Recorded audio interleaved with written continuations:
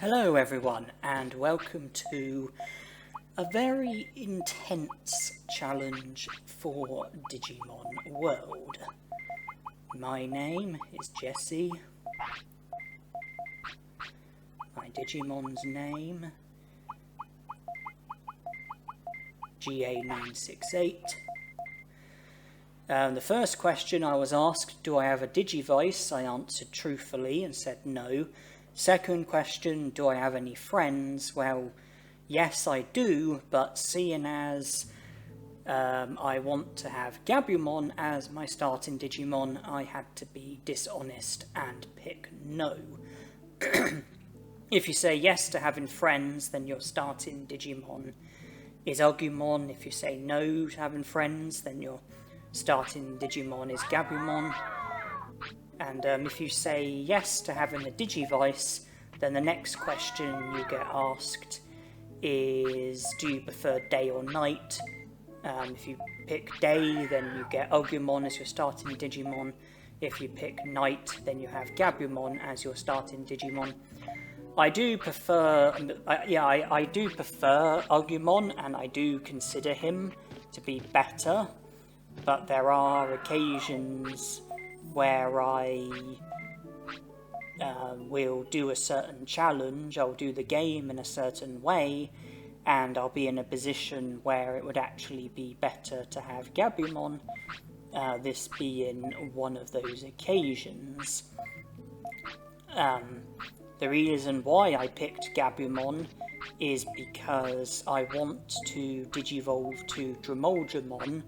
I want him to be the champion Digimon that I Digivolve to, and if I look at the Digivolution guide, the only Digimon who can Digivolve to Dromolgemon are Gabumon and Patamon, not Agumon. So I chose Gabumon as my starting Digimon in the interest of Digivolving to Dromolgemon. For this challenge, I wanted to start off with a Digimon who has Battle as their first nature and can learn and use the technique Counter. Gabumon has Battle as his first nature, as does Dromolgemon, and Dromolgemon is capable of learning and using Counter, which is very significant in this challenge that I'm taking on. At the moment, I'm not going to battle Agumon yet, or even leave File City. I'm not going to make any progress in that respect. What I'm doing at the moment is working on my Digivolution, trying to Digivolve to Gabumon. So I'm currently training at the Green Gym and trying to take steps towards Digivolving to Dromolgemon. The stat requirement for Dromolgemon is to have 100 attack. Care mistakes have to be a minimum of 3, and I'm fulfilling this by not feeding Gabumon when he wants to eat. Weight has to be 40, I'm not going to fulfill that. Happiness has to be a minimum of 50, I can fulfill that by taking Gabumon to the toilet, letting him sleep, not allowing him to get tired, and praising him if necessary. Bonus condition is to have a minimum of 28 techniques. I won't be fulfilling that.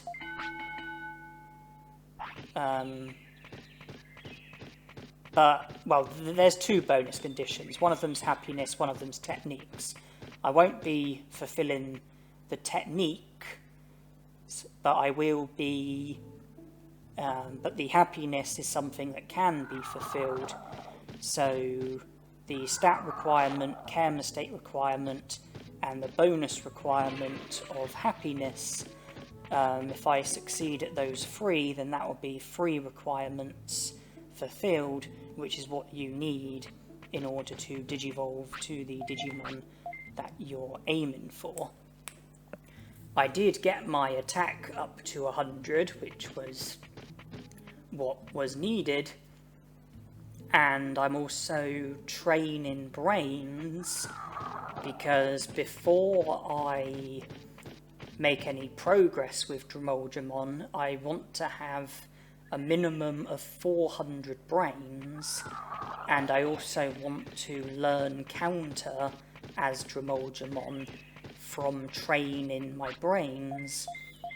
And so I'm currently working towards trying to have a high amount of brains when digivolving to Dromolgemon. I'm resting accordingly to try and avoid tiredness. I'm taking Gabumon to the toilet. I'm not feeding him, and that's because I want care mistakes, and not feeding your Digimon is a care mistake. There's no chance of me fulfilling the weight requirement, but that won't be a problem as I'm fulfilling the 2 other requirements plus the bonus condition. And even though I'm not currently feeding my Digimon, I am still collecting meat from Dynamite. I also grabbed the basic items that Tokenmon gives you as well. And not only do I want to fulfill the requirements for digivolving to Dromolgemon, I also want to not fulfill the requirements for the other Digimon that Gabumon can digivolve to. And if I just look at the Digivolution guide that I was following at the time, looking for Digimon that Gabumon can digivolve to, he can digivolve to Centaurimon, stat requirement 100 brains, that I am fulfilling. Care mistakes 3 or less, I won't be fulfilling that. Weight 25 to 35, won't be fulfilling that. Discipline 60 or more. You'll notice that when I was near Dynamite, I praised Gabumon a few times, and that was to keep my discipline in the negative, so that I wouldn't be fulfilling the bonus requirement for Centaurimon, which is discipline. So I do praise Gabumon from time to time, just to keep his discipline down.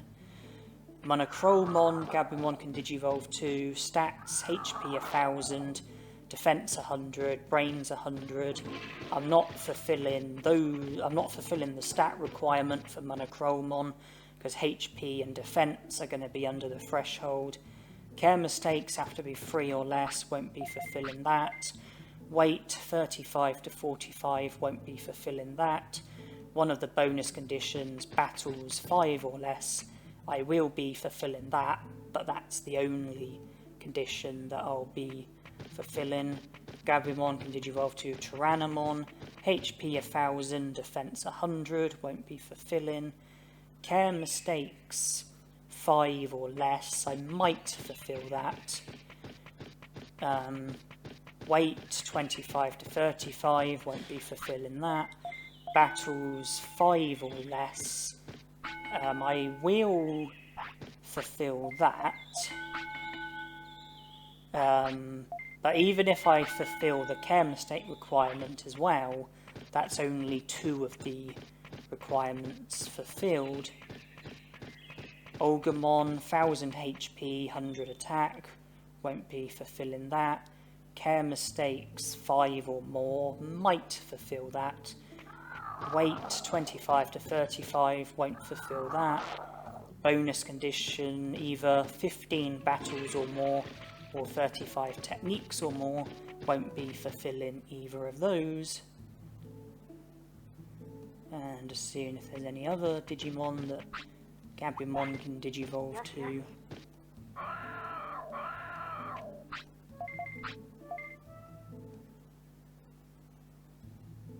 Garulamon, 1000 MP, 100 speed, won't fulfill that.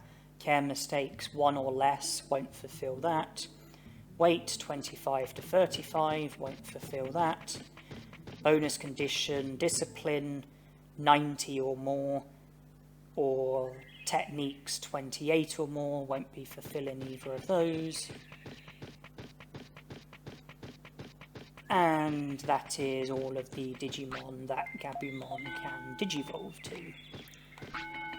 So Dromolgemon is the only Digimon that I am going to be fulfilling free requirements for. All the other Digimon that Gabumon can Digivolve to, I won't be fulfilling free of the requirements. So to give some information on this challenge, this is a counter solo where my intention was to try and complete as much of the game as possible while only having counter as my technique. So counter being the only technique that I'm allowed to use, and that includes finishes and attacking while flattened. So as well as not being allowed to use any technique other than counter, my intention was to also restrict myself to not being allowed to use any finishes and to not be allowed to attack while flattened, so that counter was the only technique that was being used as a way of harming the Digimon that I was going up against.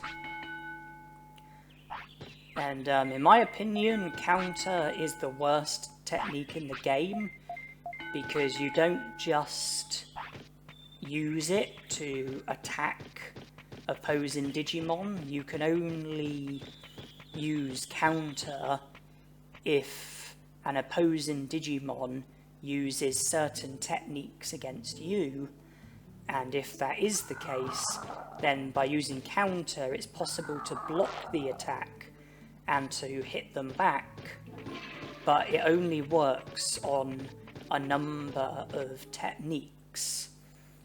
Sonic Jab, Megaton Punch, Dynamite Kick, Danger Sting, Poison Claw, Static Electric, Horizontal Kick.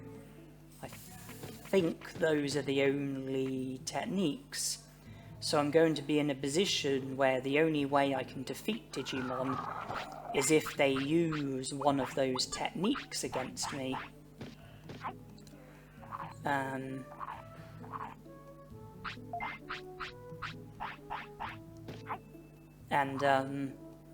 If there are Digimon who don't use any of those techniques, then counter isn't going to be remotely helpful, because I'm not going to be able to damage the Digimon with it.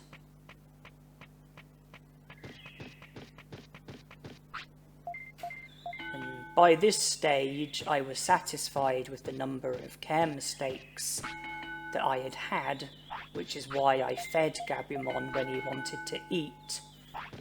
I was confident that I had enough care mistakes in order to fulfill the care mistake requirement for Dromolgemon. By having my attack at 100, I'm fulfilling the stat requirement for Dromolgemon, and by having my happiness in the positive, I am fulfilling the bonus requirement for Dromolgemon.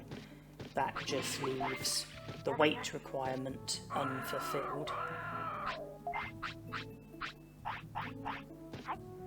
And like I said, at times I praise Gabumon. That's just to make sure that my discipline isn't high enough in order for me to fulfill the bonus condition for Centaurimon.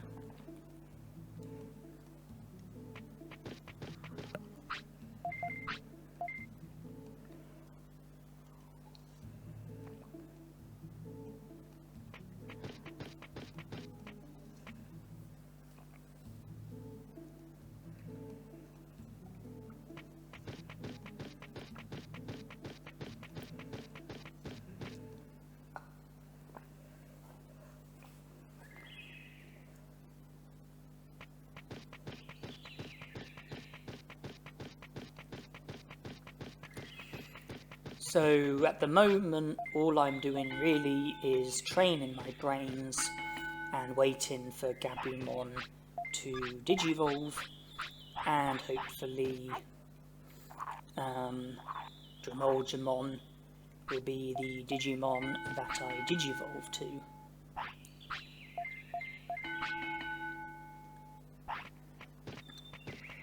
And well, when I digivolve to Dremolgemon, my first priority will be to learn Counter, which can be done by training brains. And since Dremolgemon has Battle as his first nature, and Counter is a battle technique, I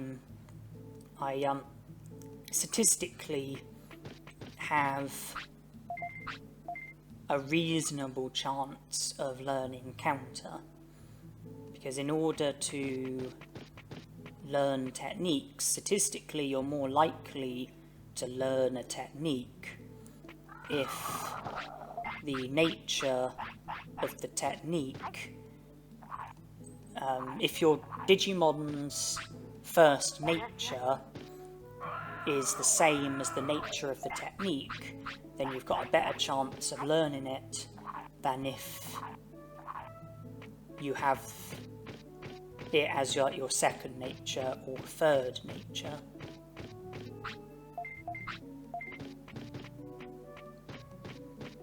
And when I do learn Counter, it will then be wise to do some training, boost some of my other stats before leaving the File City and challenging Agumon. He uses Spitfire and Sonic Jab, and fortunately for us, Sonic Jab is a technique that Counter works on, and so we will be able to defeat Agumon with Counter. But this is going to be a very difficult challenge because of how bad Counter is, how much you have to rely on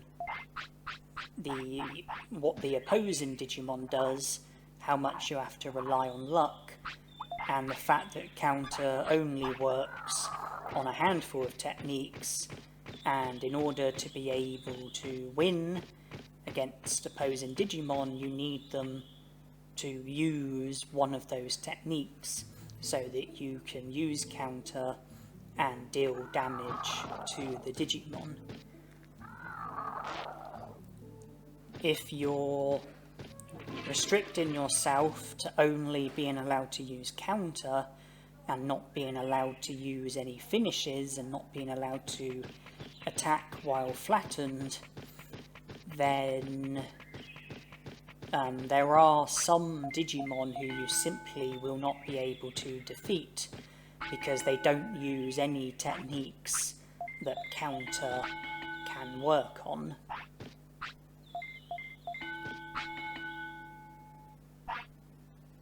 Okay, we are digivolving.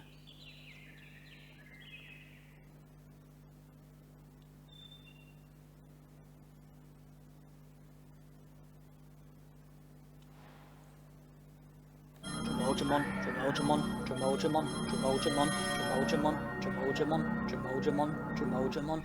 Come on, Dremolgemon. It is Dremolgemon. Happy us. So that's the first hurdle overcome.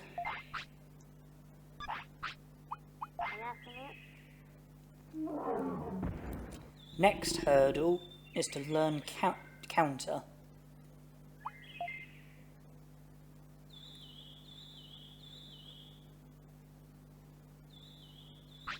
And when we get our brains up to 350 or more, there is a statistical possibility of us learning a technique.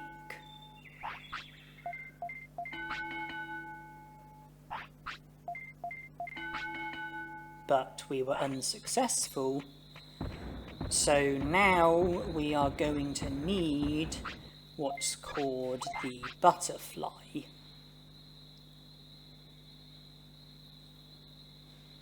Because I'm going to be doing what I call butterfly brain training. And I'm going to need my happiness and discipline to be virtually in the minimum. So I'm going to repeatedly praise and scold Dramoljamon until his happiness and discipline are very low, so that I end up getting the butterfly, which is something that sort of like flies around your Digimon. There it is.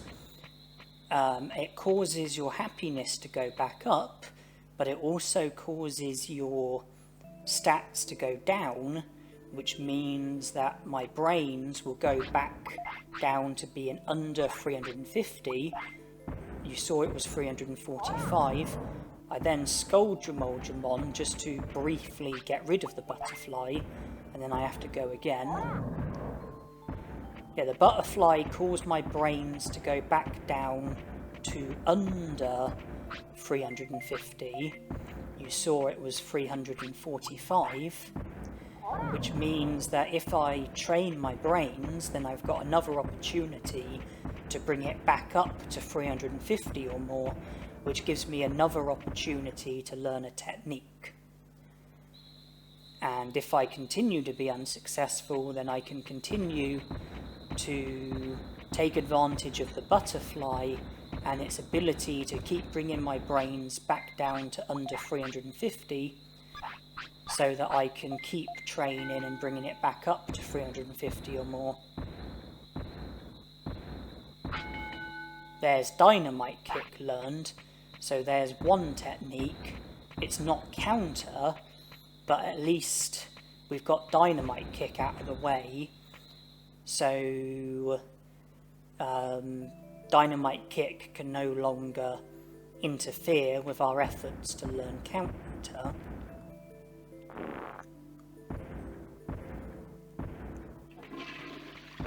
When you train your brains, if you have under 100 brains, then the only command you have is the auto command. Get your brains up to 100, you learn the attack command, 200 brains for the moderate command, 300 for distance and change target, 400 for defensive, and 500 for enabled technique. Not only that, but starting at 150, I think it's 150 that it starts at, every time your brains reaches a multiple of 50, which isn't a multiple of 100, there's the possibility of you learning a technique. So 150, 250, 350, 450. I'm not entirely sure how it works after 500. I don't know if it continues to be multiples of 50 which aren't a multiple of 100, in which case it would be 550, 650, 750, 850, 950, or if it would be every multiple of 50 and multiple of 100, so 550, 600, 650, 700, 750, 800, 850, 900, 950, or if it will only be multiples of 100, so 600, 700, 800, 900. I'm really not sure off the top of my head, but at the moment we've got our brains at around 350, so every time okay, we've now learnt Warcry, so there's another technique. Every time the butterfly causes our brains to fall under 300, we can then train our brains to get it back to 350. Butterfly makes it go under 350, training makes it go over 350. Every time it reaches or exceeds 350, there's the opportunity for us to learn a new technique. So this butterfly brain training, as I call it, is a very effective way of learning techniques. Megaton Punch, so that's another technique out of the way.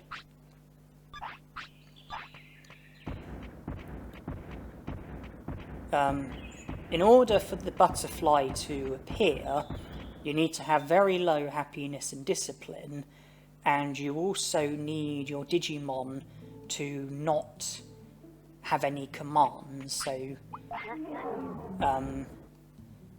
if your Digimon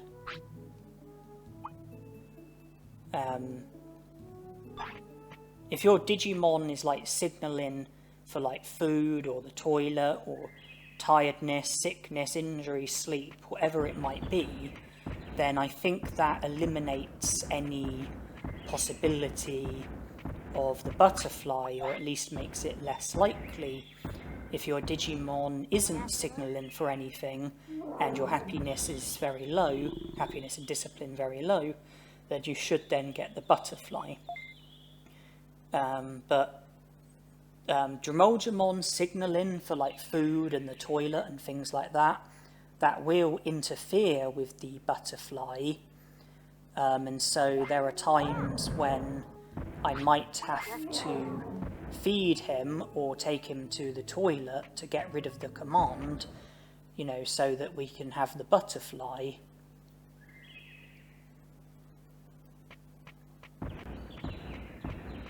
And when my brain does get under 350, sometimes I do scold Dromolgemon just to briefly get rid of the butterfly. Scolding your Digimon does make the butterfly briefly go away.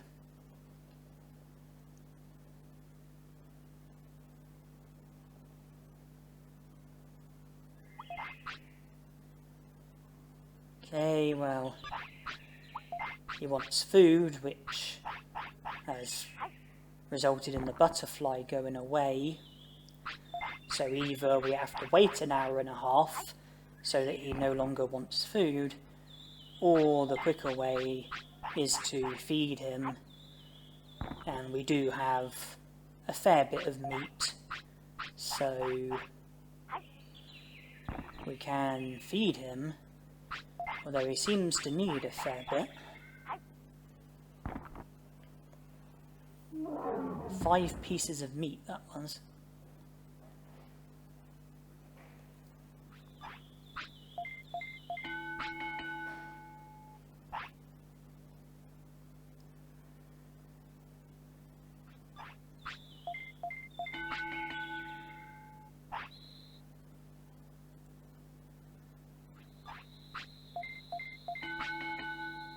Still no sign of counter.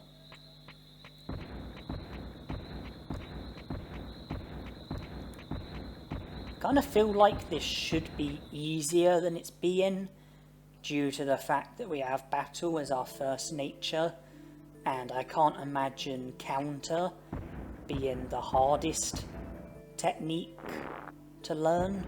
I mean, I'm surprised that Megaton Punch came first.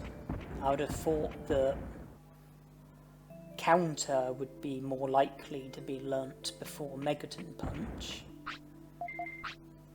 Those techniques that we've learnt, although we can't use them, it is still progress because it gets them out of the way. You know, they can no longer obstruct, they can no longer interfere with our attempts to learn counter.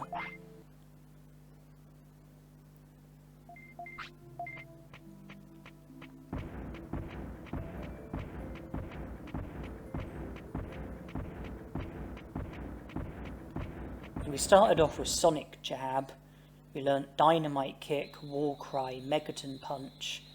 We're trying to learn counter. What other techniques does that leave? Tremor, Muscle Charge, Buster Dive. Well, I'm sure that counter would come before Buster Dive, but I'm not sure about Muscle Charge or Tremor.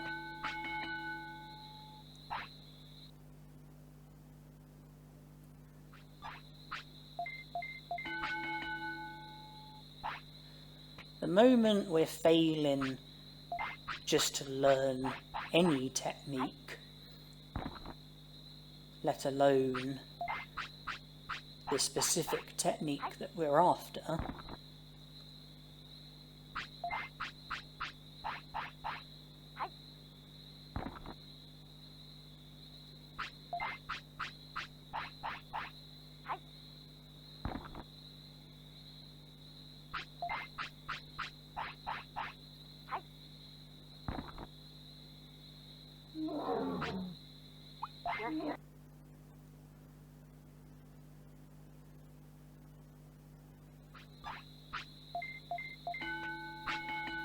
And we get there. Counter has been learnt. And with that in mind, we no longer have any need for the butterfly, because we don't need our brains to go back down, and so the butterfly can only possibly have a negative impact on us, since it lowers our stats, and I think it shortens our lifespan as well. So the butterfly is something we don't want to see again.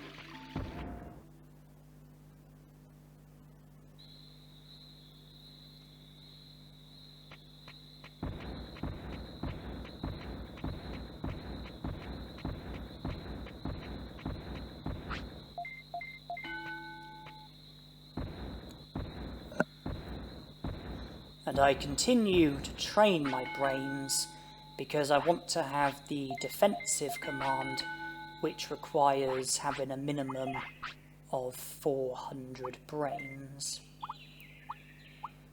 So Sonic Jab and go, hello counter, and let's make sure our happiness is in the positive, so that we hopefully won't be seeing the butterfly again.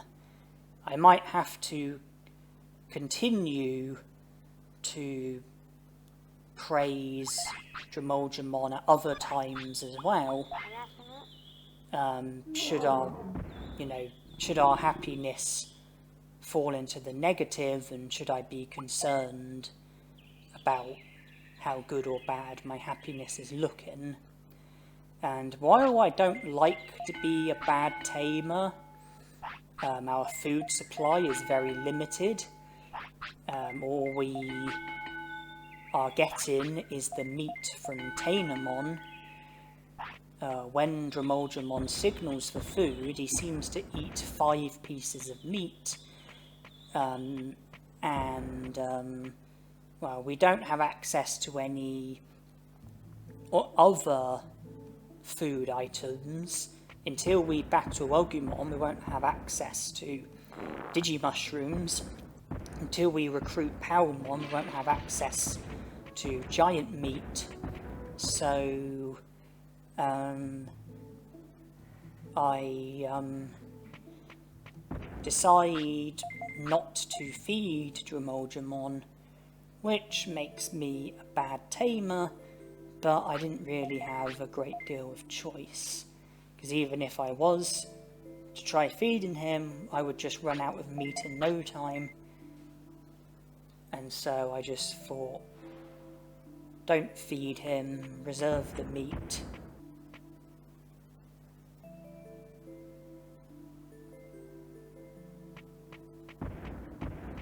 But I still take him to the toilet when he wants the toilet. I still let him rest to try and avoid tiredness. And I still let him sleep when he wants to sleep.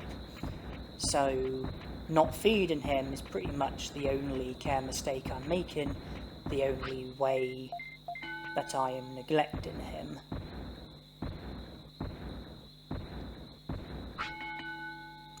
So there's defensive, and now it's just about boosting our other stats as well.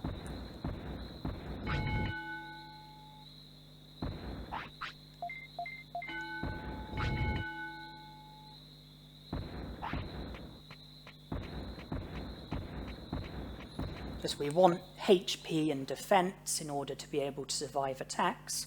We want MP in order to be able to use counter. We want attack to make our, to make counter more powerful when we use it. And I don't know if speed affects the likelihood of you using counter, nor do I know if it affects anything else, like the probability of you blocking techniques or anything like that. But I'm sure that training speed is important, just like training any of the other stats.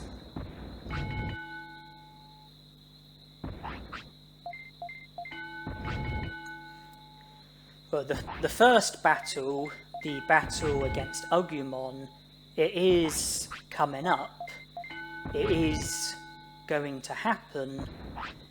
It's just about doing the necessary training beforehand to help us when we do go up against Agumon.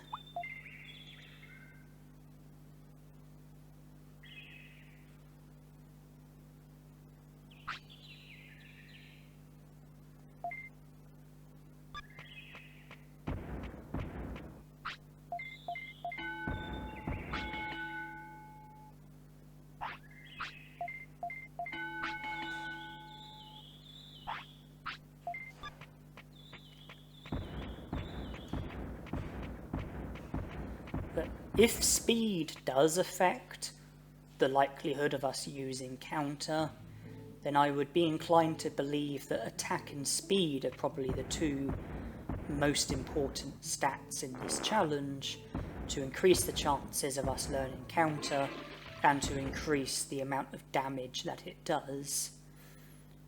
HP and MP, we can combat that by using HP recovery items and MP recovery items. For that same reason, we can take away the amount of importance that defense has. Brains is very important, because I want to have all of the commands available to me, because, well, I've been told different things regarding how counter works, but apparently the use of the defensive command is something that can come in handy when it comes to using counter or trying to use counter.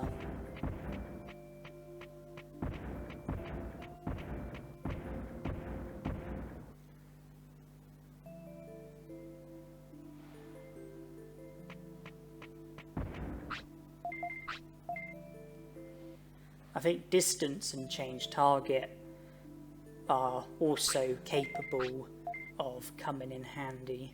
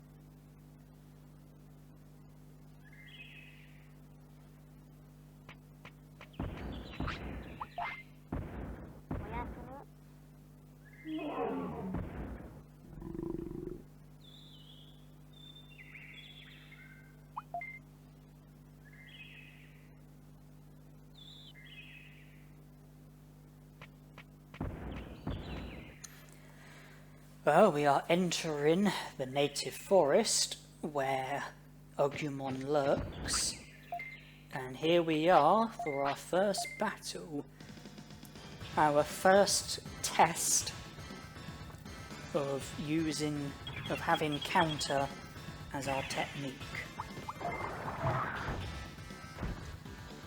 I can't counter Spitfire, but I can counter Sonic Jab.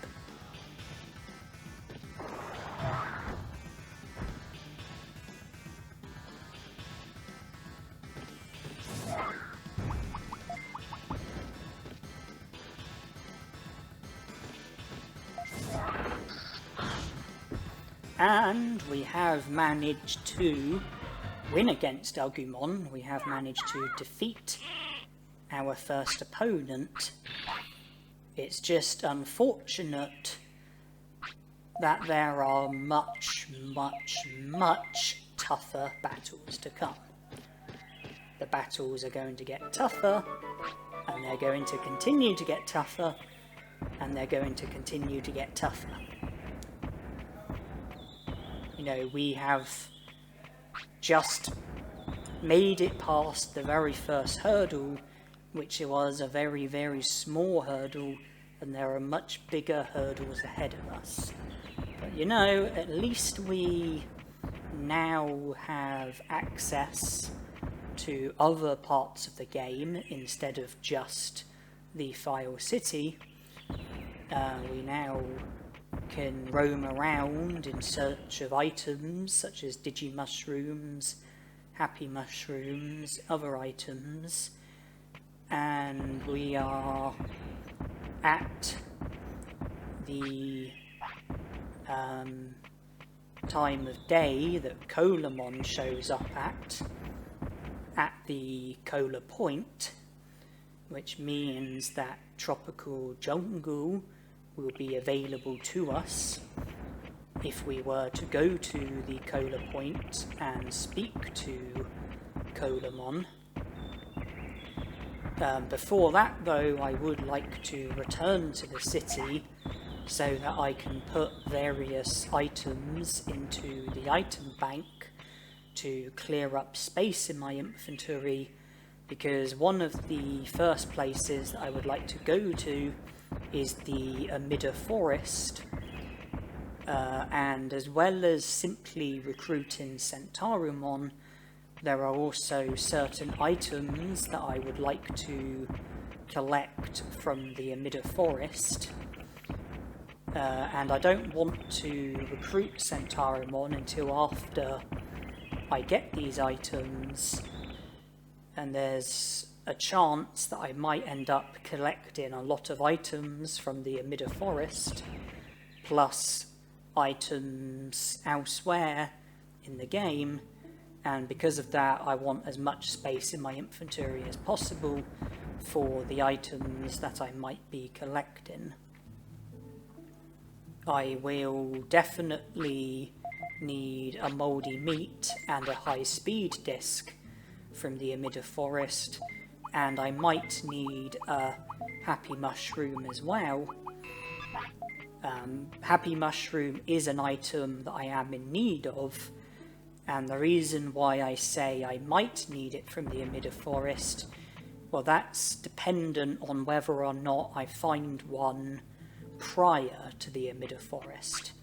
If I was to find a Happy Mushroom in the native forest when travelling to the Amida Forest, then I'll no longer need to collect a Happy Mushroom from the Amida Forest, but if I enter the Amida Forest without a Happy Mushroom, then I will need to collect a Happy Mushroom from the Amida Forest, as well as a mouldy meat and high speed disc.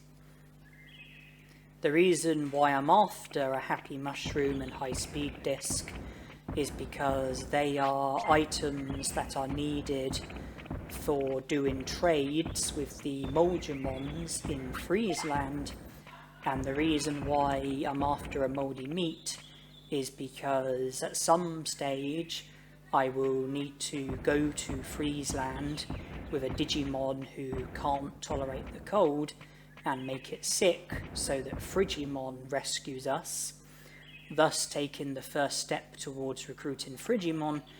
And the easiest way to make a Digimon sick is by feeding it a mouldy meat that has a 100% probability of causing sickness. So if I get a mouldy meat from the Emitter Forest, and then when I have a Digimon who can't tolerate the cold, go to Freezeland, make it sick with the mouldy meat, and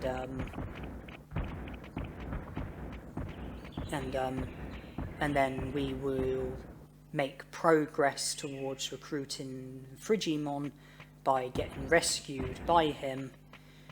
And then to recruit him, we'll just have to return with a Digimon who can tolerate the cold, speak to Frigimon again, and he'll then join the city afterwards. I'm also looking out for Digimushrooms. They are another item that's needed for Moldramon trades. And not only that, but it's a very good trade, because if you trade Digimushrooms with the Moldramons, you get medium HPs in return, which cost 500 bits to purchase. They recover your Digimon's HP by 1500. And there's a different Moldramon who wants medium HPs, and if you trade medium HPs with him, then you get super defense discs, which you can sell for 2000 bits, enough money to purchase 4 medium HPs. Therefore, each Digimushroom that I collect effectively has the value of 2000 bits. Since it can be turned into a medium HP, then a super defense disc, and then get sold for 2000 bits.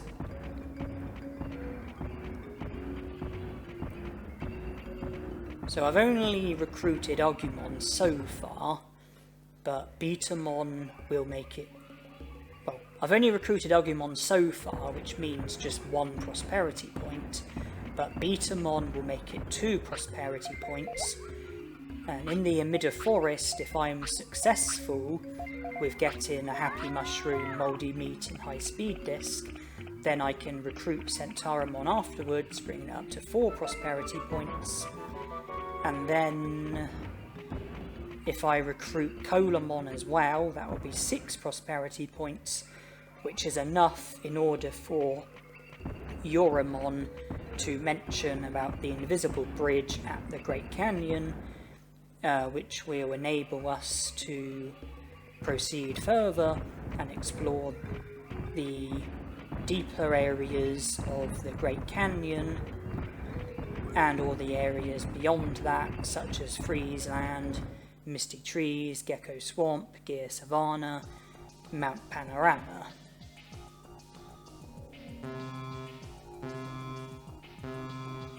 So we've entered the Emitter Forest,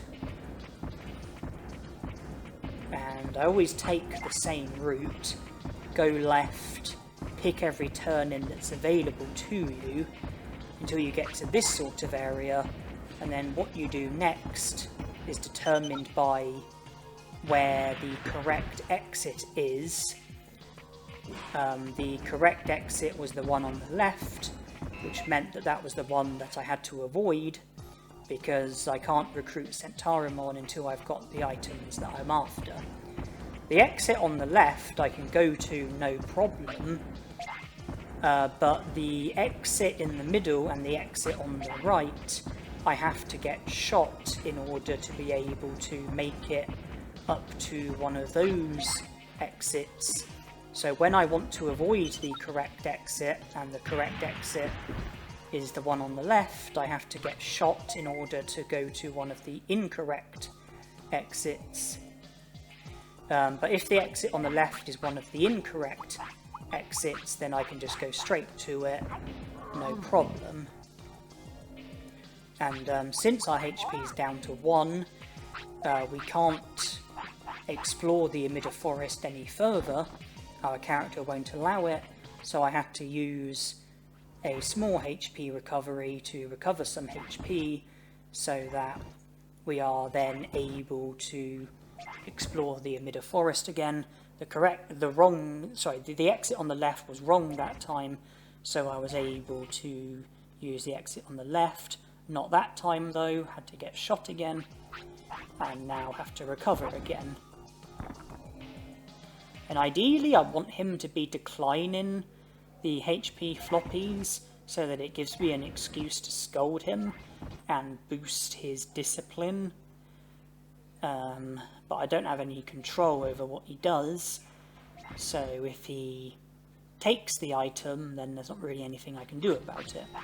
Normally though, you would probably want your Digimon to take items just out of easiness.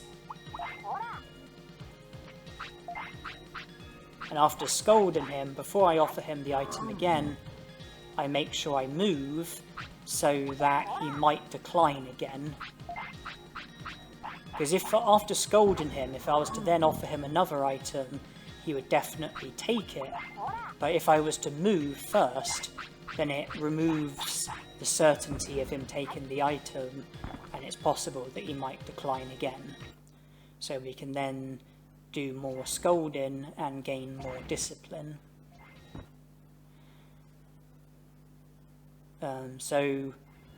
Mouldy meat I have, high speed disc I have.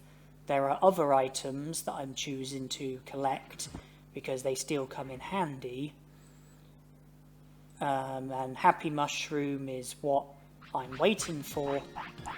So I'm just repeatedly going through the emitter forest until I get a Happy Mushroom, and then I will recruit Santaramon afterwards. So once I get a Happy Mushroom, I will then want the correct exit, and ideally the correct exit will be the one on the left, so there's no hassle involved. At the moment, I want the exit on the left to not be the correct one.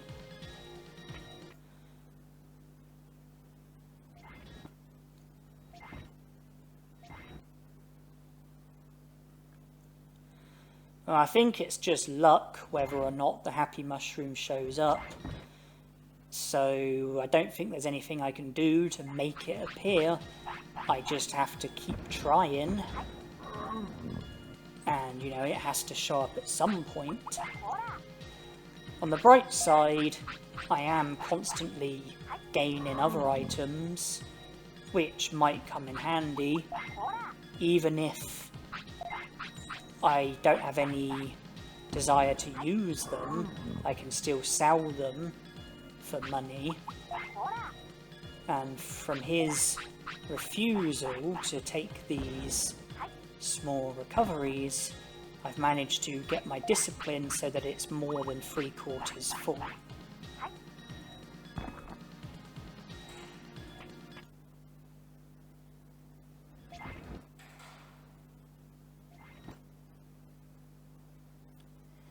Happiness, on the other hand, is about half full. But at least our happiness and discipline are both in the positive. That's something.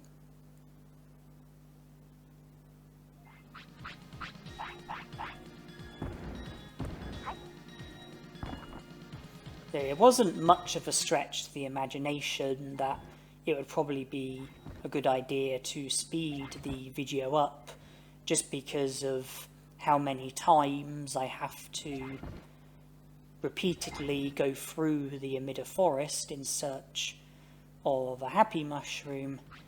And so I thought that you viewers would probably prefer it if the video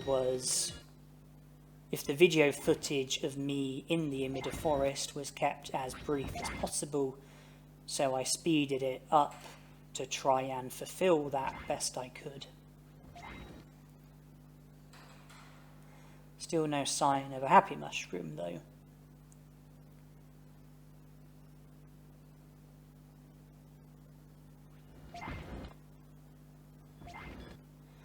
I've gotten plenty of mouldy meats and high speed discs. I only need one though. Extras can be sold.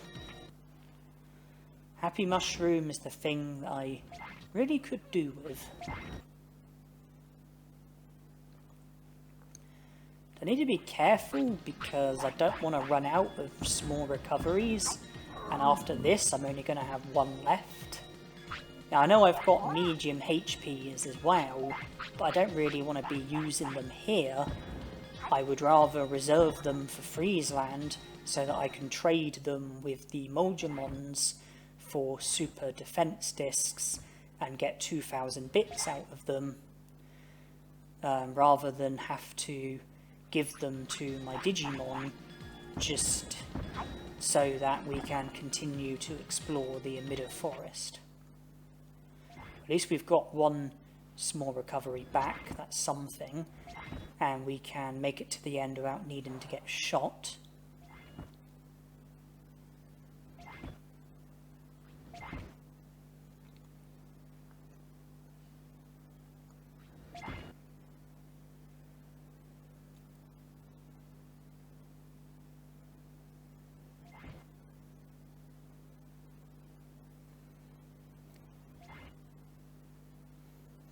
The Happy Mushroom is obtainable in lots of different places throughout the game, but rather than have to grind for it that way, I would rather just grind for it in the emitter forest so that I get it early on, and also while I'm grinding for the Happy Mushroom I can get other items as well which can come in handy. They can be used or they can be sold depending on what seems like the better option. And well, the money that I make from selling items will come in handy since it's so early on in the game. A bit of money to help get me off the ground, buy some medium HPs with it, trade them for super defense discs, sell them for a large profit, and then all of a sudden money is something that I have plenty of. And we've made it up to the point where Dremolgemon wants to sleep, but I don't want to let him sleep because... oh, Happy Mushroom has finally shown up.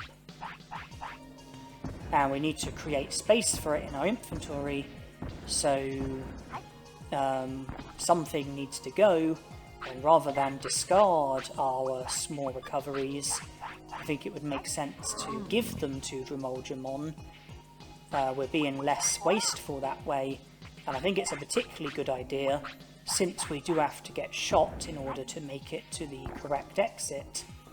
So we're going to lose HP, but the HP that we recovered from those small recoveries means that we won't be sent back to the start, so we can at least make it to the end. Yeah, the reason why I didn't let Dremolgemon sleep was because I wanted to get a Happy Mushroom first. When your Digimon wants to sleep, if the clock strikes a new hour, then your happiness and discipline will go down if you don't let your Digimon sleep. So my happiness and discipline was about to go down since we were about to enter a new hour, but by praising my Digimon, I produced an animation while the clock struck the next hour, and that stopped my happiness and discipline from going down. Instead, my discipline still went down since I did a praise, but my happiness went up, and happiness going up and discipline going down is better than happiness and discipline both going down. There are different ways that you can produce an animation. You can praise, you can scold, you can offer an item to your Digimon. There's different ways of going about it. Here I produce an animation by offering meat to Dremolgemon. I mean, he was signalling for food, so there was no harm in giving it to him. I wasn't force-feeding him. And the reason why I didn't let him sleep is because I want to make it back to the city in time to speak to Yoramon so that he can tell me about the invisible bridge. Yoramon isn't active all the time. I think he becomes active at 7 AM, which I think is the time now, and I think he's active until 6 PM, and I think he's no longer active by 7 PM, and I want to make it back to the city while he's active so that I can speak to him and he can tell me about the invisible bridge, so that the sort of deeper stages of the Great Canyon will be available to me, along with all the other areas within the game. Well, not all of them, but a lot of them. Colamon here will join the city after we speak to him. That will bring our prosperity up to 6, which is what is required in order for Yoramon to mention about the bandits. Rookie Digimon get you 1 prosperity point, Champion Digimon get you 2 prosperity points, Ultimate Digimon get you 3 prosperity points, Agumon and Betamon are Rookie Digimon, so that's 1 prosperity point each, 2 between them. Colamon and Centauromon are both Champion Digimon, so that's 2 prosperity points, 4 between them. Add that to the 2 for Agumon and Betamon, that's a total of 6 prosperity points. There are, when I say about Champion Digimon get you 2 prosperity points, there are 3 exceptions to that, as there are 3 Digimon, Champion Digimon, who aren't considered to be very good, and so they only get you 1 prosperity point instead of 2, and those 3 Digimon are the 3 Filth Digimon, Sukamon, Numamon and Nanimon. And after letting Dramoljamon use the toilet, you'll see that I'm now letting him sleep, because I was confident that I would make it back to the city in time to be able to speak to Yoramon. And yes, I definitely am currently within time. I think it's either 4 PM or 5 PM at the moment, and I think we've got until 7 PM, so we're okay for now. Because I'm not very good at understanding the clock, but the dot is effectively the hour hand, the needle is effectively the minute hand, so a minute in the Digimon world is practically like a second in the real world. And we find another happy mushroom. Fancy that. After making such an effort to get one from the Emitter forest, we then just find one in the native forest. And yeah, so an hour in the Digimon world I think is like a minute in the real world. The moon at the very top of the clock, I think that's midnight. Directly opposite that I think is midday, and then halfway between midnight and midday is 6 AM, and then halfway, and then directly opposite that is 6 PM. Halfway between midday and midnight is 6 PM. I spoke to Centauromon, but that was just so that Unimon will feature at the Mount Panorama, so that we can recruit him. In order for Unimon to show up at Mount Panorama, you have to recruit Centauromon. You have to speak to him at the clinic so that you're aware of the clinic, and then that results in Unimon showing up at Mount Panorama. He's injured, so you have to give him something to help. I think a bandage or a medicine works, as well as a HP recovery item. Yeah, invisible bridge. And then that will make him a bit better, and then you mention to him about a clinic in the city, and he then joins the city.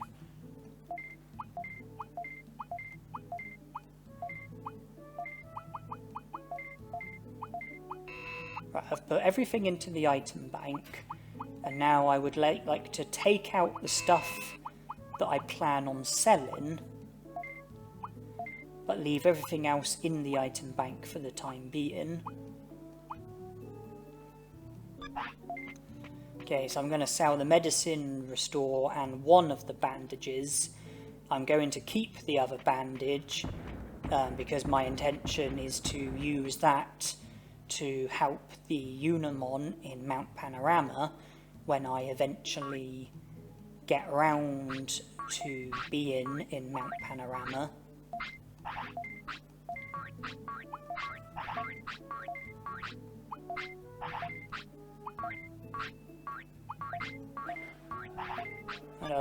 And I spent all my... Well, I bought as many medium HPs as I was capable of buying because I want to sell them... Oh, sorry, I want to trade them for super defense discs with the Moldramons in Friesland. And I also want to take out anything that is likely to be of use at the moment. So the medium HPs, the MP floppies, autopilots, meats, digimushrooms.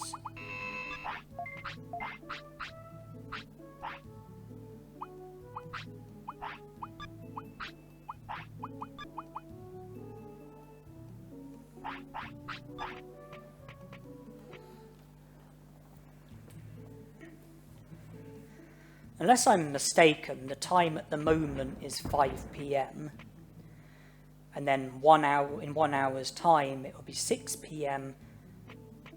And directly opposite 6 PM is 6 AM.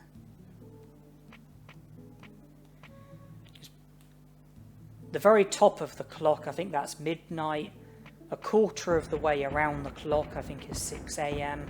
Halfway around, I think, is 12 PM. 3/4 of the way around, I think, is 6 PM. So it's not like a 12-hour clock where it goes around twice in the space of 24 hours.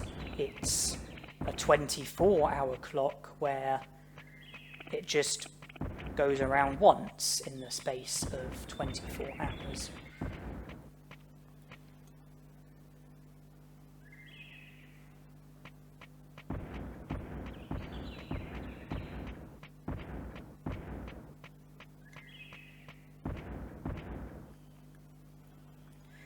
If it is 5 PM, then the next day is 7 hours away. And before we enter the new day, I would like to try and recruit Kunamon and Powmon.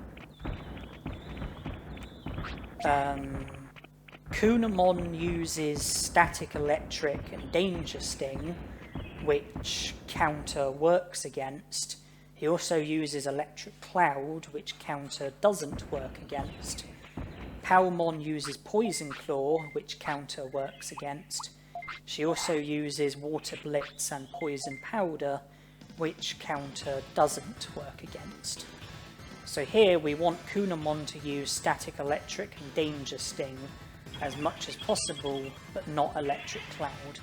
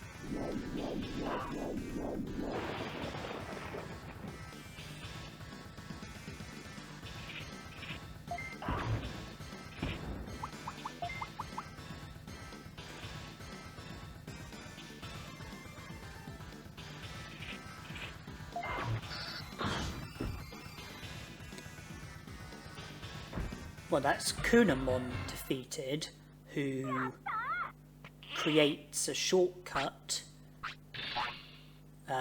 from the File City and the Digimon Bridge, which I'm pleased about, because I like that shortcut to be available as soon as possible. And then there's also Palmon. The reason why I'm keen to recruit her is because she upgrades the meat farm, and I want to be able to have the benefit of receiving giant meats as soon as realistically possible. You need a giant meat for a trade with the Moldramons in Friesland, and also if I'm to try and be the best tamer that I can be, I want to, be able to feed my Digimon when they want to eat, and giant meats will stretch further than regular meats.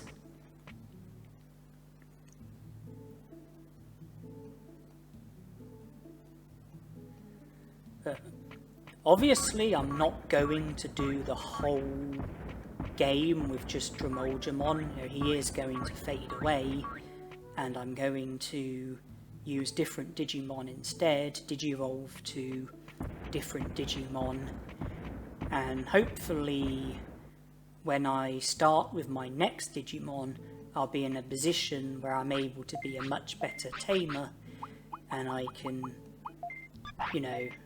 feed it when it wants to eat, and not neglect it in any unnecessary ways.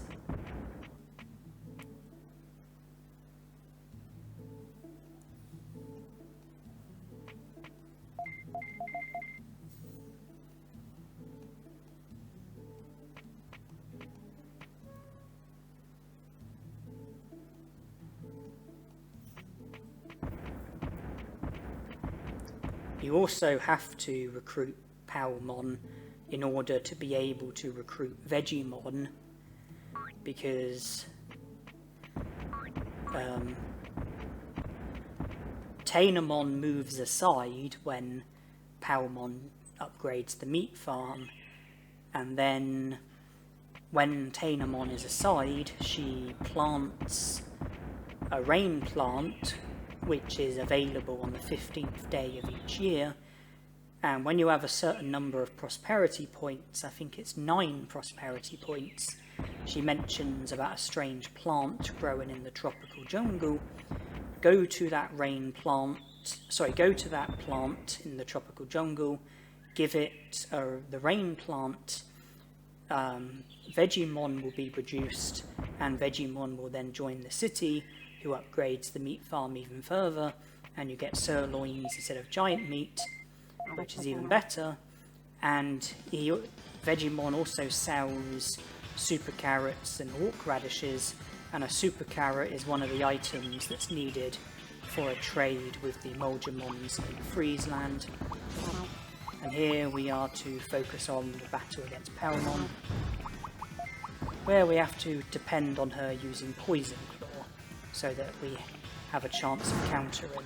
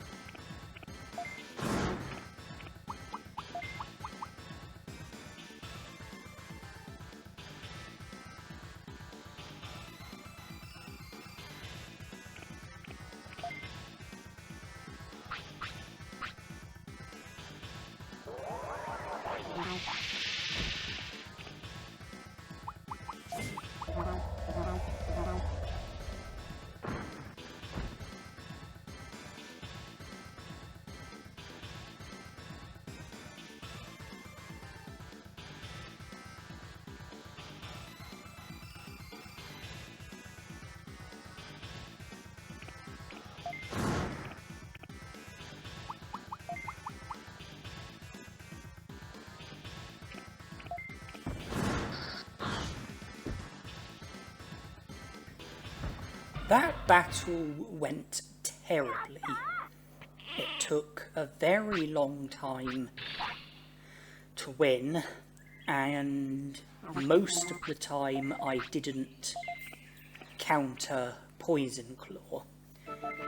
And that, at the time, prompted me to do a bit more homework on counter. Because before doing this, I did sort of read online about counter, like how you supposedly get it to work, and I was told a lot of different things, and I wasn't quite sure what conclusions to go by. Not to mention that I had some personal experiences of my own, and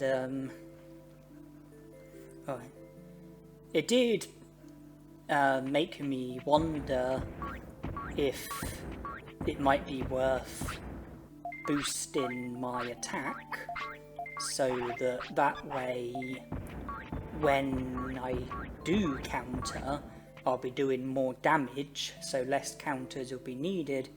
And it also made me wonder if training my speed would increase the chances of me successfully countering.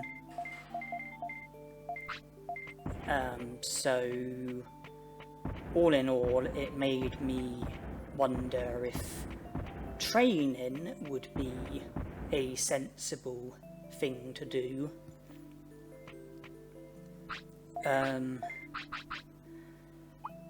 But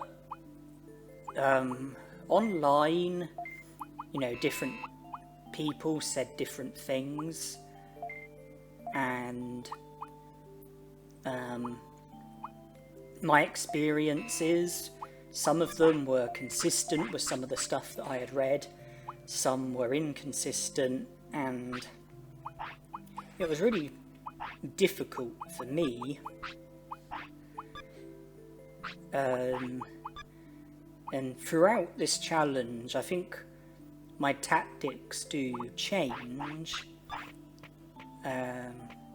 I think the way I battle, like the commands I pick and the stats I have and the stats that I train, I think it does, you know, change, and later on when I have better stats, I do, you know, cope better with the battles. I do a better job at the battles. I use counter more frequently, do more damage with it.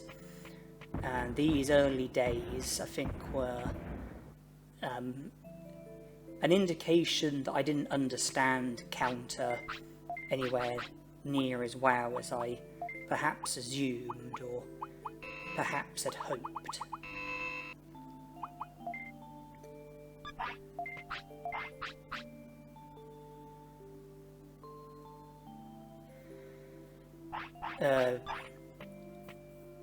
But after defeating Palmon, I collected the brain chip that she dropped and put that in the item bank to reserve for a later Digimon. I got giant meats from her, and then I made a visit to the item bank and made sure that all of the items that I had in the item bank, which were needed for Moldramon trades, were taken out of the item bank and put into my inventory instead. So from here I'm going to Friesland to do trading with the Moldramons, trade the items that need to be traded, as well as trading all of my Digimushrooms for medium HPs and all of my medium HPs for super defense discs, including the medium HPs that came from trading the Digimushrooms. And I have the bandage as well, so that I can aid the Unimon in Mount Panorama. The mouldy meat is not needed yet, because Dromolgemon, I think, is a Digimon who can tolerate the cold okay, and making him sick in Friesland isn't going to accomplish anything.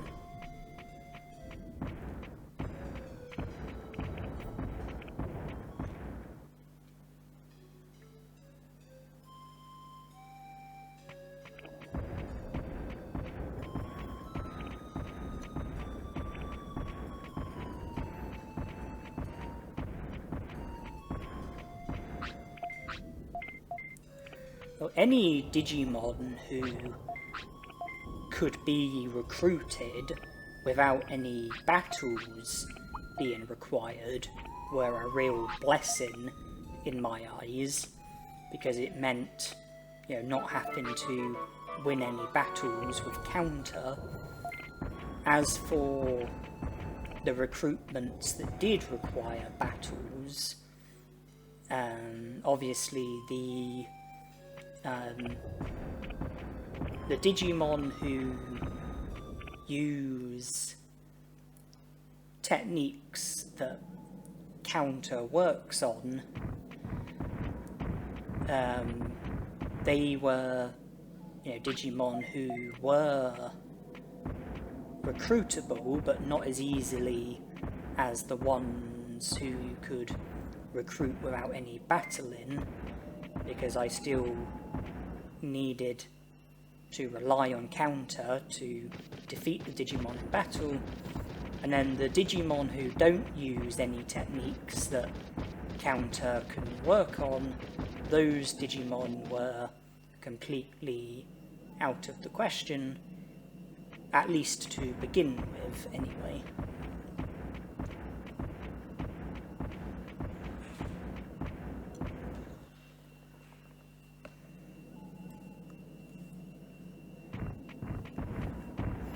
My intention was only to do some stuff with Dromojamon, only go so far with Dromojamon, and you know, as well as making progress with Dromojamon, I was also planning ahead, thinking of my next lifespan, the next Digimon that I was going to have, and I was trying to go about the game in a way where I was making progress towards my next Digimon, you know, putting my next Digimon in the best possible position, and recruiting the Digimon who could be recruited without any battles being needed was a priority for me when having Dromojamon as my Digimon, like now, and also recruiting any Digimon who could be of help to my next Digimon. So, for example, you know, recruiting Vegemon so that when I have my next Digimon, I would be able to purchase Hawk Radishes and Super Carrots and, you know, gain a stat boost when training, you know, anything that could help my next Digimon.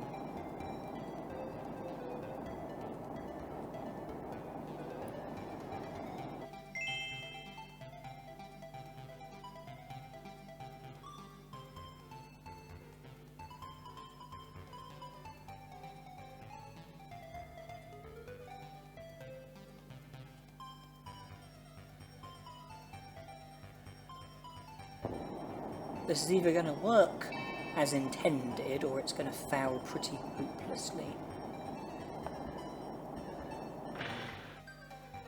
Bit too much power.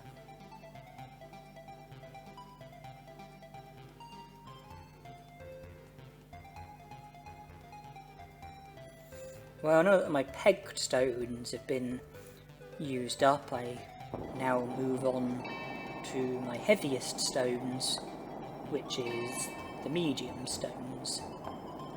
I don't have any heavy stones. The medium stones are my heaviest.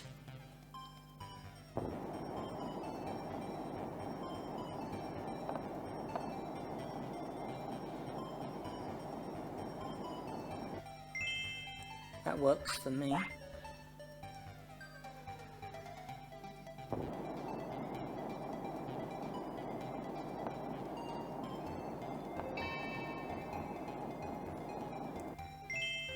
That works even better.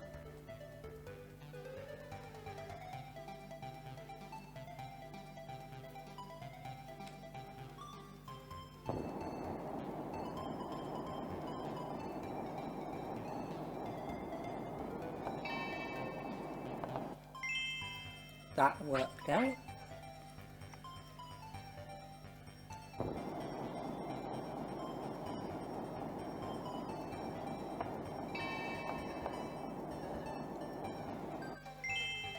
Okay, we've won, so we don't need to score any more points.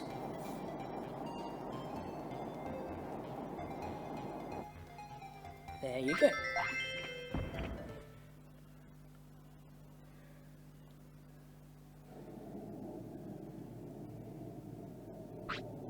Penguin 1 will join the city, and now from here we can go to the Moldramons and do some quality trading.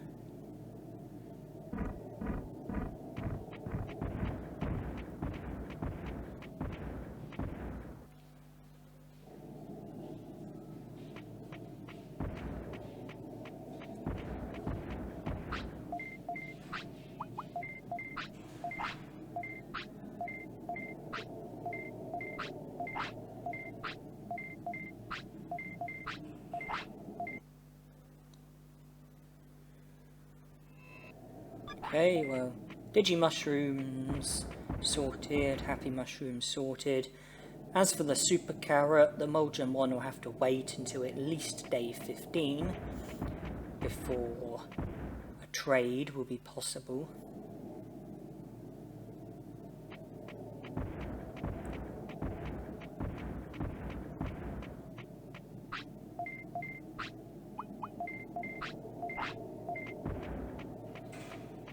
So high speed disc was sorted, but giant meat and black trout will have to wait until some point later. As for this Moldramon, the Omni Floppy will have to wait until at least day 15. The Digianchovy will have to wait until some point later on, and medium HP is in the process of being sorted. Well, it was sorted the moment I traded the first medium HP. You only have to trade each item once after all.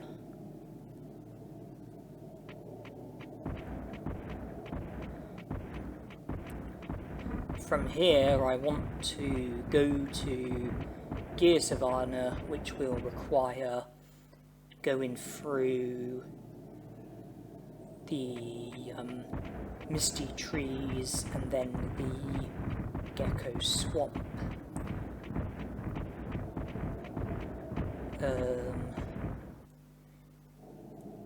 Frigimon, I'm in no position to recruit him at the moment, or even work towards his recruitment. Garulamon is a Digimon who has to be avoided. Neither of his techniques are... well, none of his techniques are techniques that you can use counter on. The only offensive techniques he has are Ice Statue and Giga Freeze, and counter won't work on either of those techniques.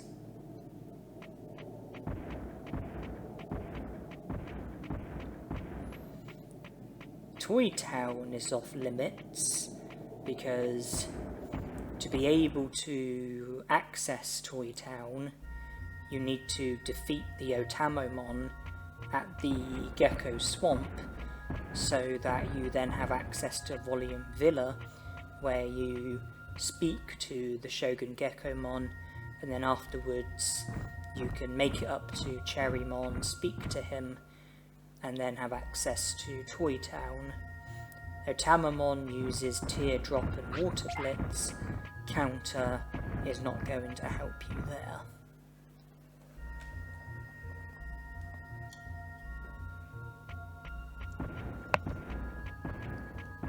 Kokatorimon, Megalospark you can't counter. Dynamite Kick you can. So Kokatorimon is a Digimon who can be beaten with counter, but we're not going to be taking him on anytime soon. We would need much better stats and items than what we've currently got. Gabumon uses Megaton Punch and Dynamite Kick, both of which can be countered, but I don't want to battle him yet.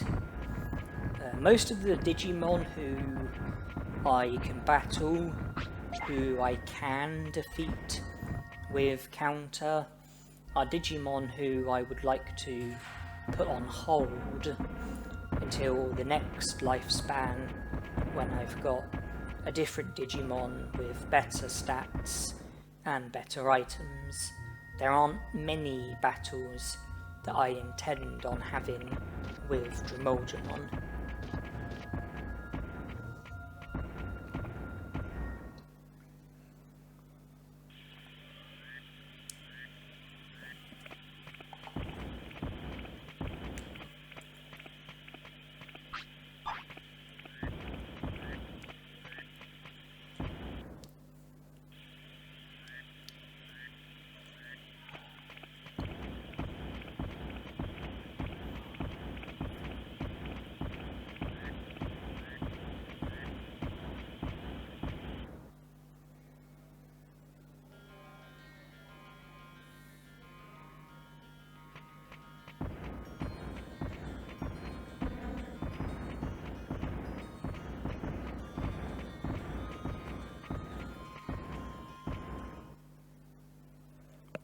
You know, I'm heading to Trash Mountain because there's the old rod available, and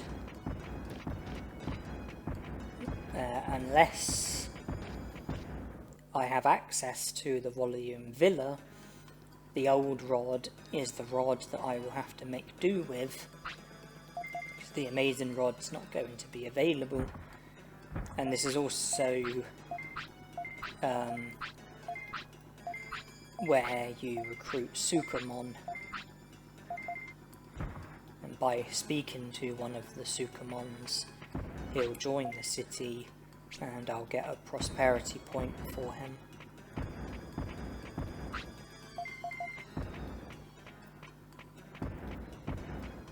Other Digimon in Gear Savannah, Leomon is definitely off limits for the meantime.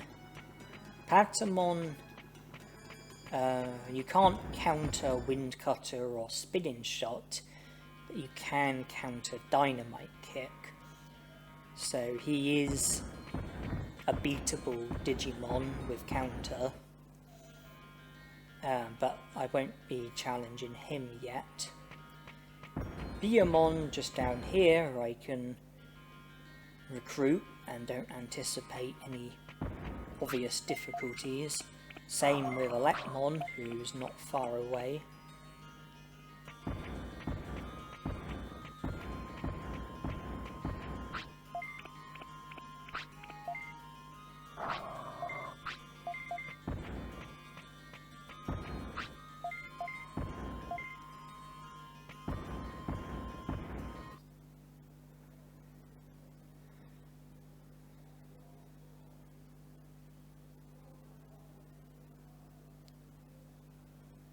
And we get there.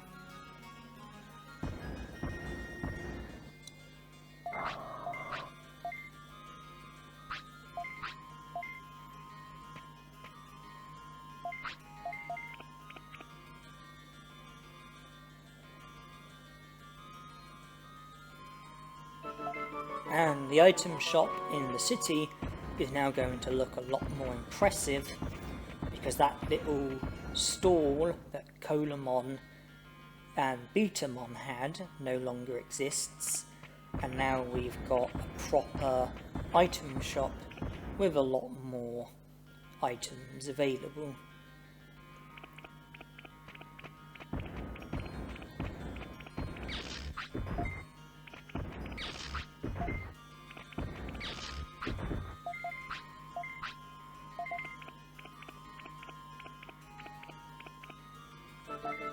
Aletmon was another easy recruit. Since it's before day 15, the secret item shop in Gear Savannah will be available. I have no interest in purchasing any cards, but I would like to go to the regular shop within the secret item shop so that I can sell unwanted items that are taking up space in my inventory.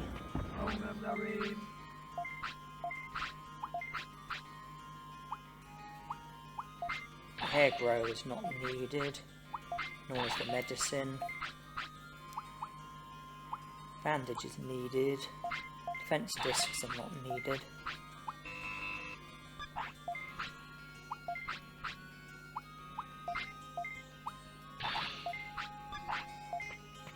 And I was able to purchase 98 medium HPs.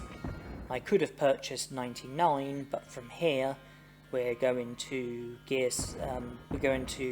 Mount Panorama, and there's a few items in Mount Panorama waiting to be collected, one of which is a medium HP, so collect that, add it to the other 98, and we'll have 99 medium HPs.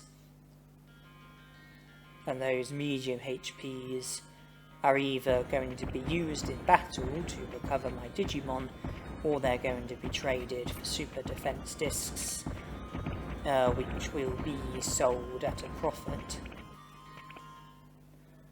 Or maybe I might use some of them in battle and then trade the rest. But certainly trading with Moldramons is not a thing of the past.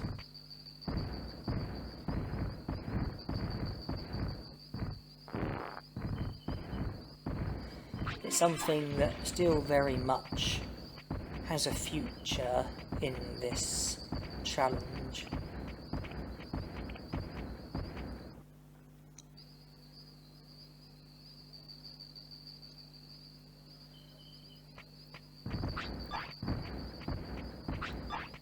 It's pretty simple. Go to the crop circle and have your character acknowledge it. That's the first step towards recruiting Vademon. Go to Unimon, give him a bandage, he'll join the city, and then leave Mount Panorama, enter the native forest, and the boulders that were separating the native forest from Mount Panorama will be history. And another happy mushroom, if it's possible to get to it.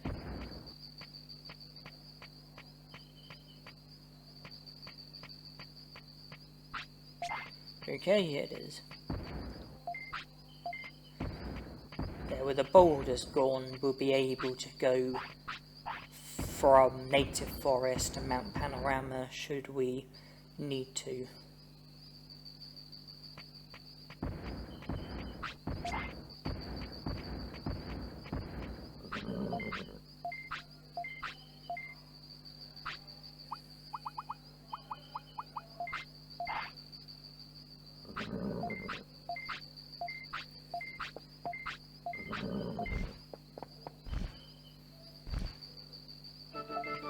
Unimon is another Digimon who works at the item shop alongside Biomon. The other two Digimon who work at the item shop are Patamon and Monochromon, and that is annoying.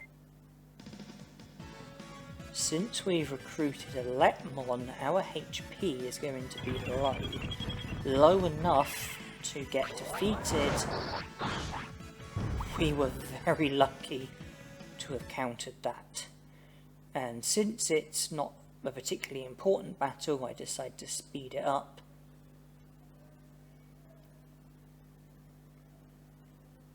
And there we finish the job. If I didn't counter that first Megaton Punch, that would have been me defeated. So I was extremely lucky to have countered it.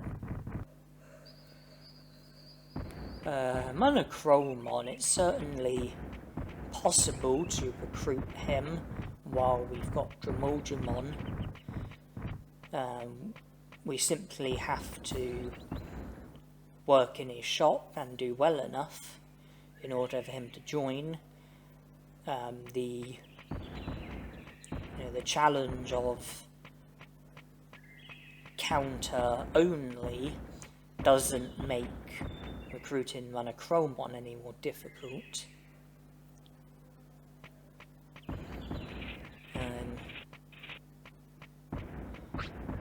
I think out of the Digimon that work at the item shop, I would say Patamon's the only one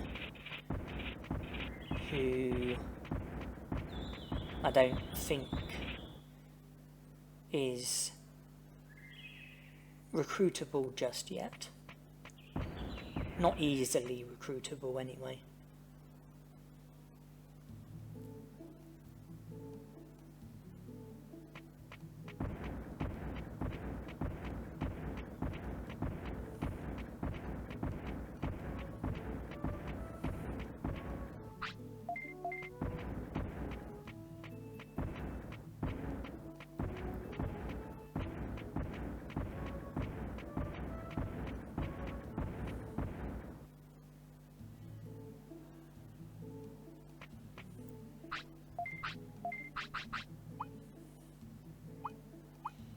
Defense chip is to be reserved, same with the medium MP and the happy mushroom, plus the various giant meats. Let the meats out, take the giant meats out, plus the digi mushrooms.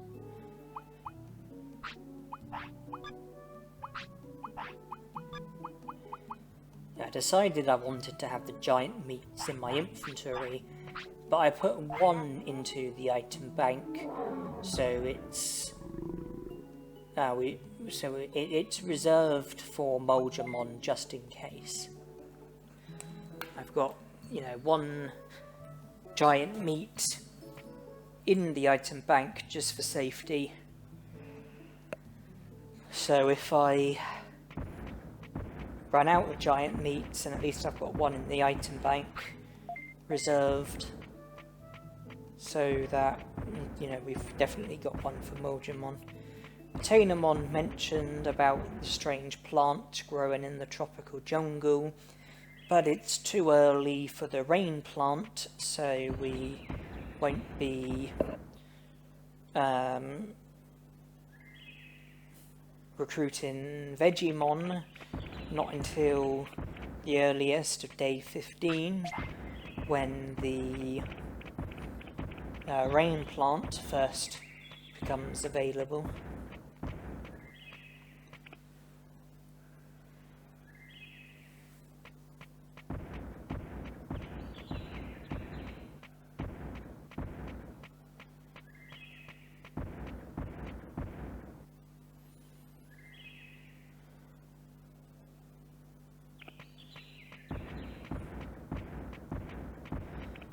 I'm heading to the Dragon Eye Lake because I would like to catch the 2 fish which are needed for Moljamon trades.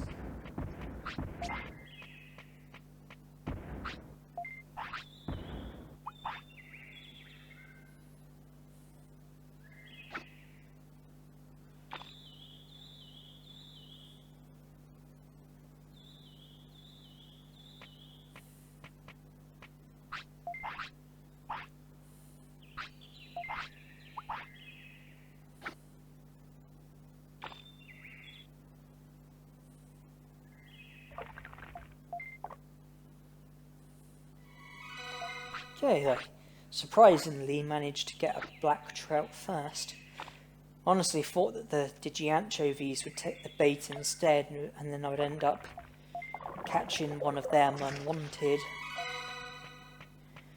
And then I would need to catch 2 of the Digi-anchovies, and then use one of them as bait to catch a black trout. Because black trouts go for Digi-anchovies, but Digi-anchovies don't.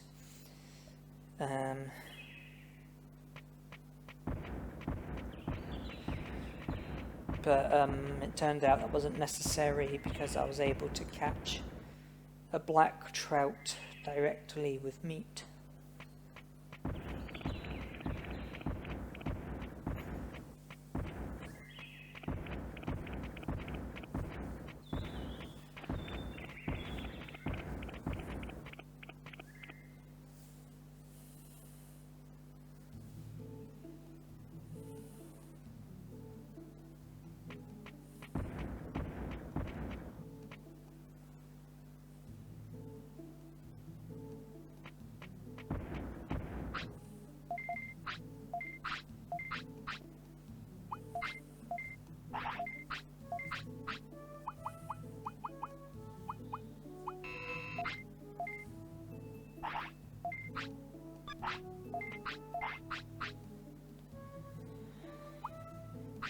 I maxed out on medium HPs and meat.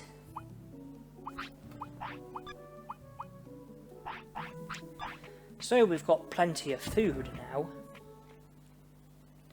Those medium HPs can be traded for super defense discs. So we have routes to making money.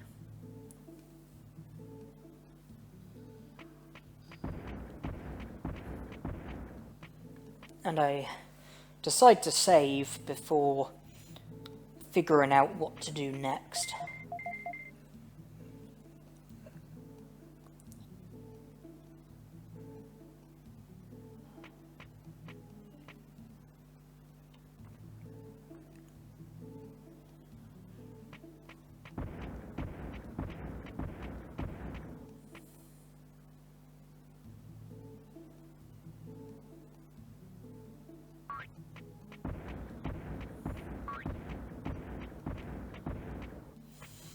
And in the end, I decide to head back to Friesland so that I can trade my medium HPs for super defense discs, as well as trade in other items that I've got which need to be traded.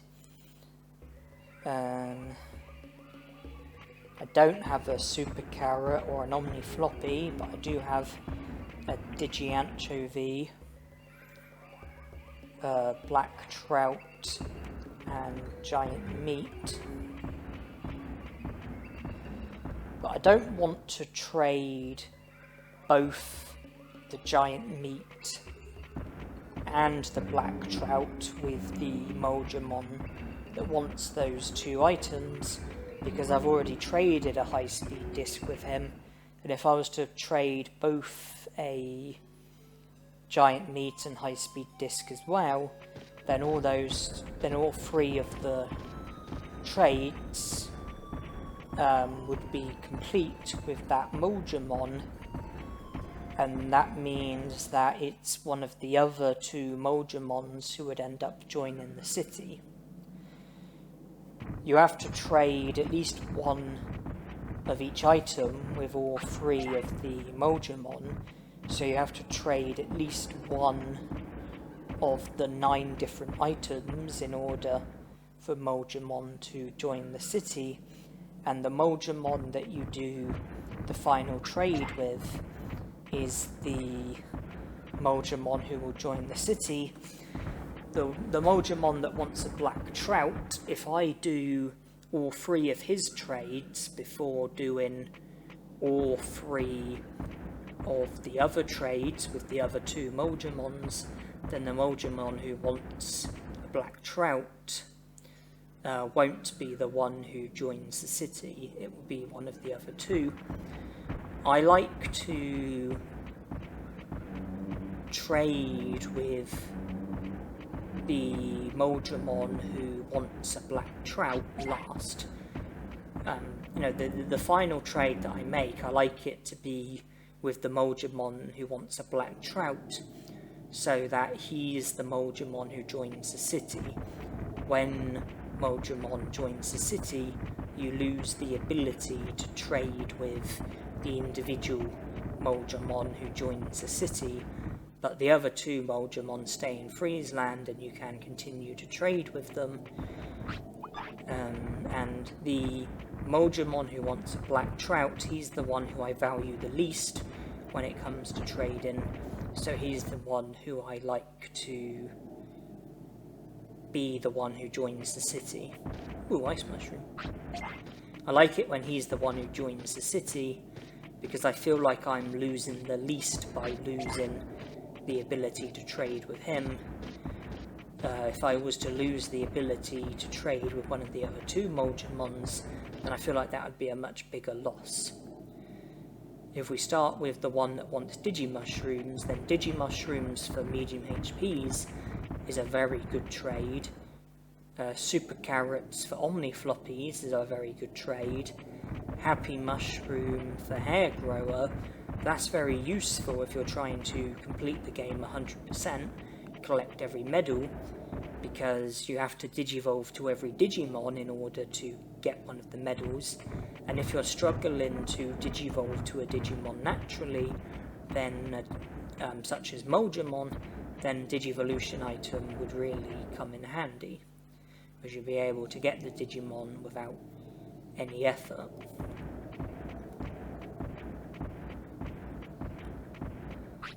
This Moldramon here, Giant Meat for an autopilot is a bad trade.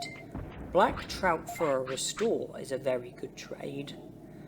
High Speed Disc for a medicine is a good trade, but on the whole, I consider that Moldramon to be the least valuable when it comes to trading. As for the Moldramon that I'm about to approach, medium HPs for super defense discs is fantastic, and it's the heart of money grinding in this game. Digianchovy for super speed disc is very good. Omni Floppy for super attack disc is an okay trade, but the medium HPs for super defense discs is literally what sells this guy. It's what makes him so important, so significant, because you can just max out your money in no time by repeatedly trading medium HPs with him, getting super defense discs, selling the super defense discs, buying more medium HPs, and then just repeating the process. Now I do have Digimushrooms on me, so I would like to trade them for medium HPs, so instead of having to buy 99 medium HPs, I only have to buy 85, since I've already got 14, which came from trading my Digimushrooms.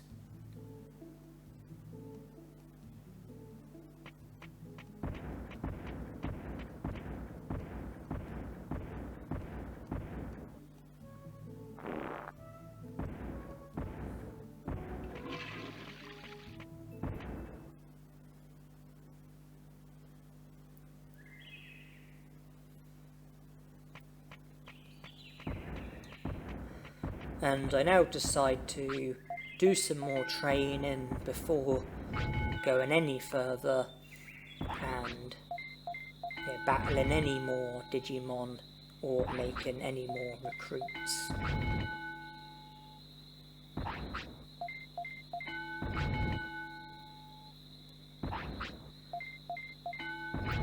So my HP is now in the 2000 club, and I slightly boosted my attack while doing that.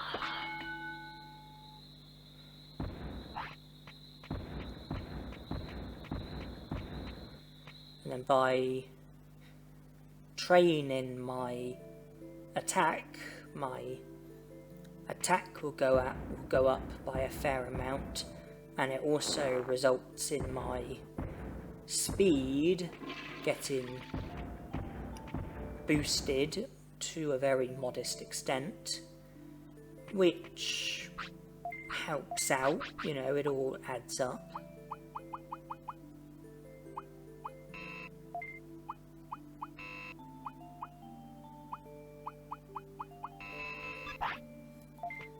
The ice mushroom is something that I want to hold on to, along with the excess happy mushrooms. Yeah, when I have a different Digimon, I might want to give happy mushrooms to it as a fast way of getting my happiness as full as possible. I might also want to give it an ice mushroom in the interest of getting my discipline as full as possible early on.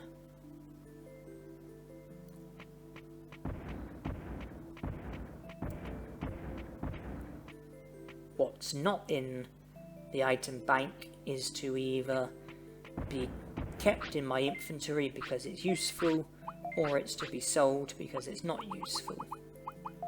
Super speed disc can go. Super defense discs, yes please. Restore can go.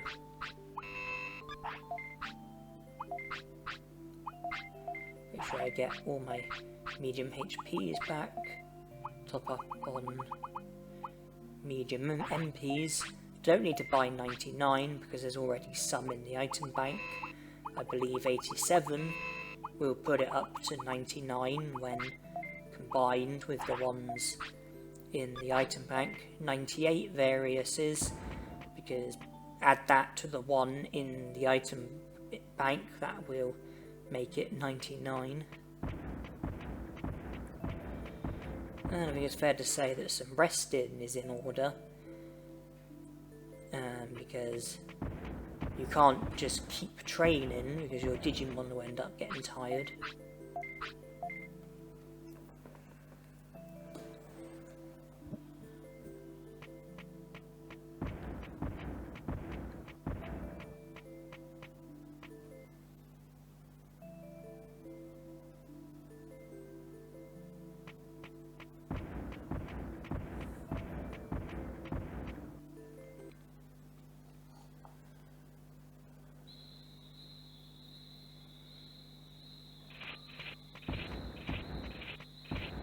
And now it's back to more training.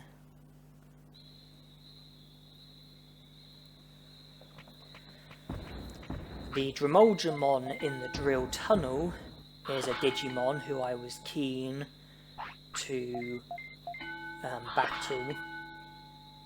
All three of his attacks can be stopped with counter. Megaton Punch, Dynamite Kick, Sonic Jab. He's also one of the easier Digimon to win against, so I was keen on battling him. My decision was to continue training first. And it's starting to look a bit better with HP in the 2000 club, as well as attack and speed being in the 200 club, defense being in the 400 club, sorry, brains being in the 400 club, and defense I wasn't really worried about.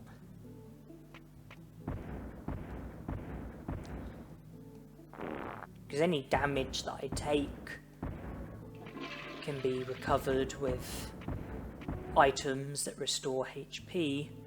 I don't think your defense influences the likelihood of you using counter.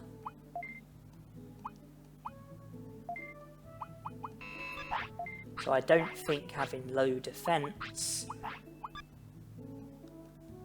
would have affected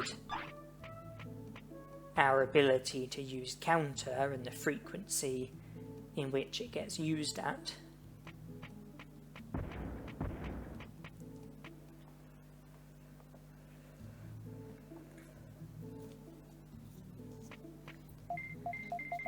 But I do make certain of saving, because the battle against Palmon was very time consuming, which was a huge concern considering how easy the battle is meant to be. And, you know, how much harder some battles are, you know, how much easier the Palmon battle is than, you know, some of the much harder battles. And so I thought that before battling Dromodramon, I wanted to be sure that I will put up a better fight than I put up against Palmon, because the Palmon battle was just awful and slow, and I did really badly.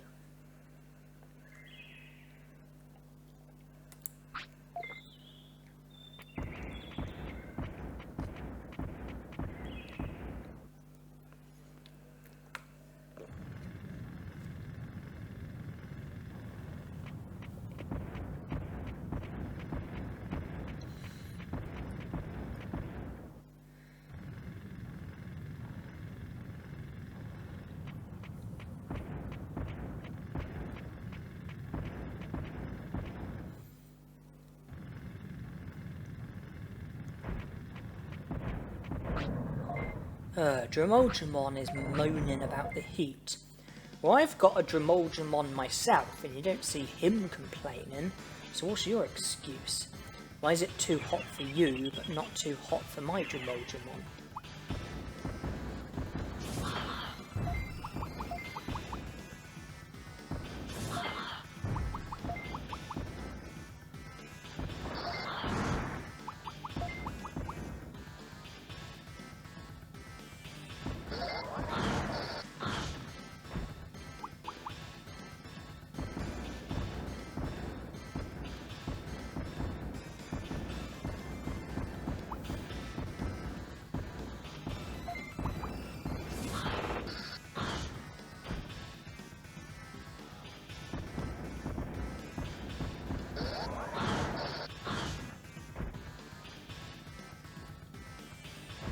But I didn't have any joy for the first few attacks, but that soon got turned around.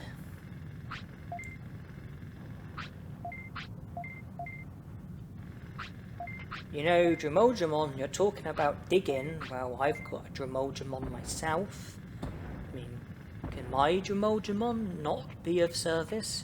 Can my Dromodramon not do any digging? Is my Dromodramon not as good as you or the other Dromodramons located in the drill tunnel? I mean, if you don't want my help, then I can't beg for you to ask for help. And this Dromodramon also talks about digging. Well, once again, can my Dromodramon not join in and help you with the digging that needs to be done? You know, are we only good for carrying dirt? Is that all we're good for? Is that our only usefulness in life? If you don't want my Dromodramon to do any digging with you, then, well, I can only respect your wishes.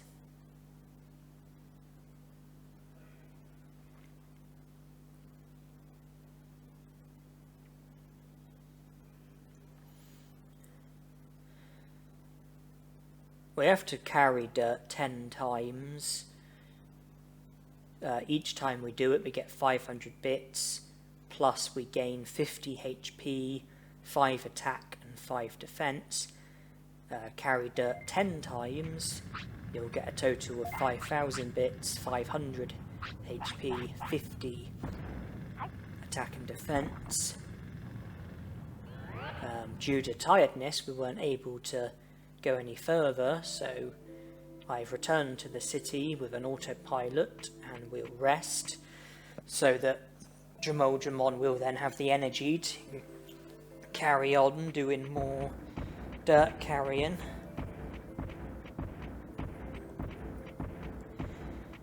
If we carry all the dirt, then if we leave and come straight back, the Jamon will be done drilling, and there'll be a clear path which will lead to a boulder which is blocking the way.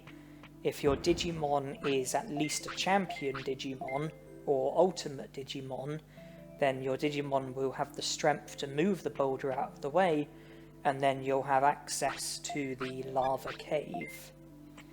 If you speak to the Jamon and don't carry dirt, then the Jamon will still, drill its way through and create the clear path leading up to the boulder, but it will take 5 days. So it's a lot quicker to choose to do the dirt carrying. And in the lava cave, there's Miramon, who you have to defeat in a battle in order to recruit. His magma bomb can't be countered, nor can heat laser, but he also uses Dynamite Kick, which counter does work on. Therefore, Miramon is a Digimon who can be defeated in this challenge. And if we do successfully defeat him and recruit him, then we'll be able to explore the rest of the lava cave, where there are a number of items. Not only that, but it will lead to us being able to recruit Tremolgemon and Leomon, and without any additional battles.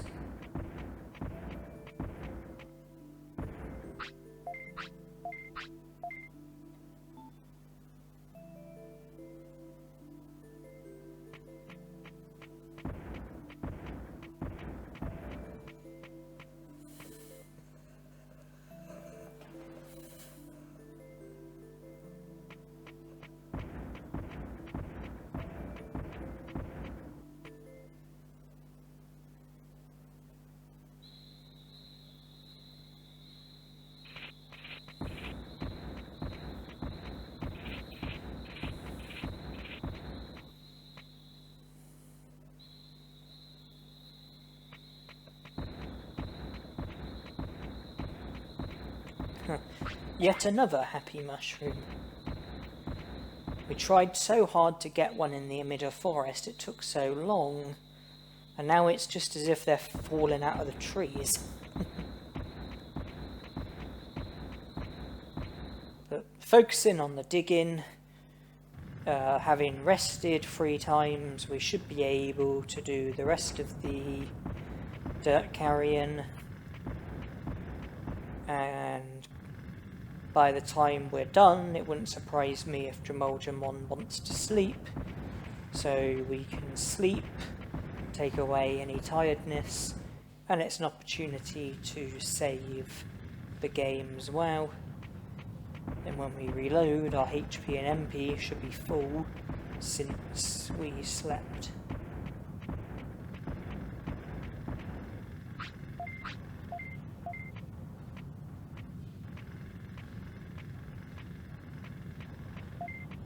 Here we are, back for round 2.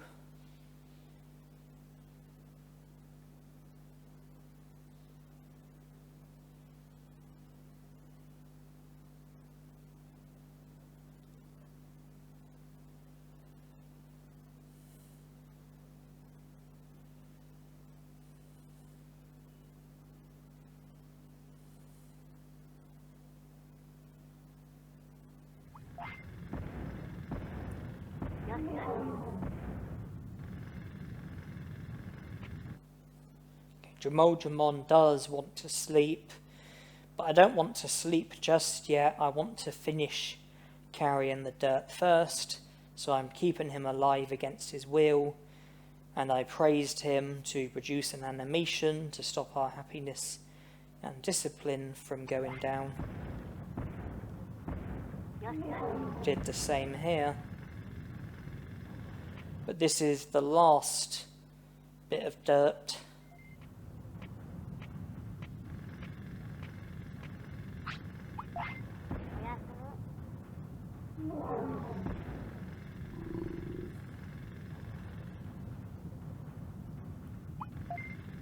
And all we have to do is leave this area, come back, and there will be, well, Jamon will no longer be drilling because he would be done with the work that he needed to do.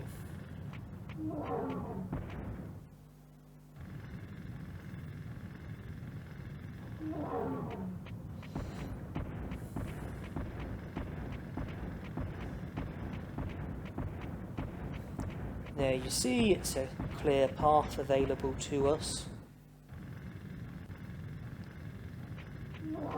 There's the boulder that the Jamon can't get through. So what about our Jamon? Can he do anything?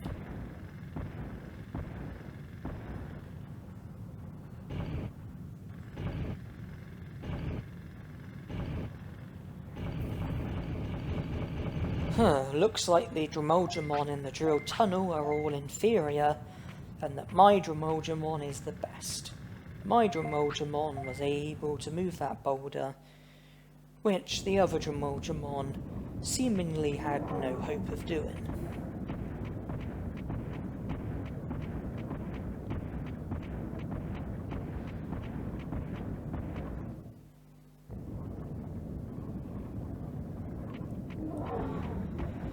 Now we are about to face a Digimon who is a lot tougher than any of the other Digimon that we've fought so far in this challenge, and yet this Digimon is still one of the easier ones, and there are Digimon to come who are much, much tougher than Miramon.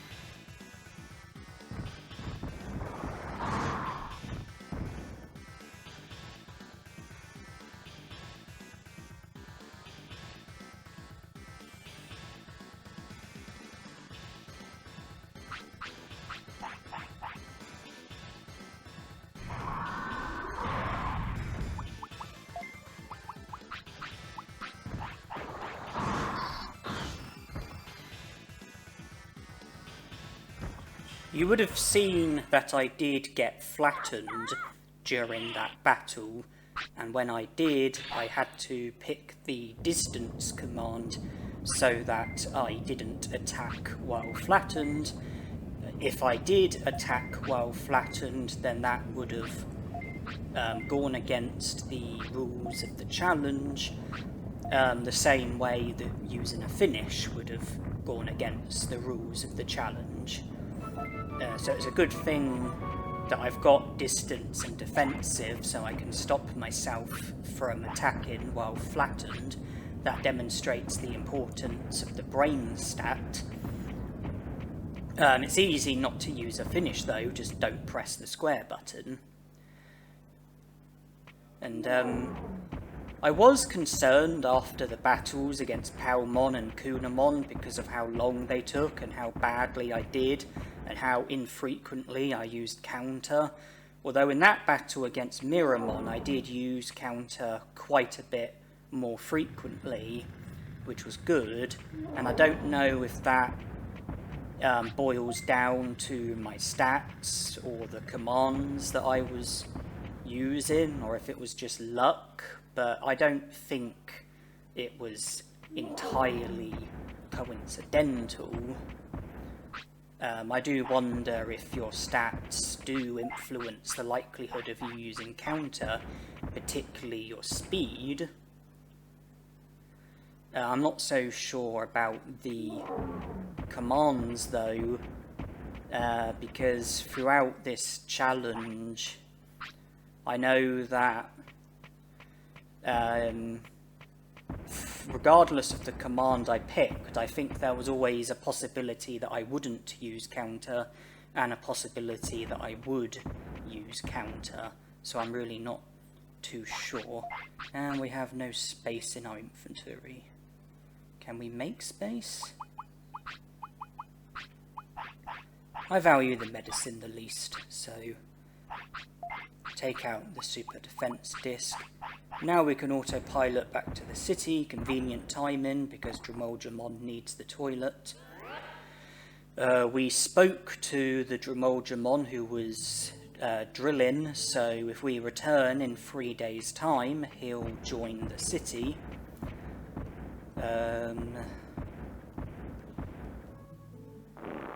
And since we've recruited Miramon, we'll be able to access the Leomon Ancestor Cave once we have a minimum of 45 prosperity points. We're a long way off at the moment. Happy Mushroom can go in, Attack Chips can go in, Protective Floppy and Quick Chip can go in, Super Defense Disc can be sold. The rest of the items I would like to hold on to for the time being.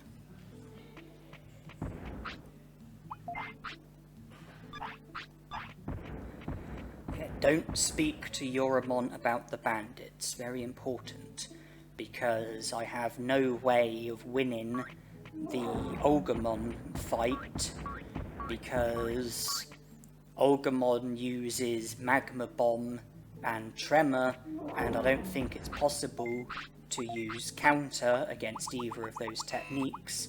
The Agumons, I think, use Spitfire, Fire Tower, Heat Laser and Magma Bomb. I don't think any of them can be countered, so I have to avoid speaking to Yoramon about the bandits, because I don't think the Olgamon battle is a battle that can be won. The second one can, because Olgamon uses Dynamite Kick, which you can counter, and Olgamon can defeat the Agumons for us with his Tremor ability, but I don't see how any of the other Olgamon battles are going to be winnable under these restrictions.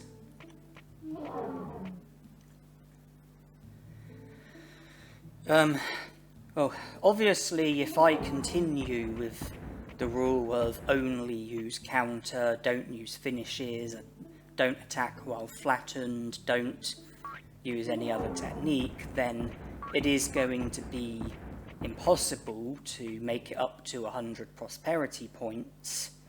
It's just going to be a question of how far can I realistically go. And as the sort of challenge develops, later on I do make alterations to the restrictions so that I am able to succeed at things that I couldn't previously succeed at. But at the moment I'm just solely using counter just to see how far I can go before alterations need to be made. And even though I dread the Monochromon recruit, because I dread the Monochromon shop minigame, seeing as he's a Digimon who you can recruit without any battles being needed, I decided that he would be a sensible Digimon to target. So the reason why I'm at the Great Canyon, or the Great Canyon entrance rather, is because I'm going to work in the Monochromon shop with the attempt of doing well enough in his shop in order to recruit him.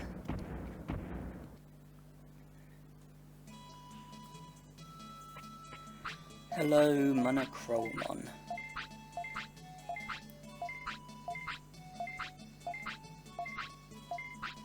Can I work in your shop? Well, I have to be honest, I don't want to, but I don't really have a choice, do I? And my first attempt was unsuccessful. Surprise, surprise. Well, the situation is I don't want to work in his shop, but if I want to recruit him, I don't really have a choice, do I?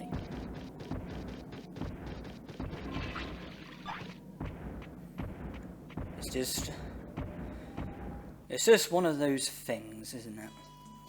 You don't like to do it, but you have to do it.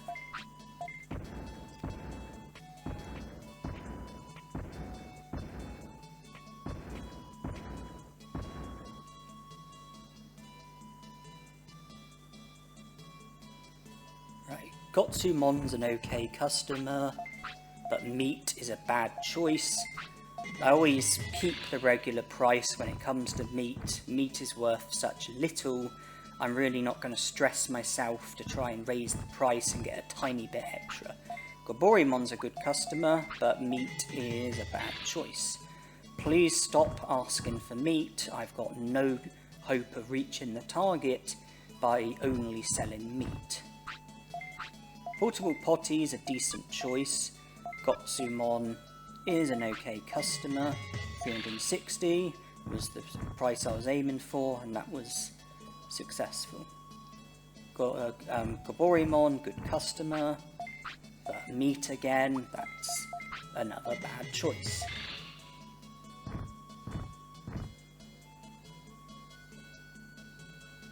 Gotsumon, come on, ask for a medicine. Ah, that's better. Alright. Would have been better if it was Goborimon asking for medicine, because I would have the opportunity to sell it at a higher price, but medicine's always welcome, and I was successful with making the sale. Goborimon, my favourite customer, ask for a medicine. Portable Potty, well that's an okay choice. It's better than meat anyway. Now my favourite combination is a Goborimon and a medicine. Sell for 1500 bits, rake in 800 profit, really can't grumble at that.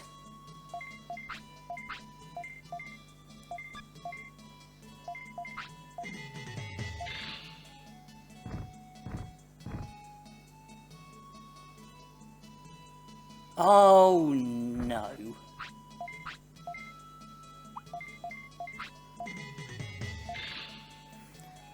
Yeah, whenever Weedmon enters my shop, a big face palm is in order, and the same when it's this guy.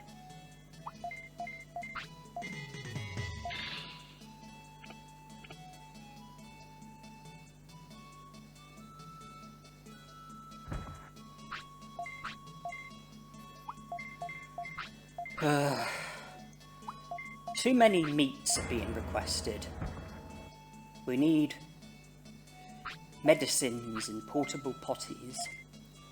Well, it's halfway, and we're currently less of a third away from the target, so it's not looking very good at the moment. But Goborimon, portable potty, that's not a bad combination.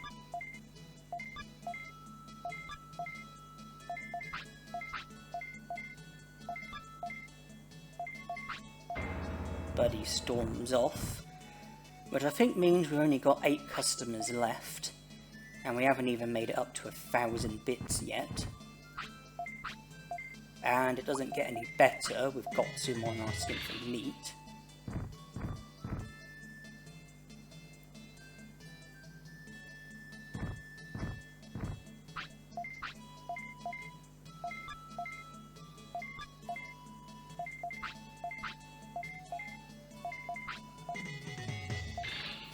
Well, that was okay, but I really need medicines. You know, with the money that I've got and the number of customers left, I really need medicine, not meat.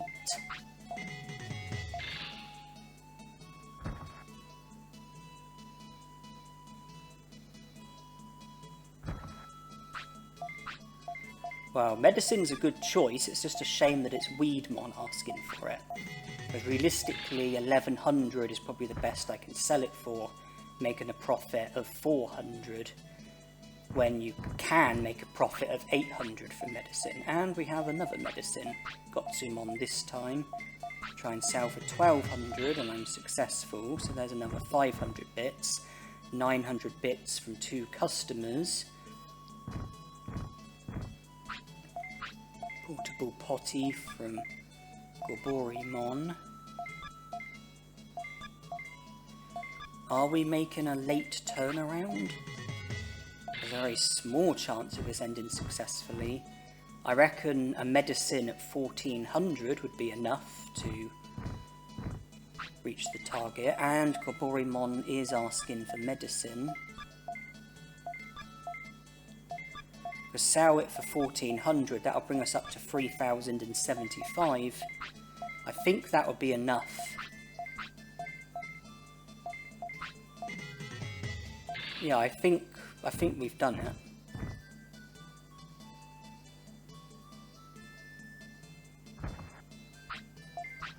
Medicine, regular price, we're definitely there now. If we weren't before, we definitely are now. Well, that was a very good turnaround, because for a long time I didn't look like reaching the target. I just did well with the last sort of half a dozen customers or so, because there were quite a few medicines. I sold one to Weedmon and made a profit of 400, then made a profit of 500 from selling one to Gotsumon, a profit of 700 from selling one to Goborimon, and then a profit of 300 from selling one to another Weedmon. That's what, 1900 bits? So I got there in the end. And since we're not too far away from Friesland, I've decided to go to Friesland to trade more medium HPs with the Moldramon, get more super defense discs, sell them, and get more money.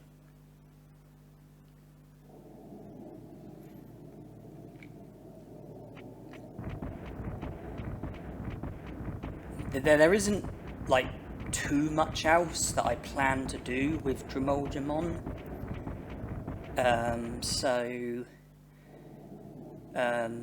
Like things that are useful and helpful, which don't require any battles, like the Moldramon money trick.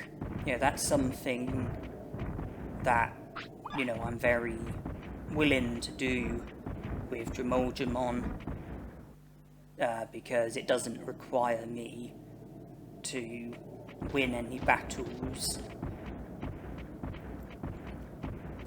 So commenting on the Monochromon shop,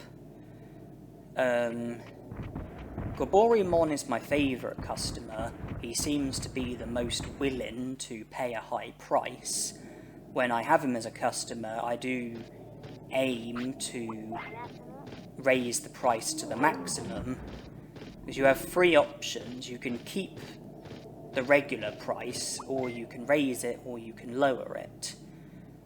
And I don't know if it's compulsory to raise the price in order to reach the target, but it would be very hard to reach the target without raising the price. And when you do raise the price, there are 5 different steps you can raise it by. 1 step, 2 steps, 3 steps, 4 steps, or 5 steps. And with Goborymon, since he seems to be the most easygoing customer, I try to raise the price to the maximum and make the most money out of him. Gotsumon isn't the most awkward customer, but he's not as easygoing as Goborymon, and normally I try to raise the price by 2 steps when I have Gotsumon as a customer. Weedmon is a lot more difficult, and usually the most I do with Weedmon is raise the price by 1 step. And then Muchomon seems to be extremely unpredictable. You can raise the price to the maximum and have him make a purchase, or you can lower the price and have him storm off. He's extremely unpredictable, but usually I raise the price to the maximum because sometimes he does, agree to pay the full price, and if you picked something else, then the chances of him agreeing seem to be about as likely, regardless of what you charge. The more money you sell an item for, the more money you make, so the closer you are to the target. The amount of profit that you need is somewhere between 3,000 and 3,100. The only problem is that when you do charge more, there's a higher risk of the customer storming off and not making a purchase, so you don't make any money, and I think that loses you a customer as well. So with meat, I usually just keep the regular price. It's worth such a tiny amount of money that I really don't think it's worth the hassle of trying to raise the price and, create a bigger risk of the customer storming off and then you losing a customer just for a meat. But with portable potties and medicines, I feel that it is worthwhile to raise the price.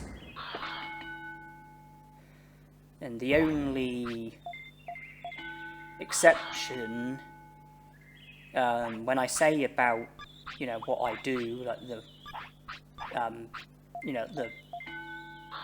the prices I charge, the price, what I, raise the price to. The only exception is if I'm in a position where I'm close to the target,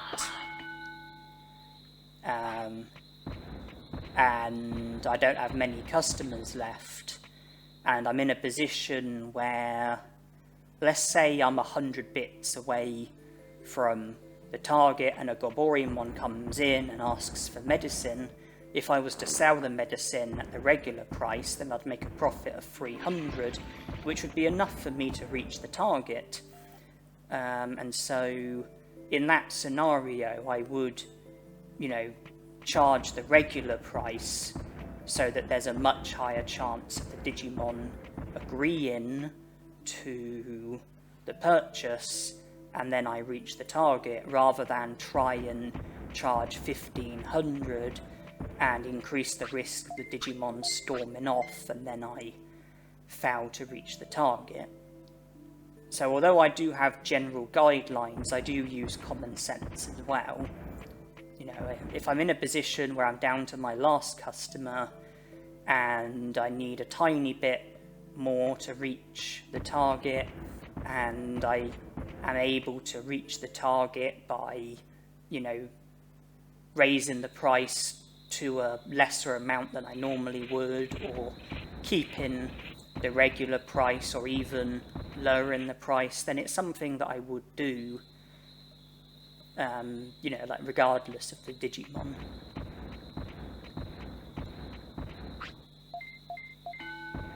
Because you saw the Goborimon who wanted a medicine, and I had calculated that selling it for 1400 would do the job, so I charged 1400 instead of charging 1500, which is what I normally... Oh, we're fading away, okay.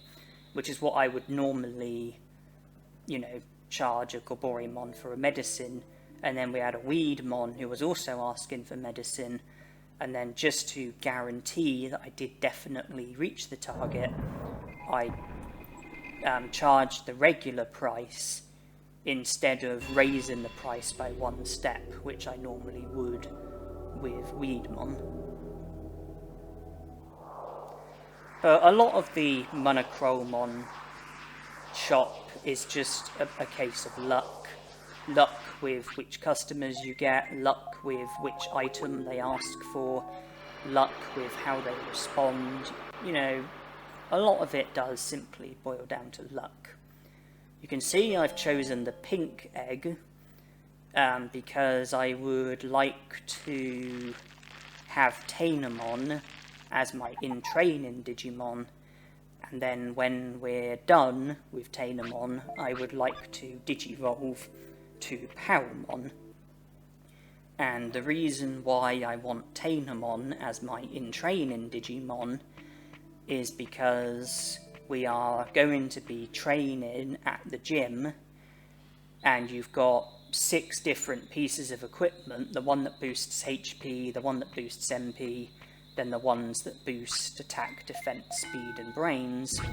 And if you train at the same piece of equipment, I think it's 10 times, with a baby Digimon or in training Digimon, then you end up upgrading that piece of equipment. The stat boost that you get from training at that piece of equipment gets increased, and you can do it for every piece of equipment in the green gym.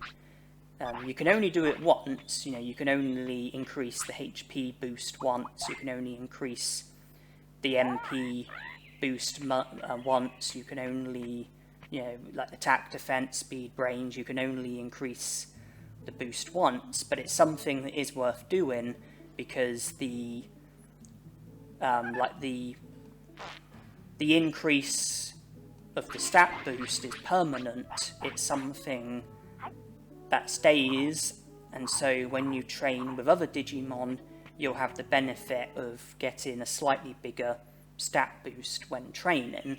So I want to train at I want to train HP, I think it's 10 times, to increase the HP boost that I get, and I want to do the same with attack, defense and speed, and then MP.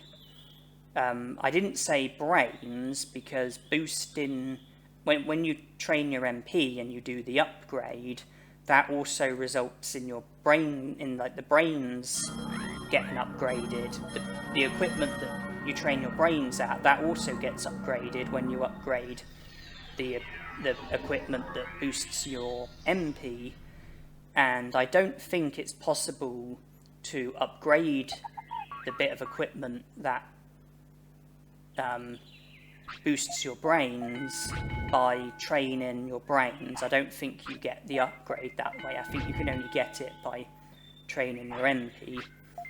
And the reason why I'm keen to have Tainomon as my Digimon is because it's possible for Tainomon to not Digivolve, I think the requirement is for your attack to be the highest stat, and for your weight to either be below 10 or above 20. By doing that, then I don't think you fulfill 3 of the requirements for either of Tainomon's Digivolutions. I don't think you fulfill 3 of the requirements for either Palmon or Betamon, which means that Tainomon doesn't Digivolve, and she won't Digivolve unless your weight becomes within the range of being between 10 and 20, or if a different stat is the highest stat instead of your attack being the highest stat. And with this, it enables us to fully upgrade the whole of the Green Gym with just 1 Digimon. Normally, if you pick a different egg and use a different baby Digimon and in training Digimon, then it would end up Digivolve into a rookie before you've got the chance to upgrade the whole of the Green Gym. But by using Tainomon and making the most of the tactic where you don't Digivolve, then you have as much time as you want. Well, you have until Tainomon fades away, which would be when she's about 15. You have more than enough time to fully upgrade the whole of the gym, and then when you're done, you can then decide to change something so that Tainomon does then Digivolve. And we're going to be aiming to Digivolve to Palmon, and in order to Digivolve to Palmon, if I just check the Digivolution requirements, from the looks of things, to Digivolve to Palmon, either you need speed or brains to be your highest stat, whereas Betamon, it looks like you need defense to be your highest stat. And I've also been advised that if your MP is the highest stat when you have Tainomon as your Digimon, then you end up Digivolving to Palmon regardless of any of the other stats. So once we're done upgrading the gym, it looks like the solution to Digivolve into Palmon would be for either speed, brains, or MP to overtake attack. But at the moment, I need my attack to be the highest stat because I need to prevent Tainomon from Digivolving so that I can do the gym upgrade that I am trying to do.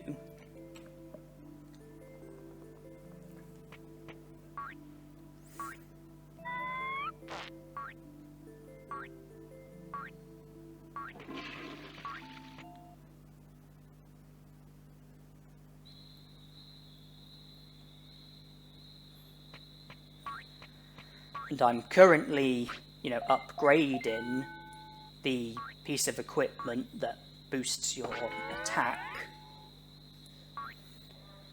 And when I'm done, I will have to move on to the other pieces of equipment to upgrade them as well.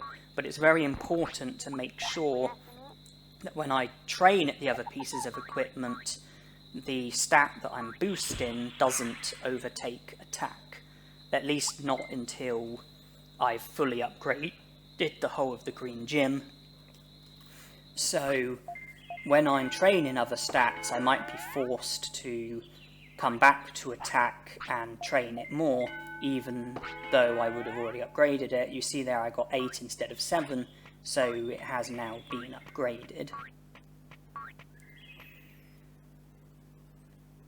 but when you train MP with Dynamon, you get a bigger stat boost than when you train some of the other stats, one of them being attack. So when I train MP, I think there's a risk of MP overtaking attack. Not to mention that when I trained my attack, I was also boosting my speed at the same time. So when I train speed, there's a risk of speed overtaking attack. So I might have to, train my attack more in order to make sure that it stays ahead of the other stats.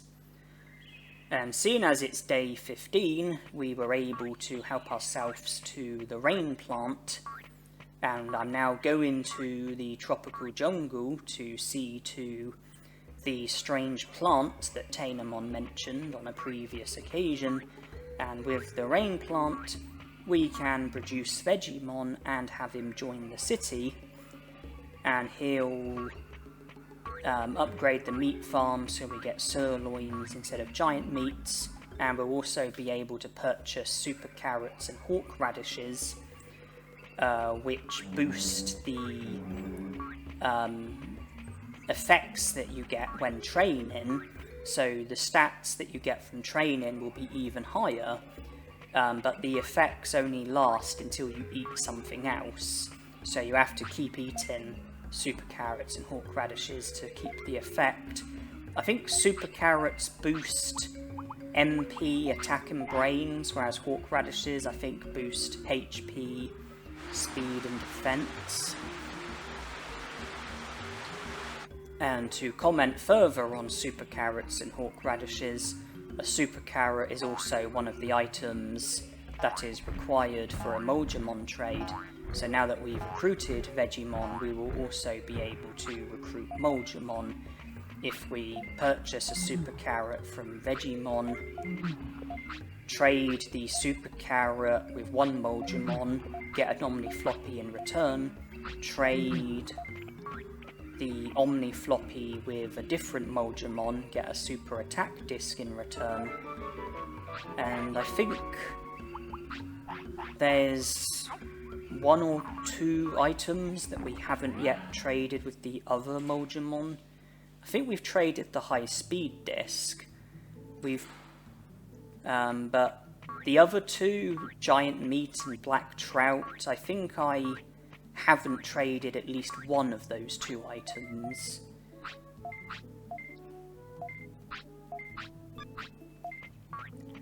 And I didn't get giant meat from Palmon because I thought it would make more sense not to get giant meat from Palmon and to get sirloins from Digimon instead.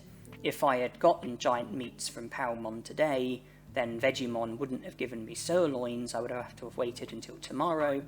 Sirloins are more valuable than giant meat, so I thought might as well not get giant meat so that I can get sirloins today instead.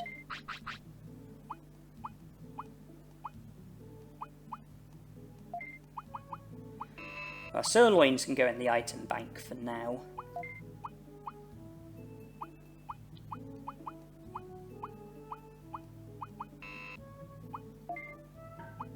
Oh yeah, and the mouldy meat's useful as well. Yeah, we've got like alternative food items, so sirloins aren't needed in our inventory, not at the moment. They can go in the item bank. From here, I am heading to Friesland to do the last few trades with the Moljamons so that Moljamon will join the city. I will also trade another load of medium HPs, trade all the medium HPs that I've got for super defense discs so that I can make another load of money. It seems sensible to tie it in since I need to go to the Moljamons anyway. And I took out the mouldy meat because Dynamon is a Digimon that can't tolerate the cold, So by making her sick with the mouldy meat, we will get rescued by Frigimon, and therefore we will be taking the first step towards recruiting Frigimon. So this visit to Friesland will see us recruit Moldramon, make progress towards recruiting Frigimon, plus making a big profit from exchanging medium HPs for super defense discs. The only thing I will say about the Moldramon recruit is that he'll open the secret item shop in the File City, which means that Ninjamon will show up on the Digimon Bridge, so I have to be cautious of that unless I want to get into a battle with Ninjamon. If we use the shortcut that Kunamon created, then we'll be able to avoid Ninjamon. We'll be able to make it onto the Digimon Bridge, where we can then go to the tropical jungle without having to battle Ninjamon.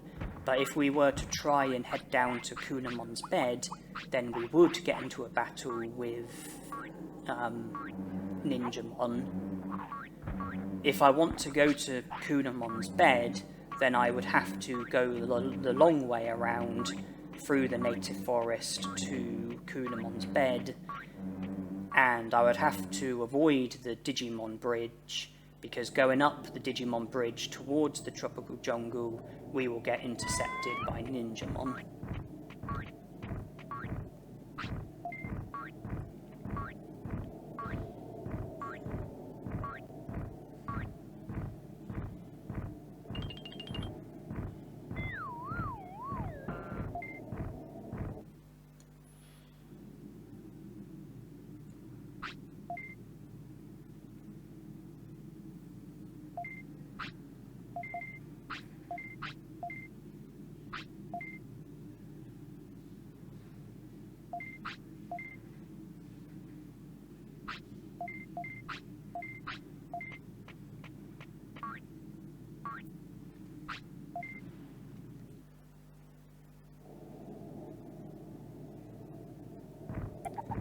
Frigimon's home is now open, so just return with a Digimon who can tolerate the cold, and Frigimon will join the city.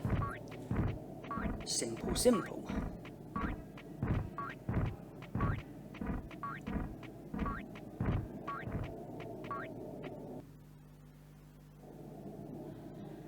And very important, trade the Super Carrot for the Omni Floppy first, then trade the Omni Floppy for the Super Attack Disc, and then leave the other Moldramon till last, so that the final trade, the 9th trade, is being done with that other Moldramon, because he's the one who I value the least, so he's the one who I like to recruit.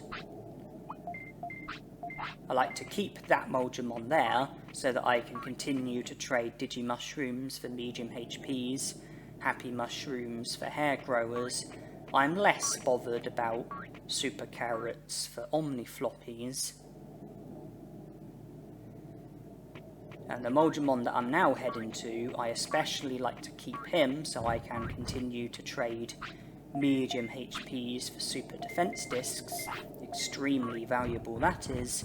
And now the Moldramon that we're going to now, I value a lot less when it comes to the trades that are available, so he's the one who I recruit.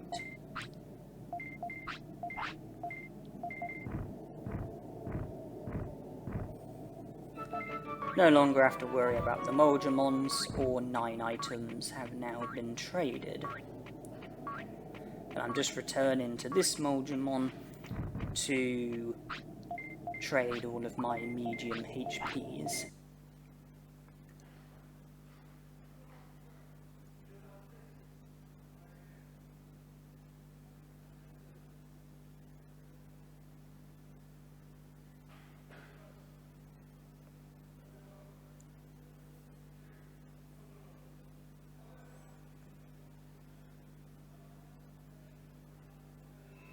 Okay, now that we're done here, we can return to the city and we can go back to training.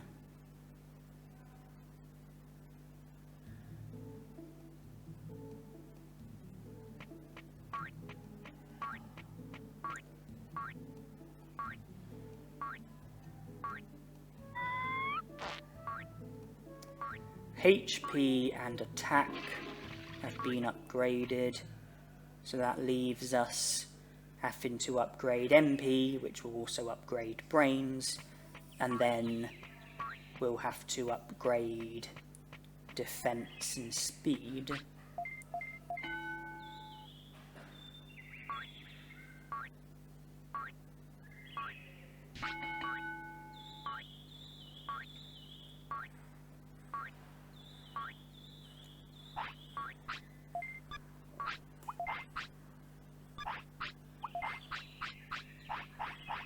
Unless my eyes are deceiving me, my attack is 89, which means that MP has to stay stay below 890, I would assume.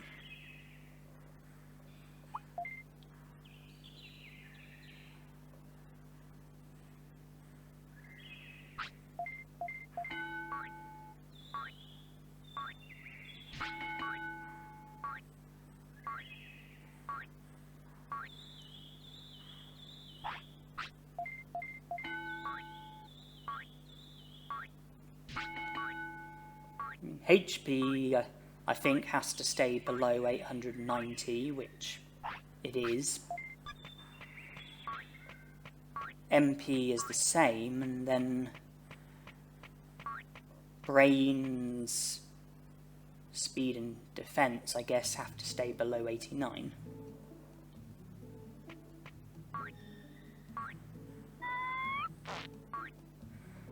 And as for my weight, it will probably be easier to keep it below 10 as opposed to keeping it above 20. That's just so that my weight is not within the range of 10 to 20, so that I'm not fulfilling the weight requirement for either Palmon or Betamon. Because if I did fulfill the weight requirement, then I think that I would end up digivolving to one of those Digimon, despite the fact that my attack is the highest stat. Because I think that by having your attack as the highest stat, and by having your weight not within the range of 10 or 20, then it means that you're not fulfilling the stat requirement or the weight requirement for either Palmon or Betamon. So that's two requirements you're not fulfilling, which means that presumably there's only two requirements that you are fulfilling, and I don't think two alone is enough. I think you have to fulfill 3 of the requirements in order to digivolve. I think care mistakes are completely irrelevant, and that you will always fulfill the care mistake requirement no matter what.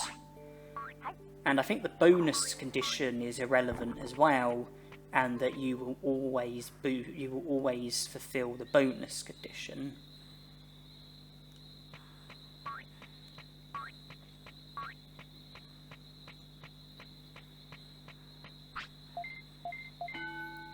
This does mean that,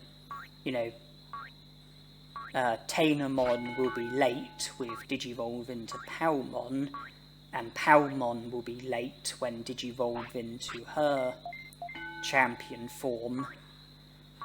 And I believe that our lifespan will still be... The limit to our lifespan, I believe, will still be the same. Usually it's about 15 days or so. So, if we fade away as a champion, then we are going to have less time with our champion Digimon than what we normally would. Unless, of course, we digivolve to an ultimate.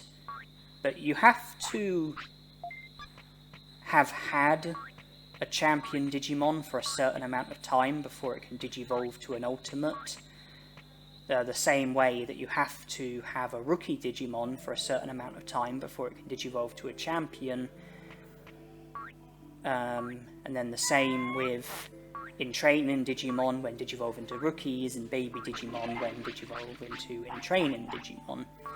So even if we fulfill the requirements for our champion Digimon to digivolve to an ultimate, I'm pretty sure that we still need to have the champion Digimon for a certain amount of time before it can digivolve. So if we do digivolve to an ultimate, then we will be late. Probably be late with digivolving, and so we'd probably have less time with the ultimate Digimon than what we would normally have, seeing as the ultimate Digimon will probably still fade away at the standard age. For a champion, I would say generally they fade away between the ages of 13 and 15, and then ultimates, I would say, generally fade away between the ages of 16 and 19. And if you're a really good tamer, then I'd say your a champion Digimon would fade away when it's about 15, and an ultimate Digimon would fade away when it's about 19.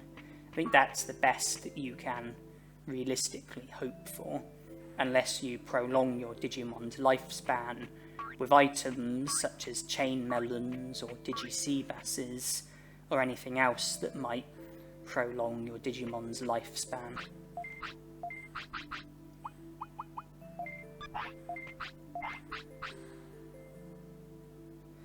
"99 meats, 19 giant meats." We really don't need to be worrying about sirloins, not at the moment anyway. It'd be nice to make the giant meats disappear, either by feeding them to our Digimon or selling them, because 99 meats plus sirloins would surely stretch plenty far enough in order for us to keep our Digimon well fed. Okay, MP's upgraded, and it is below attack.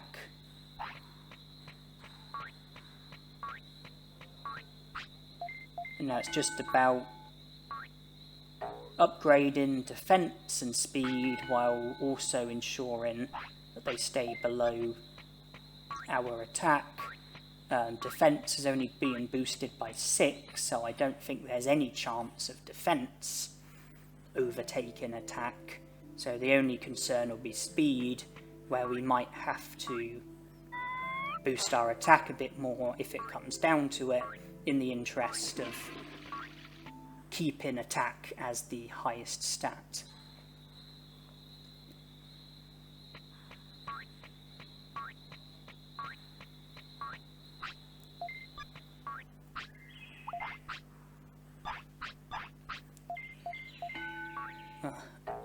Upgrading the gym with Dynamon will definitely help us in the future. Having Vegemon and therefore having access to hawk radishes and super carrots is something else that will very much help. The other things that would help, which haven't yet been done, would be to recruit Kawagamon and Carboterimon, because they upgrade the gym as well, and also recruit Piximon so that you can purchase the training manual, which increases the effects that you get from training even further. But pretty much the best you can do: make sure the gym has been upgraded with a baby Digimon or in training Digimon. Make sure Kawagamon and Carboterimon have been recruited. Make sure you have a training manual. Make sure you are feeding your Digimon super carrots and hawk radishes accordingly. and make sure you have an ultimate Digimon, because they get bigger stat boosts than champion Digimon, and champion Digimon get bigger stat boosts than rookie Digimon. Rookie Digimon get bigger stat boosts than the forms prior to rookie Digimon. But if you have an ultimate, if you're training with an ultimate Digimon and you've upgraded the gym, like we're doing with Tainomon, and you've recruited Kawagamon and Kabuterimon, you've got a training manual, you're giving super carrots and hawk radishes to your Digimon, and that's the best way to ensure that you get the biggest possible stat boost from training.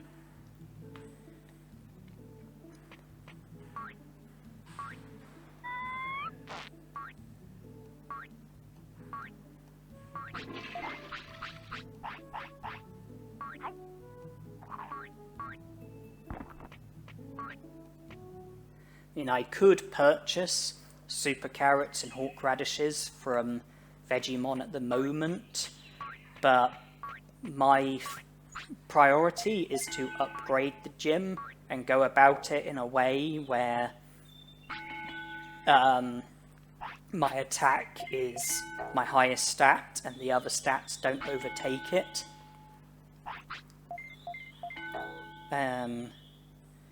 So I don't necessarily want to give super carrots or hawk radishes to Tainomon if that will mean getting bigger stat boosts when training my other stats, because that will create a bigger risk of attack getting overtaken. And also I want to be cautious of my weight. I want to keep it below 10. Super carrots, I think, lower your weight by 2, which isn't any concern at all if you're trying to keep your weight down, but hawk radishes, I think, boost your weight by 3, so they would, so that would cause my weight to go up, because I'm currently feeding meat to Tainomon, which I think only boosts your weight by 1. But if I was to switch to hawk radishes, then I think the weight boost that I would get from feeding Tainomon would be 3 times higher.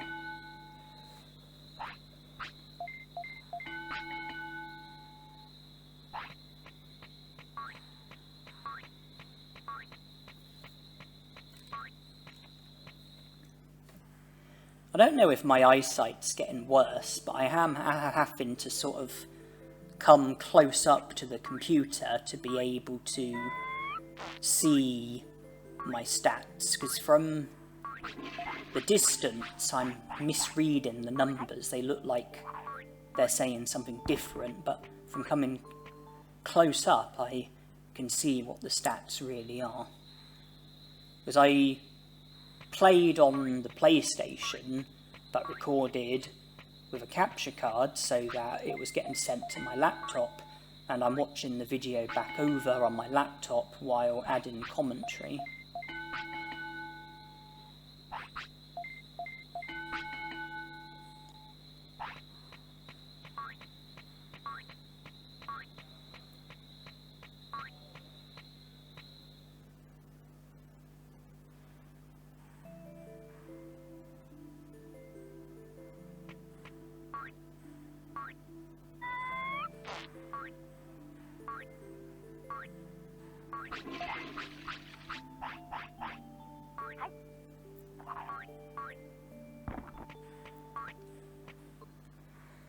Well, at least from doing this, we've had Tainomon for a long enough time that we've been able to get happiness and discipline to the maximum. And that boils down to me avoiding care mistakes.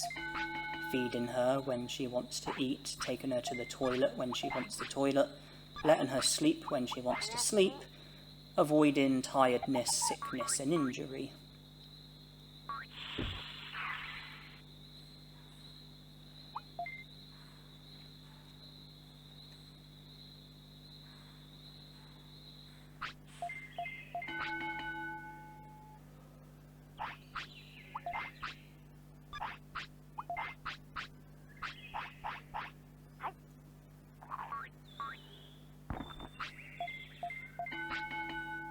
Okay, speed is upgraded.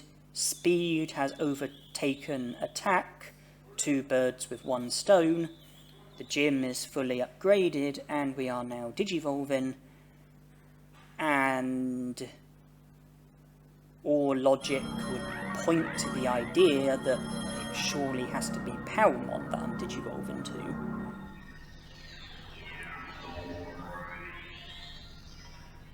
And it is. Cool.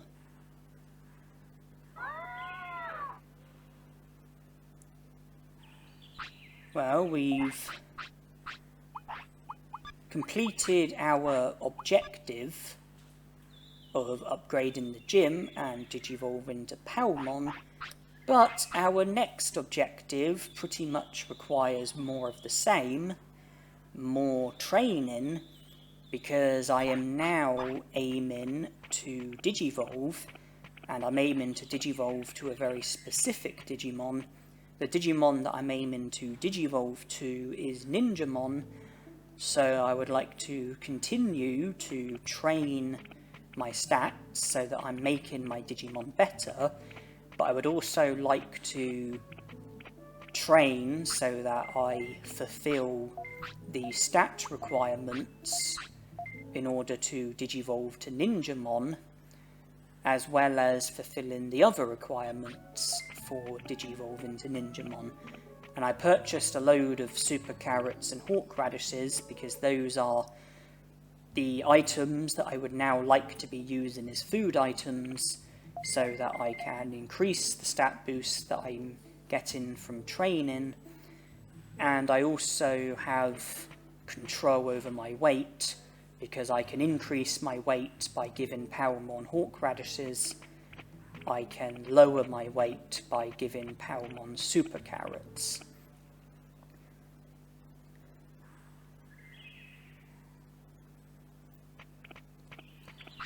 A certain amount of time will have to go by before Palmon can digivolve. We will pass that time by training, and by training we will also be fulfilling the stat requirements for Ninjamon, and in the meantime I will be doing other things which will go towards fulfilling the stat requirements for Ninjamon.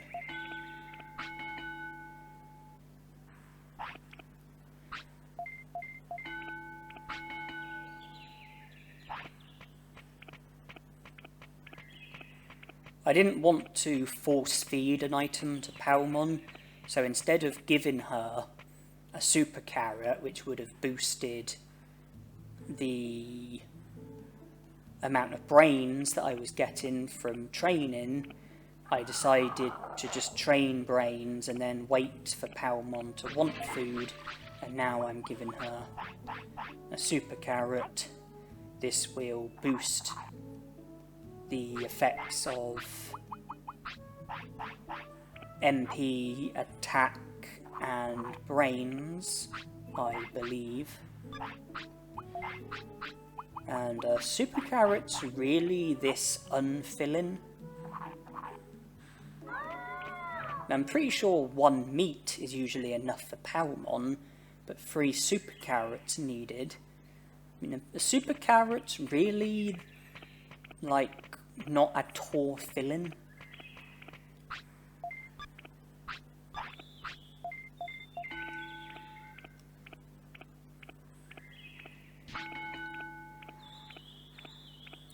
Anyway, to digivolve to Ninjamon, care mistakes have to be limited to a maximum of 1.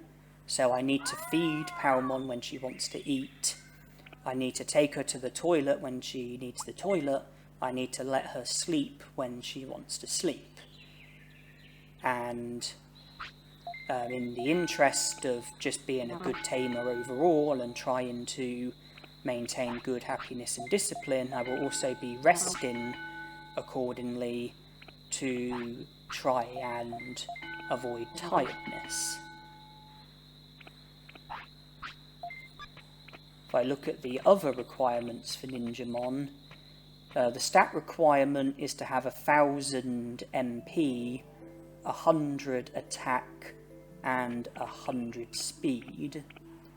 Now, attack and speed, I think, are going to be very valuable in this challenge, because I think that will affect the likelihood of counter being used, as well as the amount of damage that it does. So I'm very pleased about having a reason to train attack and speed. I don't think defense is something I'm all that fussed about. But brains is something that I would also like to train. Because I would want to, have. I'm thinking brains have 3, 4, 500. So I've got the advantage of all the commands. But I don't currently want to train my brains, because it's very close to 100, and getting it up to 100 will create the risk of me fulfilling requirements for other Digimon who I don't necessarily want to Digivolve to. Well, I definitely don't want to Digivolve to. I only want to Digivolve to Ninjamon. He is a Digimon who can use counter, who I can Digivolve to with Palmon, and there's also an ultimate Digimon that he can Digivolve to, that Ninjamon can Digivolve to, that I would like to Digivolve to if possible, and it's a Digimon who can also use counter. Naturally, I have to have Digimon who can use counter, since this is a counter solo challenge.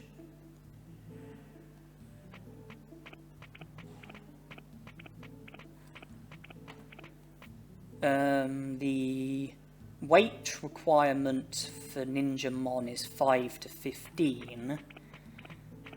So if it's under 5, I can use Hawk Radishes to increase my weight. If it's over 15, then I can use Super Carrots to lower my weight. The bonus condition, either a minimum of 15 battles or a minimum of 35 techniques. So I definitely won't fulfill the bonus condition for Ninjamon, but I can fulfill the stat requirement, care mistake requirement, and weight requirement, which is 3 requirements, which I think is all you need in order to Digivolve to the Digimon that you're trying to Digivolve to. A separate issue, obviously, is the risk of Digivolving from Palmon to a Digimon who isn't Ninjamon. And if I look at the other Digimon that Palmon can Digivolve to, Kawagamon,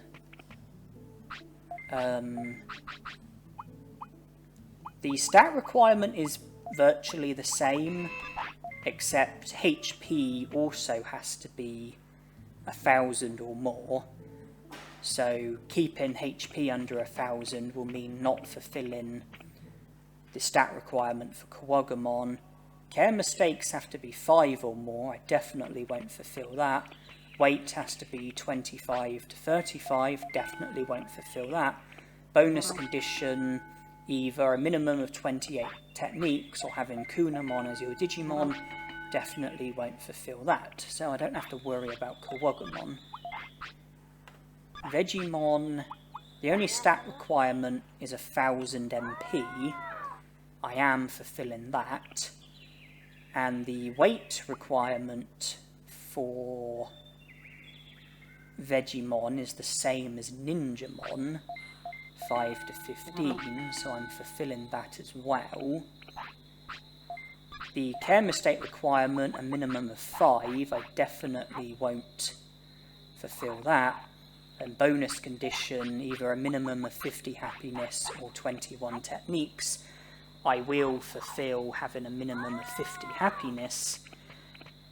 So I have to hope that fulfilling stats, care, mistakes and weight, and not the bonus condition, is more important than fulfilling 2 of the main conditions plus the bonus condition.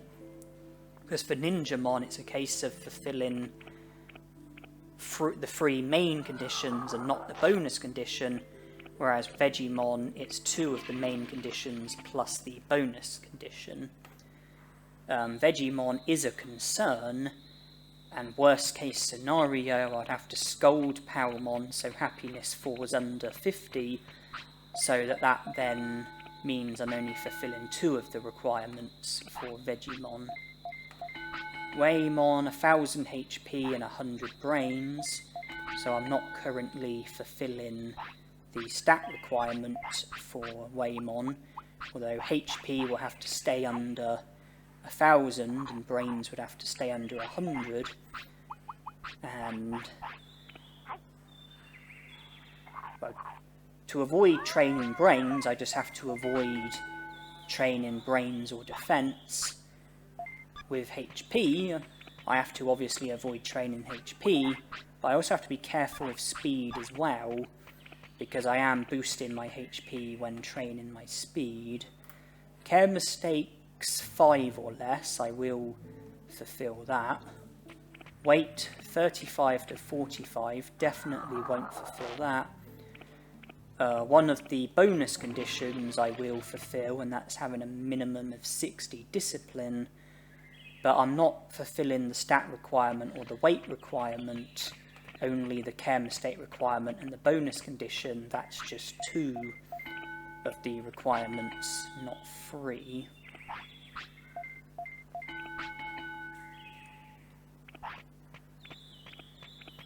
Well, I can't go any further with my speed without my HP going over 1000, unless I do bonus try and boost them both by half the amount, so I can get them a little bit higher. And the other Digimon Palmon can Digivolve to is Colamon. 100 defense, I'm not fulfilling that. Care mistakes 3 or more, not fulfilling that. Weight 25 to 35, not fulfilling that.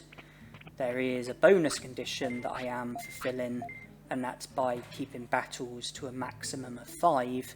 I won't be having any battles, so I am fulfilling the bonus condition for Colamon, but that's the only condition that I am fulfilling, so I don't need to worry about Colamon.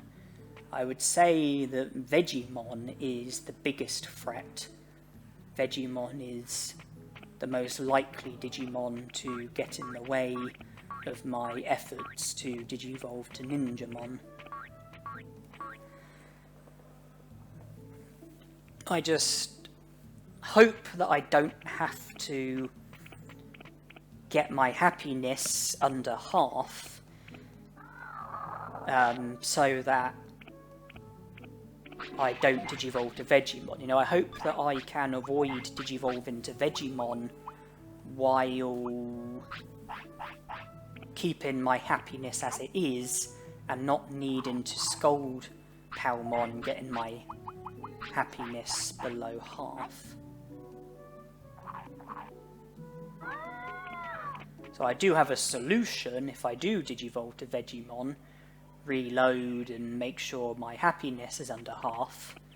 It's just a solution that I'd rather avoid. I would rather be able to Digivolve to Ninjamon without needing to affect my happiness in any sort of way. So weight is 7, it's currently within the range. This will put it up to 10.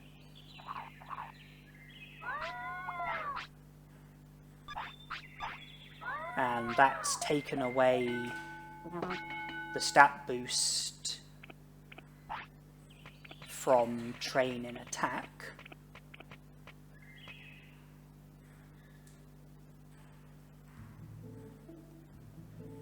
It would have been better if Palmon had wanted to continue eating after the horseradish, because then I could have given her a super carrot and continued to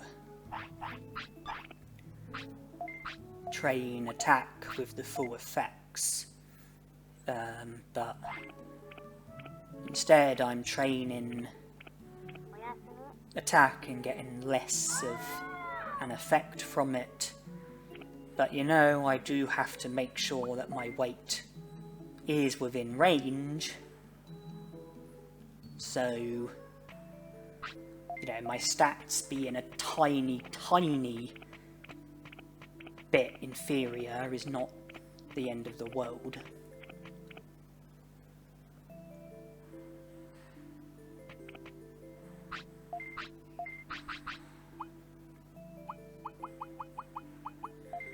Yeah, Digimon, look after my sirloins and don't let them rot and go mouldy.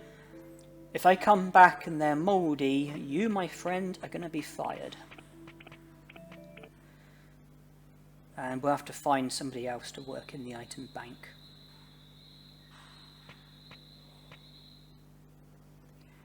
I think your pre-form Koromon can do the honours if we were to sack you.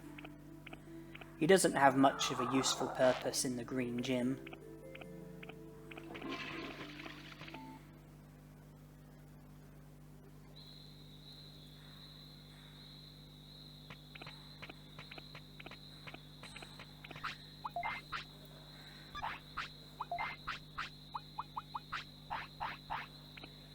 Oh, am I force-feeding Palmon?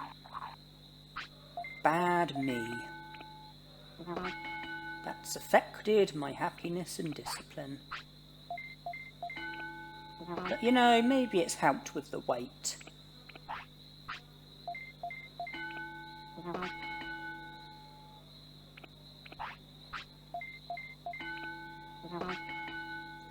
I'm surprised I force-fed a super carrot to Palmon. I honestly didn't think that that's something that I would have done.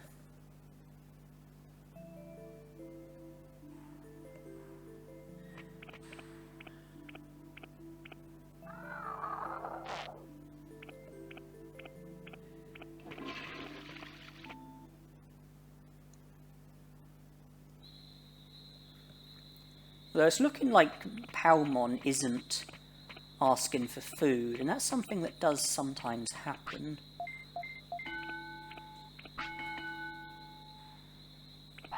Oh yeah, my HP boost was a bit lower since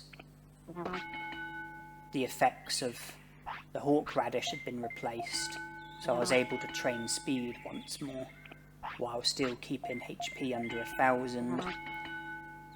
Can't train defense or brains, because that will put brains over the limit. Could boost MP a little bit more. Yeah, while still keeping defense under 100. Yeah, I think this is... Sometimes Digimon do go days where they don't request any food. I think that's one of those days. I think maybe that's why I gave a super carrot to Palmon, because if I didn't, then I would have a whole day of not getting any benefit from a super carrot or horseradish, so I gave Palmon a super carrot so that I would have the benefits from training, providing that it's either MP or attack that I'm training. Can't go any further with brains.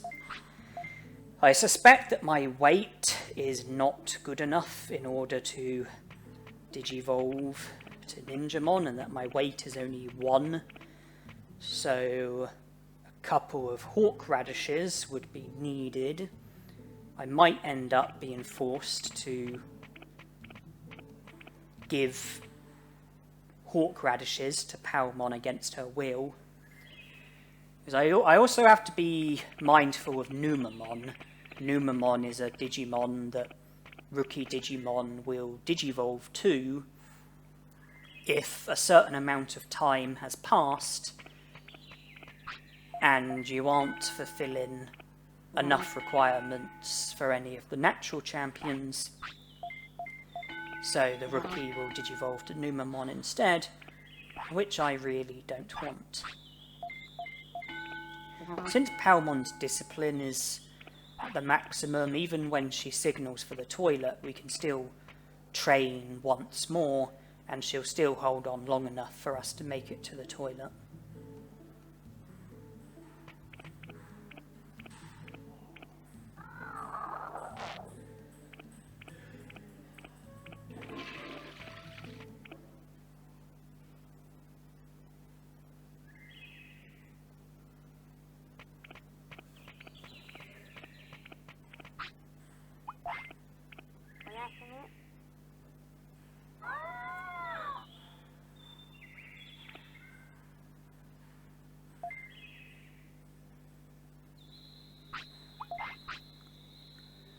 Yeah, weight is not within the range.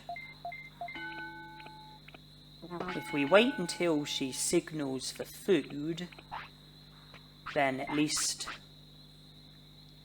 when we feed her the first time, we won't be force-feeding her. So that'll have a positive effect on our happiness and discipline instead of a negative effect. And in fact, we don't need to force-feed her at all because she wants another Hawkradish. And now she's digivolving. So our weight has moved to within the range for Ninjamon, but also Vegiemon.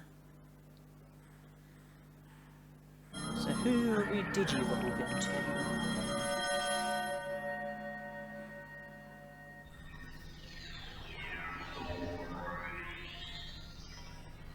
It's good news, it's Ninjamon.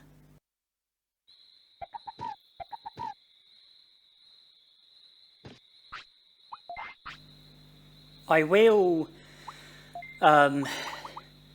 make some progress with recruitments when it comes to, recruiting Digimon. I am going to make some progress with Ninjamon, but it's not just about that. I am also working towards a Digivolution. I would like to digivolve from Ninjamon to an ultimate Digimon, and the ultimate Digimon that I would like to digivolve to is Metal Mumemon. He's an ultimate, so digivolving to him will result in me having a stat boost and my lifespan getting extended. And he's an ultimate who can use counter.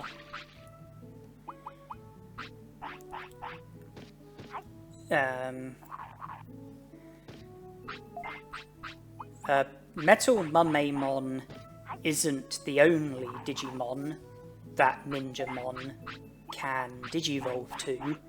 He can also digivolve to Pixiemon and Mumemon, and those are Digivolutions that I would like to avoid.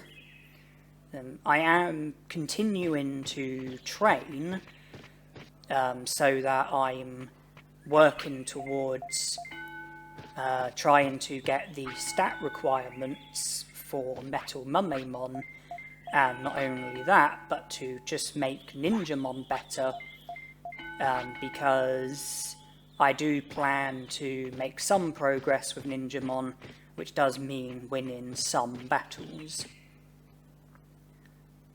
And I'm going to the clinic to rest.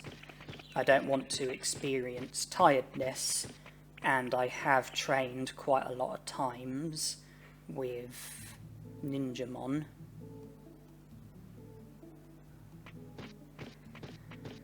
During my first lifespan, I was limited when it came to how good I could get Dramoljamon and how much progress I could make. The gym hadn't been upgraded. I didn't have access to super carrots or hawk radishes. You know, I had a very limited supply of money and items and all stuff like that. I needed to learn counter, which required the butterfly. It took a long time. My stats got affected, my lifespan got affected. So my main priority really was to get myself into a position where I've got the best possible advantage with my second lifespan, which is what I'm on now. The gym has been upgraded, I've got hawk radishes, super carrots, and I've got a much bigger supply of like money and items, and I don't have to learn any techniques, so I don't need the butterfly. I don't have to do anything that's going to affect my stats or my lifespan, not in a negative way. Anyway, so you know, I plan to make a lot more progress in this lifespan.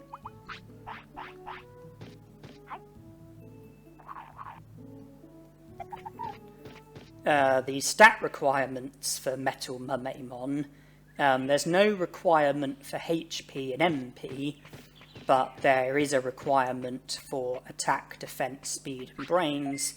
The requirement is 500 attack, and then 400 defense, speed, and brains. Care mistakes, you're allowed up to 15. Weight has to be low, between 5 and 15. And one of the bonus conditions is achievable for me, and that's to have happiness at least 95%.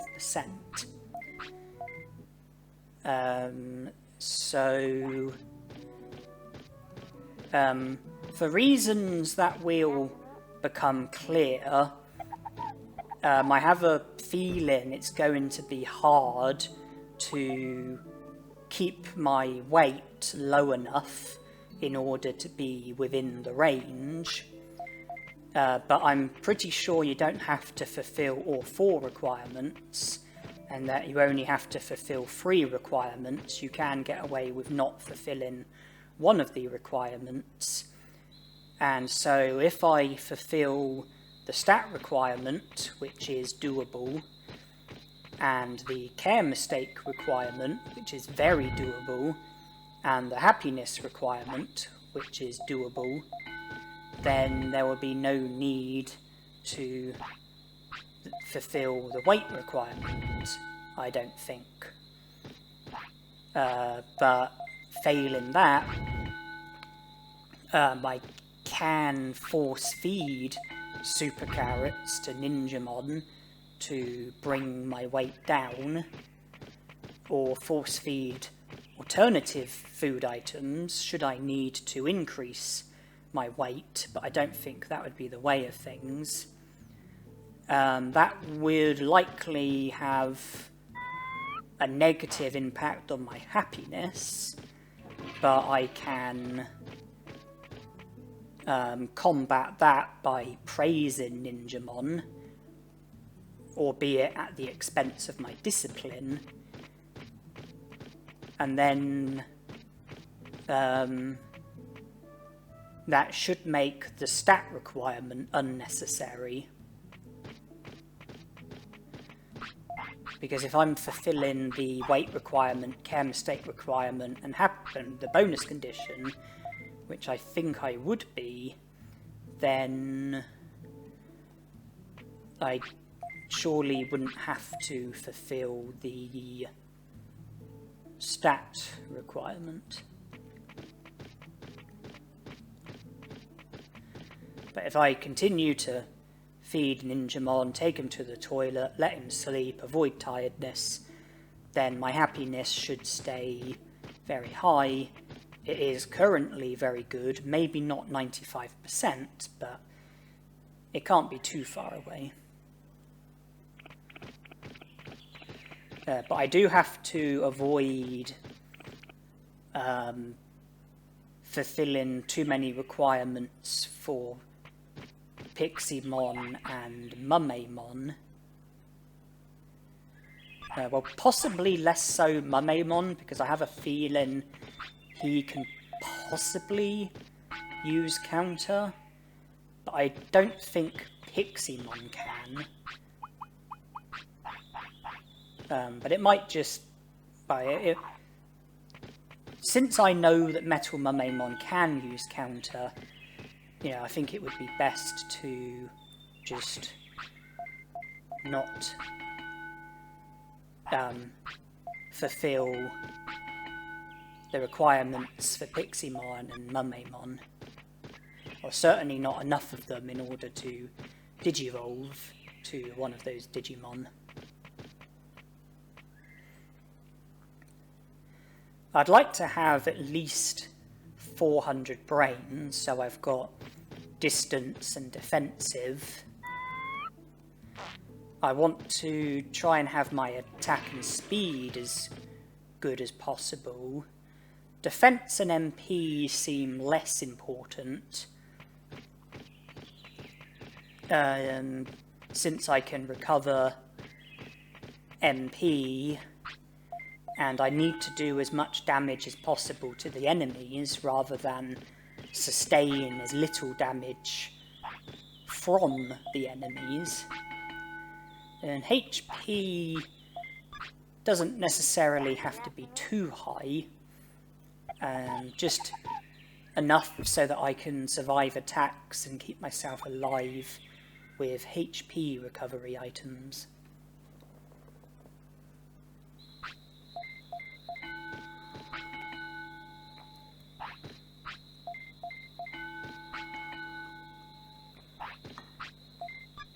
Okay, you've noticed that Ninjamon wants to eat, and now I'm going to do something that I haven't done yet. Instead of feeding him with the food in my inventory, I am in fact going to go to the restaurant and eat at the restaurant. That is a very expensive way of feeding your Digimon, but out of the food that Miramon serves, the most expensive food boosts your attack by 5 and your brains by 3, as well as having a positive impact on your happiness, discipline, and tiredness. And I have to go back in because Ninjamon is signalling for food again, which is good, because that means I can boost my attack and brains again, and from eating twice, I would have gained 10 attack and 6 brains. And the restaurant is something that I plan to make a lot of use of, because although it is expensive, it is a good way of boosting my attack and brains, which are important stats, so I won't have to spend as much time training, plus the fact that it has a positive impact on my happiness, discipline, and tiredness. The only potential issue is the fact that your weight does go up a lot from eating at the restaurant, so either I'm going to have to manage my weight accordingly so that I fulfill the weight requirement to digivolve to Metal Mumemon, or I would have to make sure that I fulfill all of the other requirements for digivolve into Metal Mumemon: stats, care mistakes, the bonus condition. The one that I can fulfill is happiness. It would probably be quicker and easier to fulfill the weight requirement instead of the stat requirement, because I would be in a position where I would have to get my defense up to 400, and I've said that I'm not that... I'm less bothered about my defense than my other stats.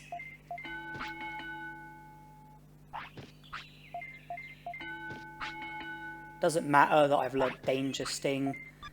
The only technique I'm going to be using is Counter. And from here I'm now going to the restaurant again. And if I just look at the other Digimon that Ninjamon can Digivolve to, Piximon stats, attack 300, defense 300, speed 400, brains 400. If I'm going to keep my defense low, then I won't fulfill the stat requirements for Piximon. But if I do,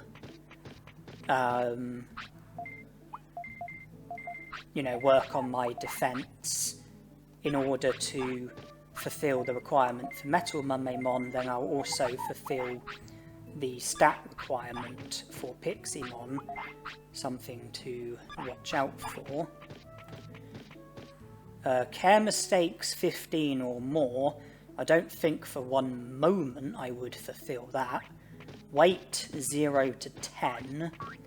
That's not far off the weight requirement for Metal Mumemon, but Metal Mumemon you can have your weight as high as 15, so you would fulfill the weight requirement for Metal Mumemon and not Piximon.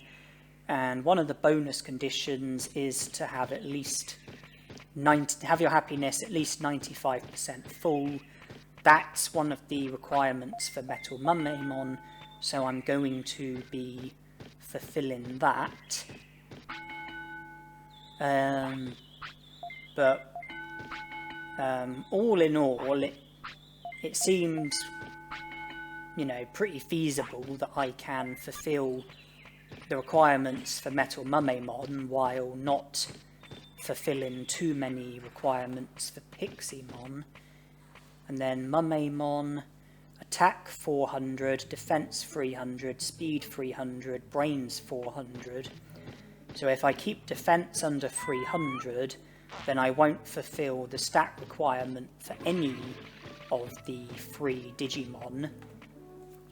And so I would have to fulfill the care mistake requirement, weight requirement, and bonus condition for one of the Digimon in order to Digivolve to them. I've established that I surely won't fulfill the care mistake requirement for Piximon, and the weight requirement can be avoided. Probably not the bonus condition though. Mumemon, the requirements are very similar to the requirements for Piximon. Care mistakes 15 or more, weight 0 to 10. The difference is that happiness is a bit more lenient. You only need 90% instead of 95%. So I should be able to avoid fulfilling the care mistake requirement and weight requirement for both Mumemon and Piximon, and without any major difficulty.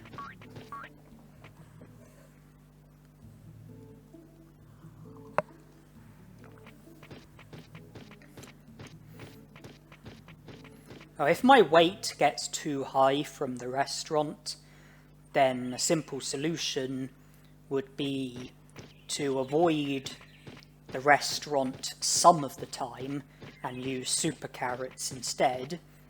That would make my weight go down. It might affect my training a bit,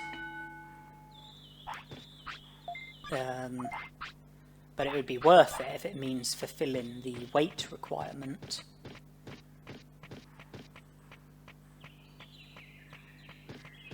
Now, I think Ninjamon does sometimes go days without signalling for food at all, so my weight would go down when you account for the fact that he's not eating and the fact that he's going to be losing weight from using the toilet and sleeping.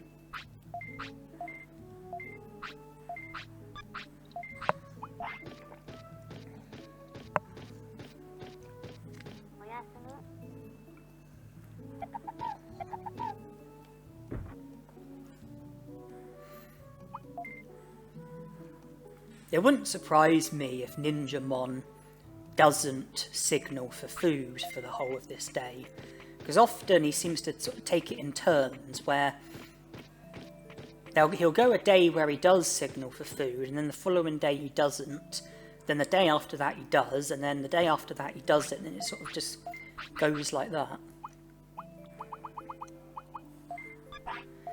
It does mean that I won't be able to get the stat boost from eating at the restaurant, nor will I be able to get the boost of happiness and discipline, but at least it will help with maintaining my weight.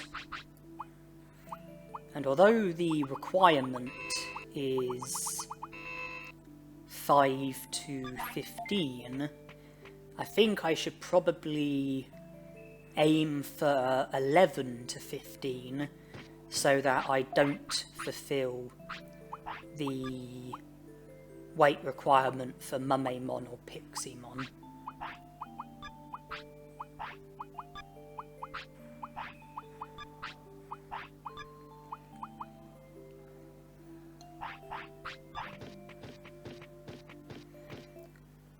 MP recovery items probably are not going to be of tremendous importance in this challenge, just because I shouldn't consume a great deal of MP from only using counter.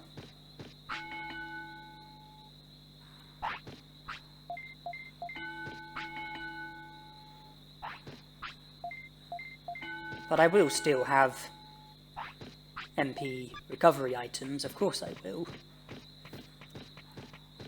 I just think that HP is probably going to be more of a significant stat in this challenge.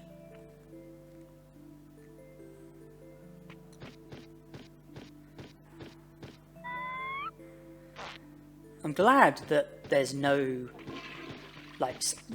the stat requirement. I'm glad that HP and MP are not part of it, because that makes things a lot easier with me only having to focus on the other 4 stats.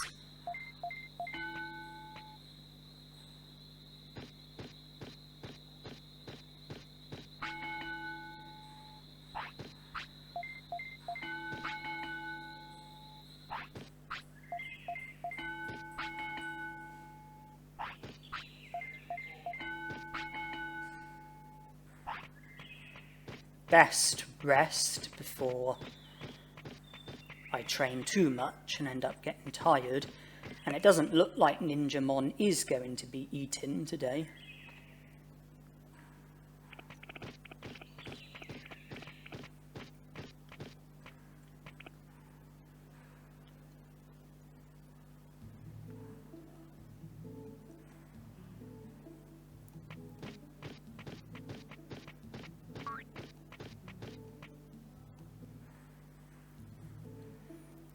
I would say I'm currently fulfilling the happiness requirement for Metal Mumemon, which is the bonus condition, plus the care mistake requirement.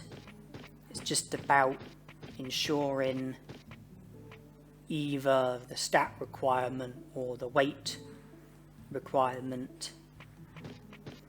But I do expect the weight requirement to be easier to fulfill.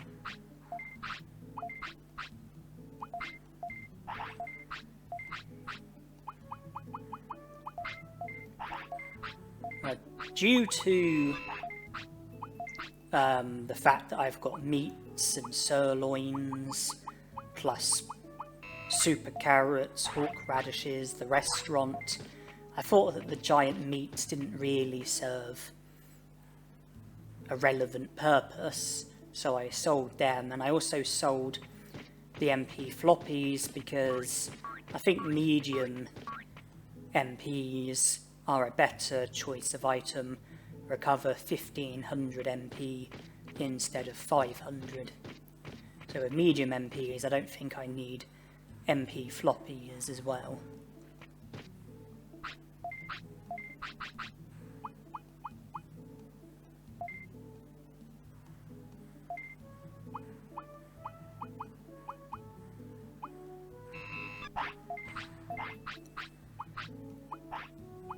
Now, I was saying about the bonus condition for happiness and it possibly not being a good idea to be in a position where I have to force feed super carrots to Ninjamon in order for him to fulfill the weight requirement because of the negative impact it would have on happiness and discipline.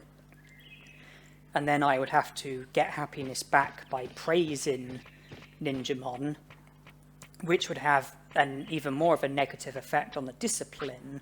But then in the item bank I did say Happy Mushroom and Ice Mushroom, which would help greatly with restoring happiness and discipline. And it's a good thing that my discipline is full, because I didn't realise that Ninjamon was signalling for the toilet until after I had started training brains.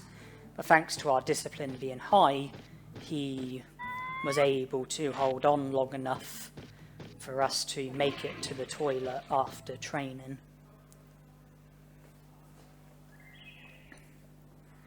The fuller their discipline is, the longer they'll hold on for. But even if your discipline is maxed out, they won't hold on forever.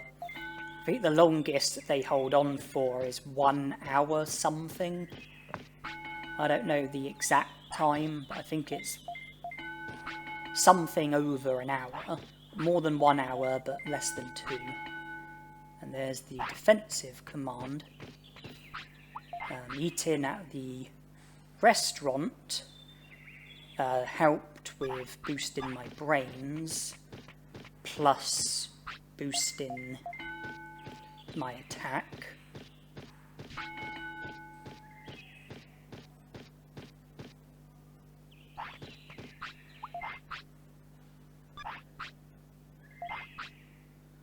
Weight is 11, so it's currently within range for Metal Mummemon, but I need to have Ninjamon for a certain amount of time before he can Digivolve. So he's not going to Digivolve just yet, even though I am fulfilling 3 of the requirements.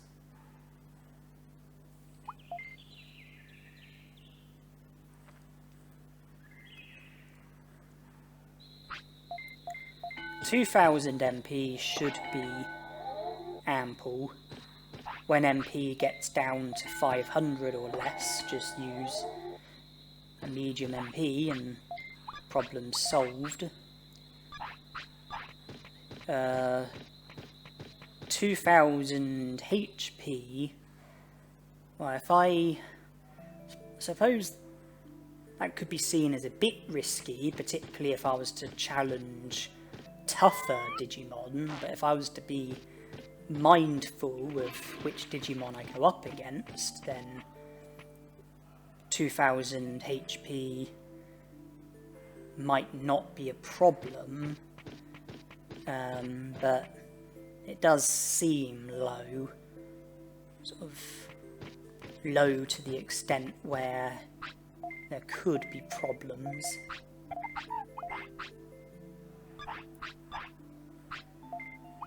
I think the Hot Pot boosts your weight by 4. It does, so eating twice boosted our weight by 8. Now our weight is 16, which is over the limit, but only by 1. So it's something that we can easily resolve.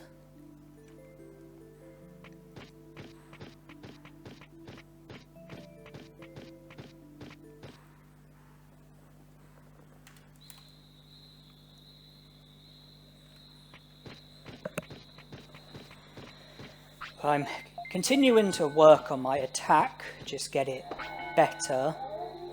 I'm doing that by training and by eating at the restaurant.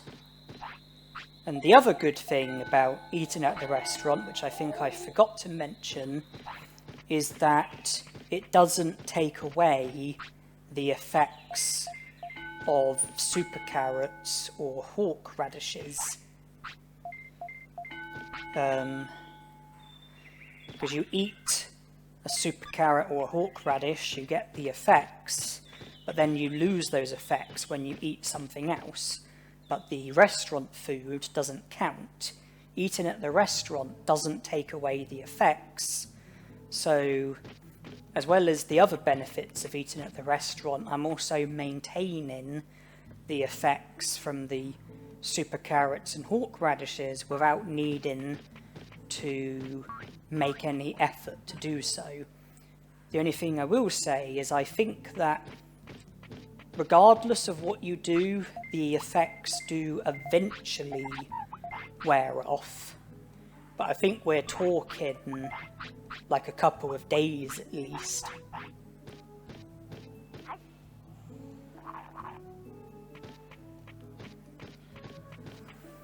And since I've moved on to speed, a hawk radish was necessary for boosting the speed increase that I get, as well as the HP increase as well. My attack is currently the best, and it's going to continue to get better from eating at the restaurant, so I wanted to train my speed and also boost my HP, albeit very modestly, as the HP boost that you get from training your speed is very modest.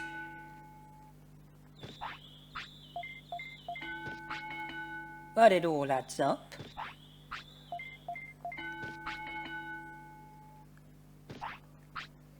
Oh dear, he's tired. Best rest as quickly as possible. Because happiness and discipline goes down pretty rapidly when your Digimon is tired. Eating at the restaurant might take the tiredness away, but we're going to have to rest as well. Because if the restaurant takes away the tiredness, then training just once will probably bring the tiredness back. So resting is going to be required. Okay, the tiredness has gone, so at least we can make it to the clinic without our happiness or discipline going down any further from the tiredness, because the tiredness is no longer present, and rest so that I can hopefully see the rest of the day through without getting tired again.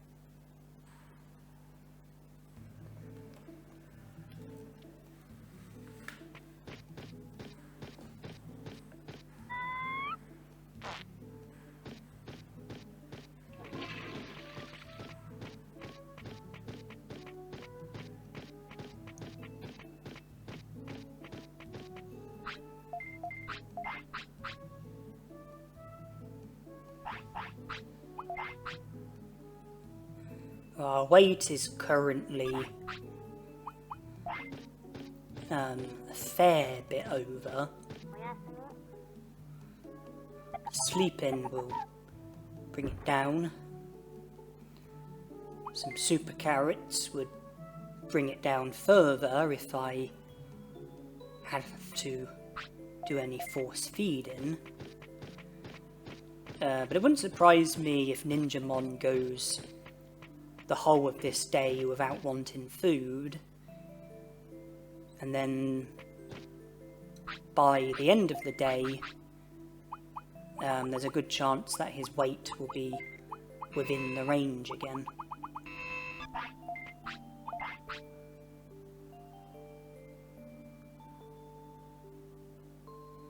It's currently 7 over, but using the toilet 2 or 3 times, sleeping, yeah, that might do it. Especially if he's not going to signal for food, and if he does, then there's always the option of super carrots.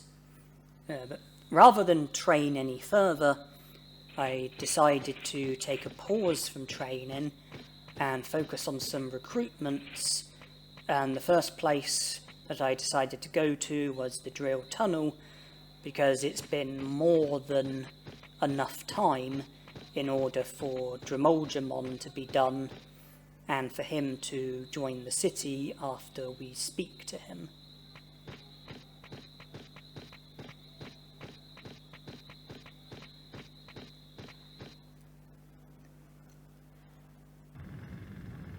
There are other Digimon available to us who can be recruited, Digimon who we can have battles with, who can be beaten with counter.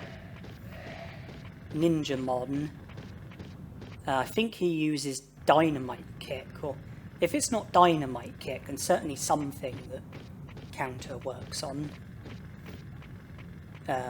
Patamon uses Dynamite Kick. Gabumon uses Megaton Punch as well as Dynamite Kick. Kokatorimon uses Dynamite Kick. Pixiemon uses Danger Sting. Mumemon uses Megaton Punch. So there are quite a few Digimon available to us who in principle are beatable with counter. Some of them are more powerful than others, and certainly some of them might currently be too powerful.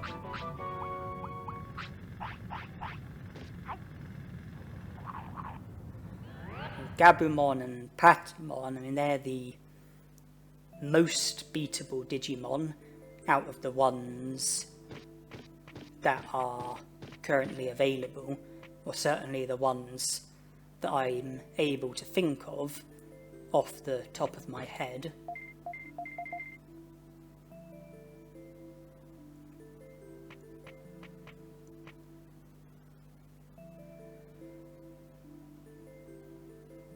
One thing about this game which does make challenges like this more difficult is the fact that in order to recruit some Digimon, there are other requirements that have to be done beforehand. Some of them include beating Digimon who can't be beaten with just counter, and so Digimon who I could win against in this challenge are off limits because of other Digimon who have to be beaten first, who can't be beaten with just counter. All I can do initially is at least make the most of the Digimon who I can defeat, and here I decided to see how I cope against a fellow Ninjamon.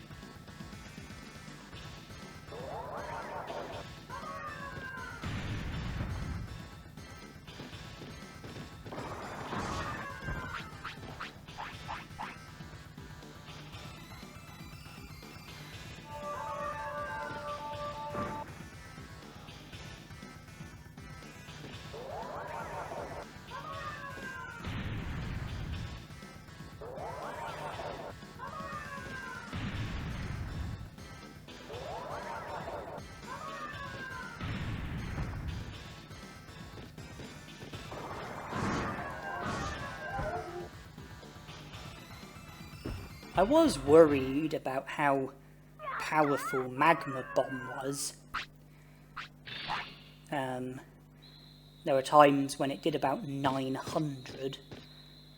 But when you're using a Digimon who's vulnerable to fire, whose defense is little over 100, I guess maybe I shouldn't have been as surprised as I was.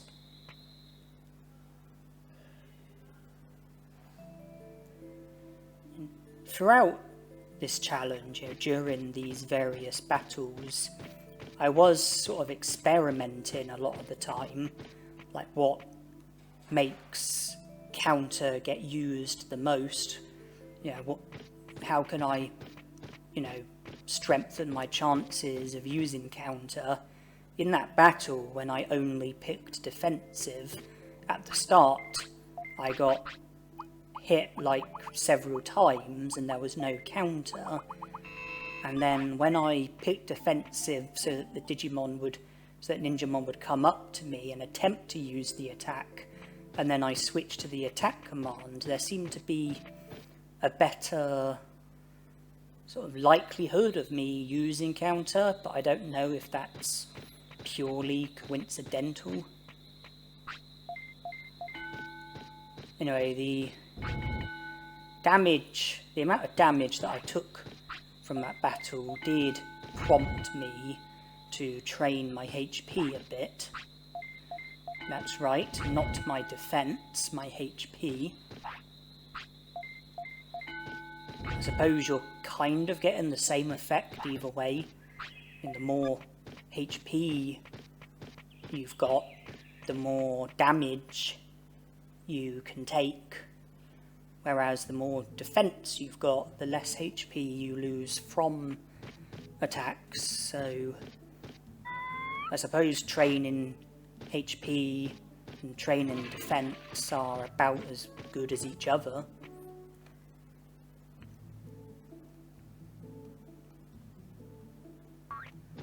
But by having high HP, or higher HP, all I have to do is use HP recovery items, and I'll keep myself alive.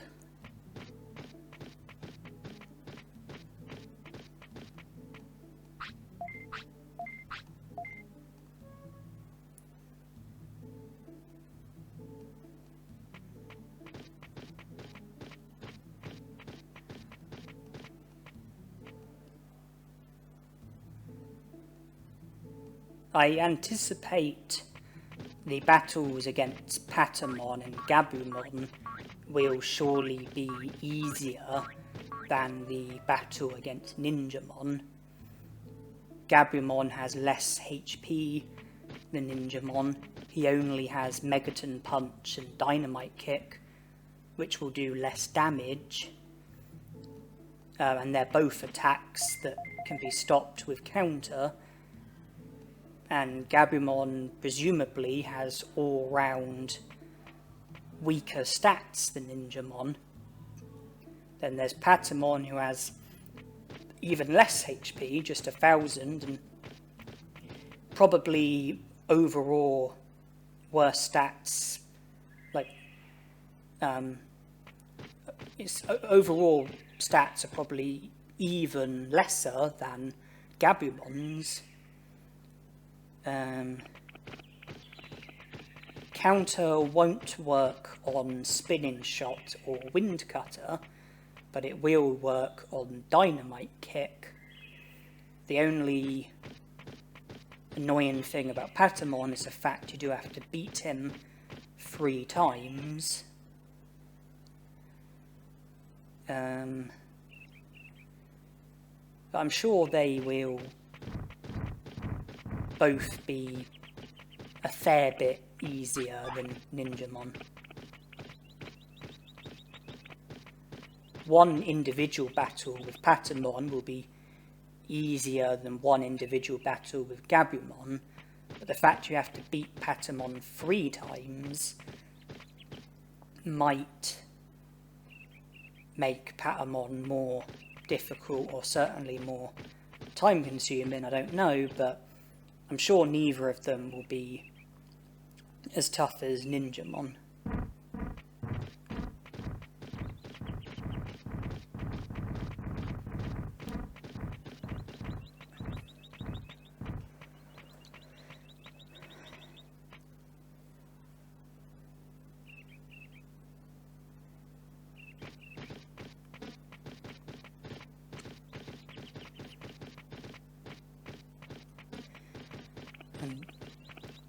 The Gabumon recruit probably won't be very helpful, because he just works at the treasure hunt place that Jamoljamon works at, something that I generally don't use.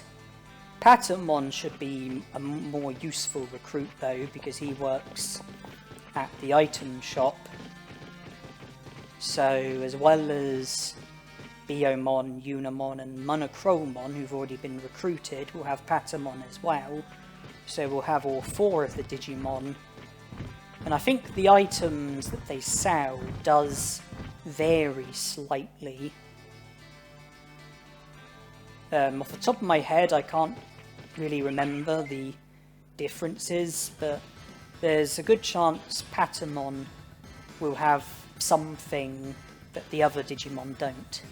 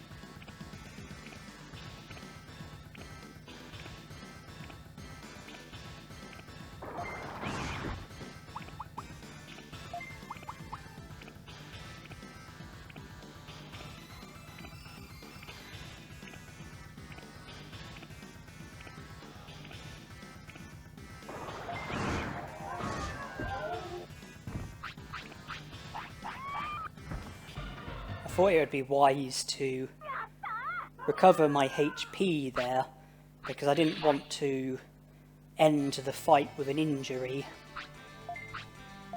because I think that would reduce the amount of damage that I would do from my attacks, as well as making my attacks cost more MP.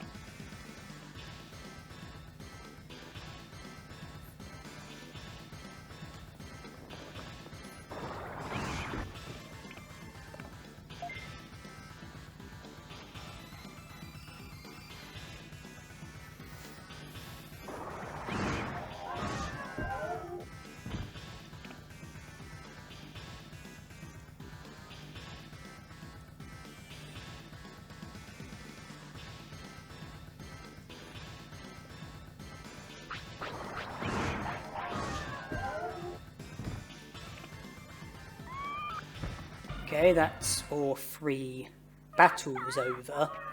And if I was to make a comparison between things now with Ninjamon and things previously with Jamoljamon, it looks like I am using counter more frequently.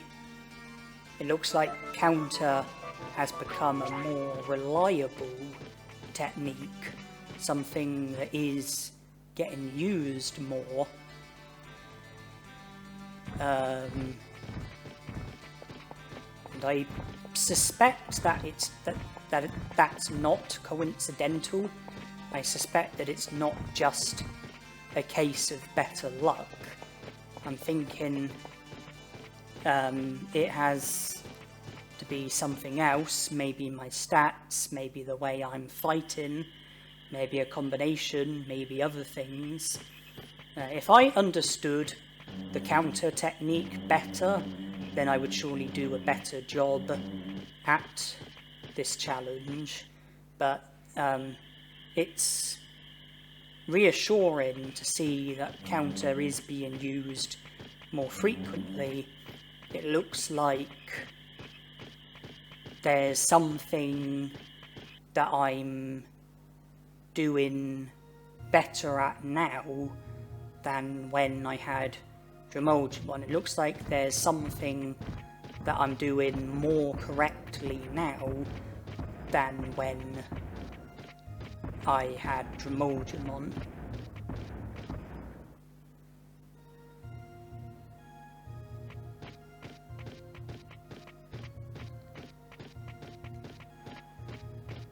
Here we are for Gabumon, and both of his attacks can be stopped with counter, so hopefully this is a battle that won't be too frustrating or time consuming.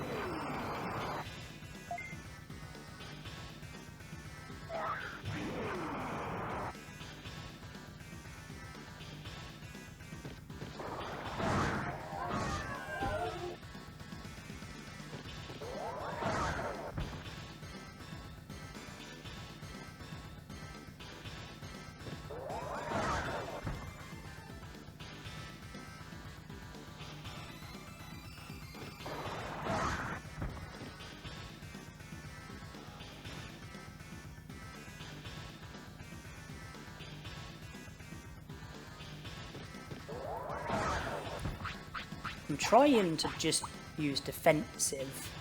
Worked the first time, but it hasn't worked again since.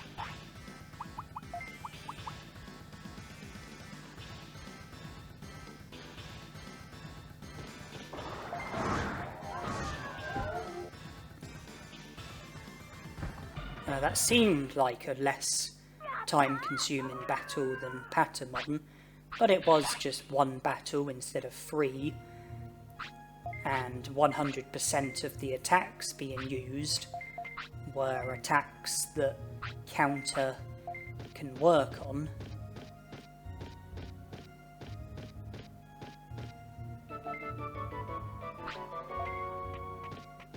So Dromolgemon, Ninjamon, Patamon, Gabumon, we're 6 prosperity points better off than we were prior to digivolving to Ninjamon. Greymon is another Digimon who can be beaten because one of his techniques is Dynamite Kick, which counter works against. He also has Magma Bomb and Red Inferno, which counter doesn't work against. But Greymon is a fair bit tougher than any of the other Digimon I've gone up against so far. He's also a fire Digimon. Fire works well against Ninjamon, as demonstrated in the Ninjamon battle when Magma Bomb hurt me pretty badly. So that, combined with our very poor defense, does mean that Greymon could be a dangerous opponent, especially with his finishes. But I'm choosing just to continue to train my HP because I think it will be needed for future battles, even if it's not linked to any of the requirements for digivolving to Metal Mummemon. When we wake up, we'll be 13. Normally, I would say that in my experiences, champions are about 11 when they're able to first digivolve to an ultimate. But in this instance, it would be different because we were later with digivolving to a champion, later with digivolving to Ninjamon.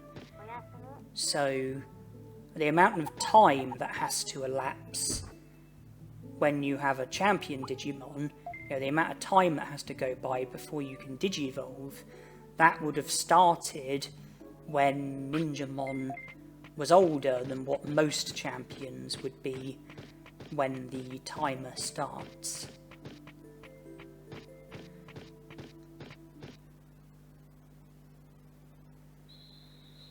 I'm honestly not sure if we've had Ninjamon long enough.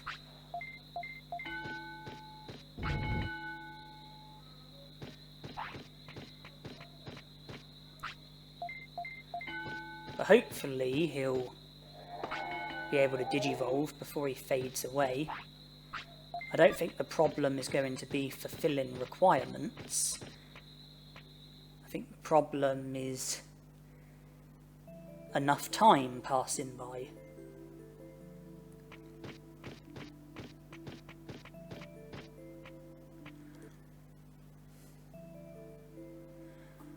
Ninjamon surely won't live any longer than... Ninjamon's age, he surely won't exceed 15.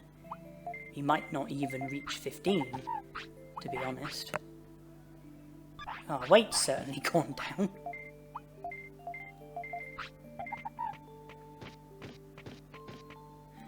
We're actually fulfilling the weight requirement for Mummemon and Piximon, but fortunately we're not fulfilling the care mistake requirement or the stat requirement. So that's why we're not digivolving to either of them.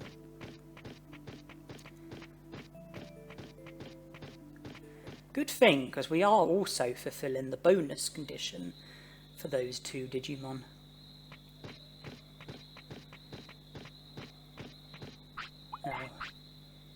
Our weight is within the range. It can afford to go up by as much as 6. It can afford to go down by as much as 4.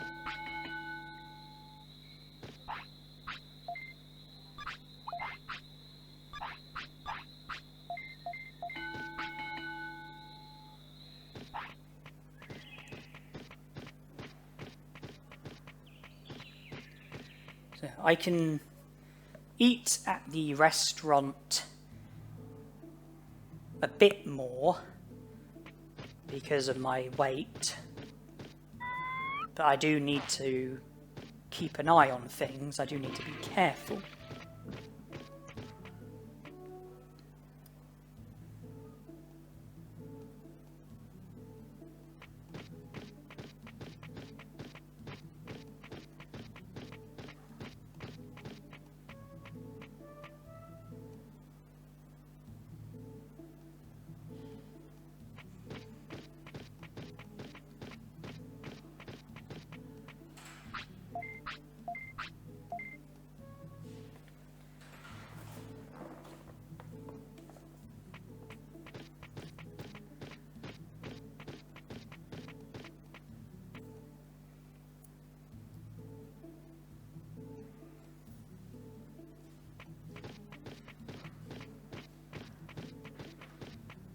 Surprised he's not signalling for food. I feel like it's been a fair few hours since he last ate.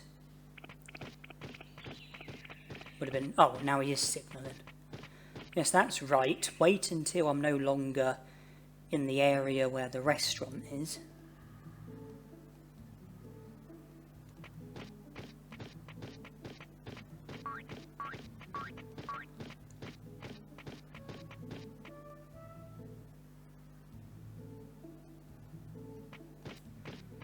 It looks like we are fulfilling 3 of the requirements for Metal Mumemon.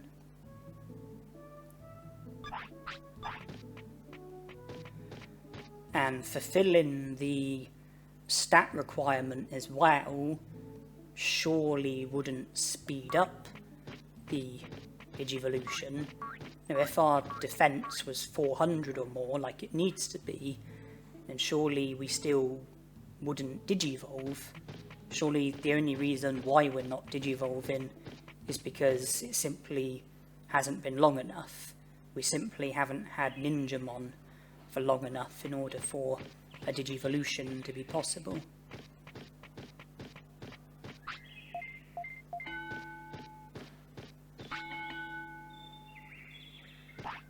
Oh, something's happening. Well, we're not fading away, we are digivolving, and surely it has to be Metal Mumemon.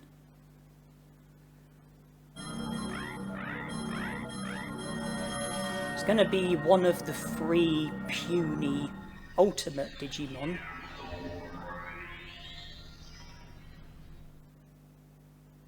I had to wait for a minute just to check, because I was able to tell straight away it wasn't Piximon.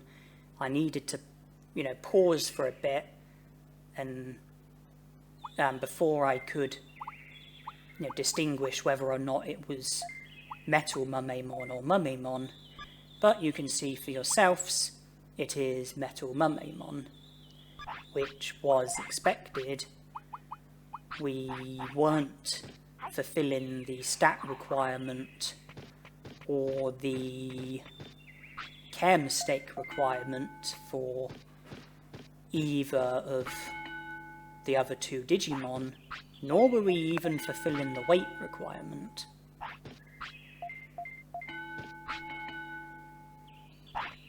The brain's up to 500, so we have all the commands, including the enabled technique. Since Metal Mumemon can't digivolve, because he's an ultimate, and ultimates can't digivolve any further, we no longer have to worry about ticking any boxes for any Digivolutions. We no longer have to worry about fulfilling certain requirements, so we've got a lot more freedom, and the restaurant would seem like a good thing to make the most of because of the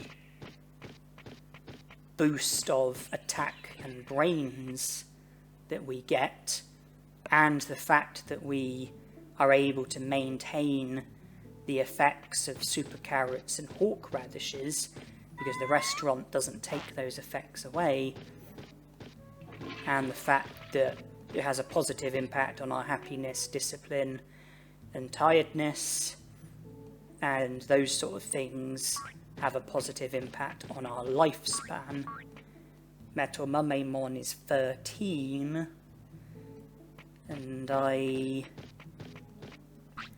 well, based on the tamer that I've been, I would have anticipated Ninjamon to at least live to 14, and when you digivolve to an ultimate, I think your lifespan gets extended by 4 days.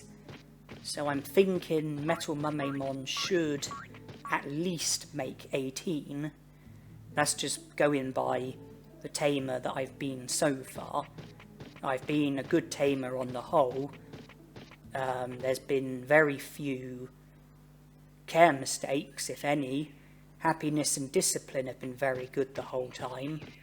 I think we've only experienced tiredness once. And I've always been feeding them, taking them to the toilet, letting them sleep, resting to try and avoid tiredness.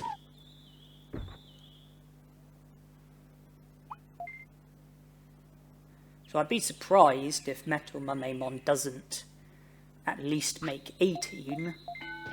I think the only way that would happen is if I was to suddenly become a really bad tamer. I'm satisfied with my defense being at 500.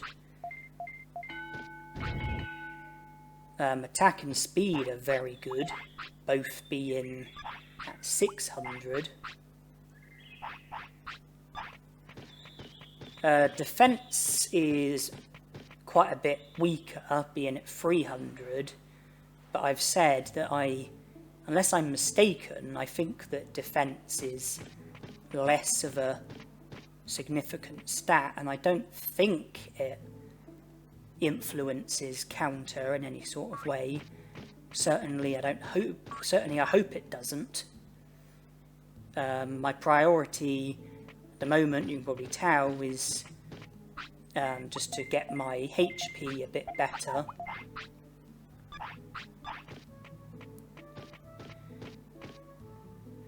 MP should be adequate, since I'm only using counter. I think HP, I should ensure that, I can definitely survive any attacks that I'm faced with.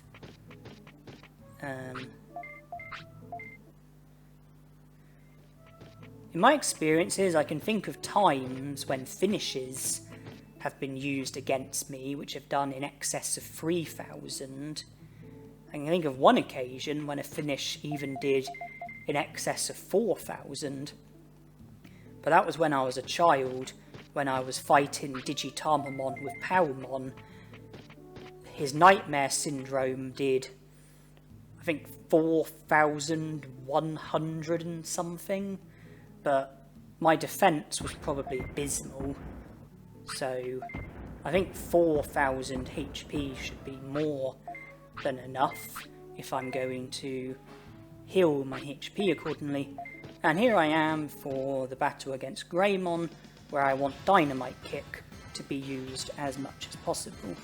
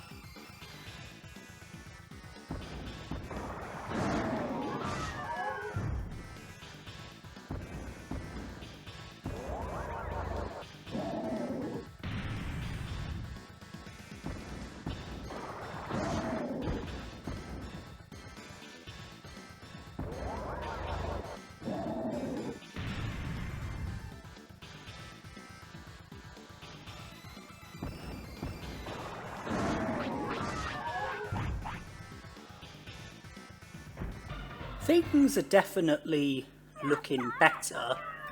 These battles that I'm having, this battle against Greymon, I would say has been the most promising so far. He is the toughest Digimon that I've gone up against so far, and I would say my victory against him was more convincing than previous victories that I've had, such as victories against Palmon, Kunamon, Patamon, Gabumon. So it looks like this challenge is definitely getting easier, definitely getting better, definitely starting to look more reassuring.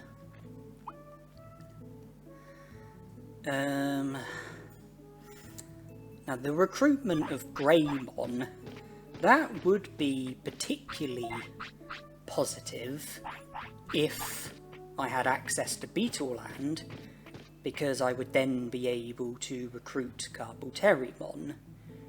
But in order to have access to Beetleland, I have to recruit Xiaomon, which requires defeating Olgamon twice, and it's not possible to win the first battle against Olgamon with just counter, or at least I don't think it is. There are Digimon I can think of who I could recruit, but they're off limits since there are things that have to be done beforehand, which I'm not in any position to do. Warumuncimon could be defeated, because he uses Megaton Punch, which can be stopped with counter, but in order to gain access to Toy Town, I would have to defeat Otamamon, which isn't doable with just counter, so that rules out being able to battle Warumuncimon. That rules out being able to recruit Muncimon, and it's also one of the locations that Nanimon features at.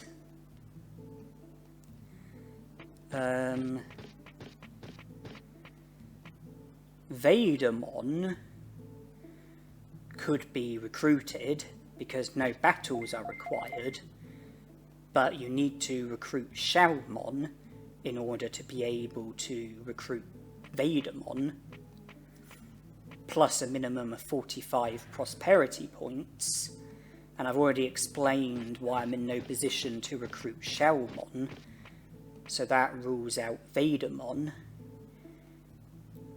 Leomon is a straightforward recruit.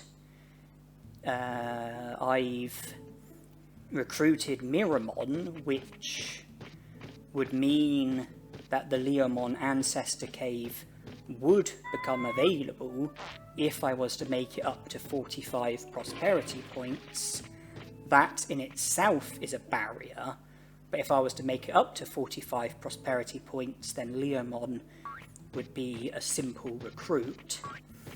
Skullgreymon in Greylord's Mansion, well, Metal Mummemon isn't a virus type, and therefore can't enter Greylord's Mansion, but if I did have a virus type, then Skullgreymon, the recruitment of Skullgreymon wouldn't be a problem as far as counter is concerned, because Tekamon uses Megaton Punch, Skullgreymon uses Dynamite Kick. You can counter both of those techniques, meaning that Tekamon and Skullgreymon would both be beatable, and they're the only Digimon who you have to beat in order to be able to recruit Skullgreymon.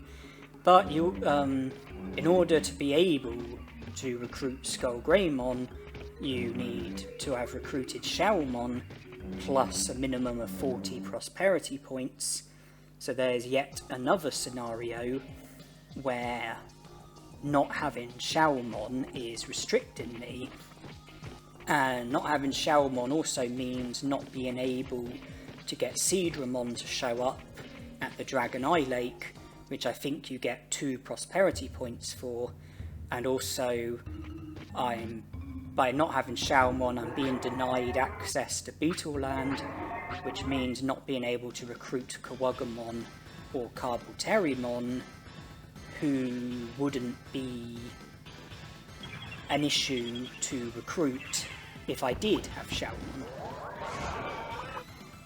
Showermon is the problem with Beetleland. Anyway, I've chosen to come to the Dino region because I know Tyrannomon uses, I think it's either Megaton Punch or Dynamite Kick, which counter does work on.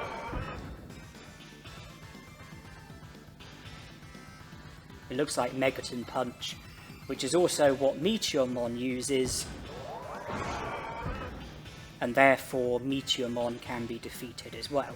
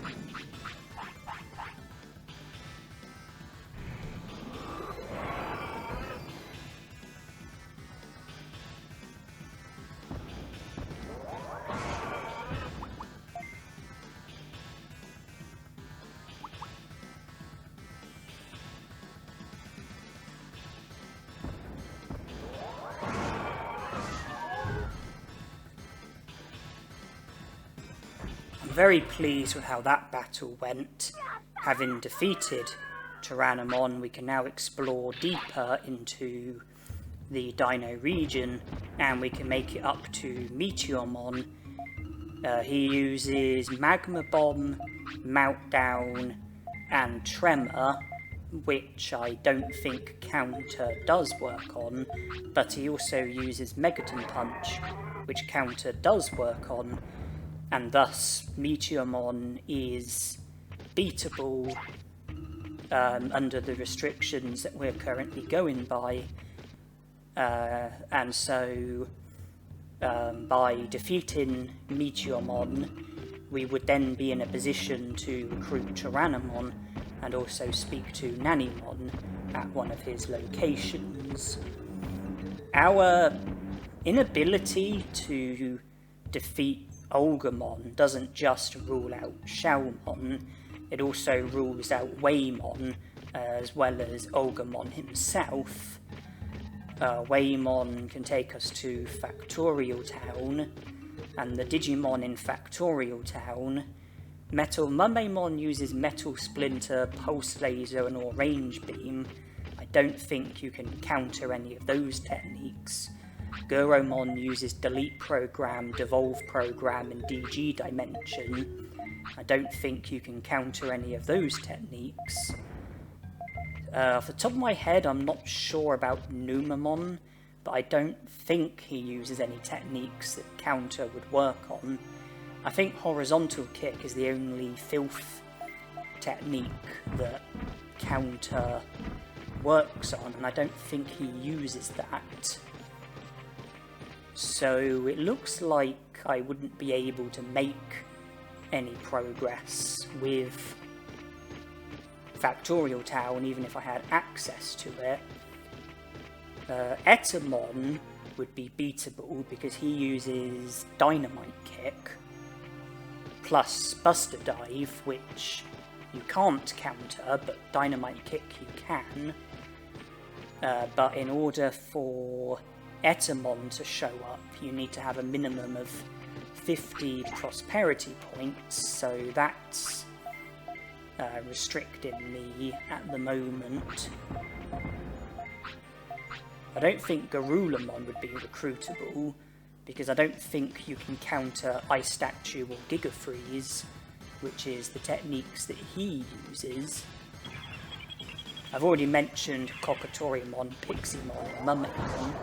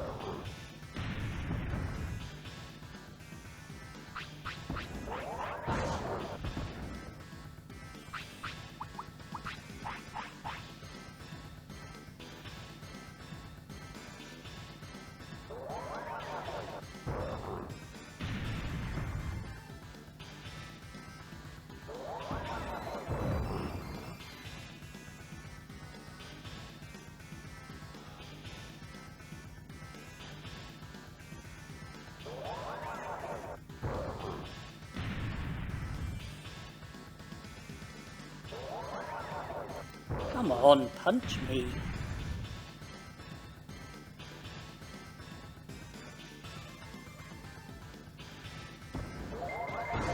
But not successfully.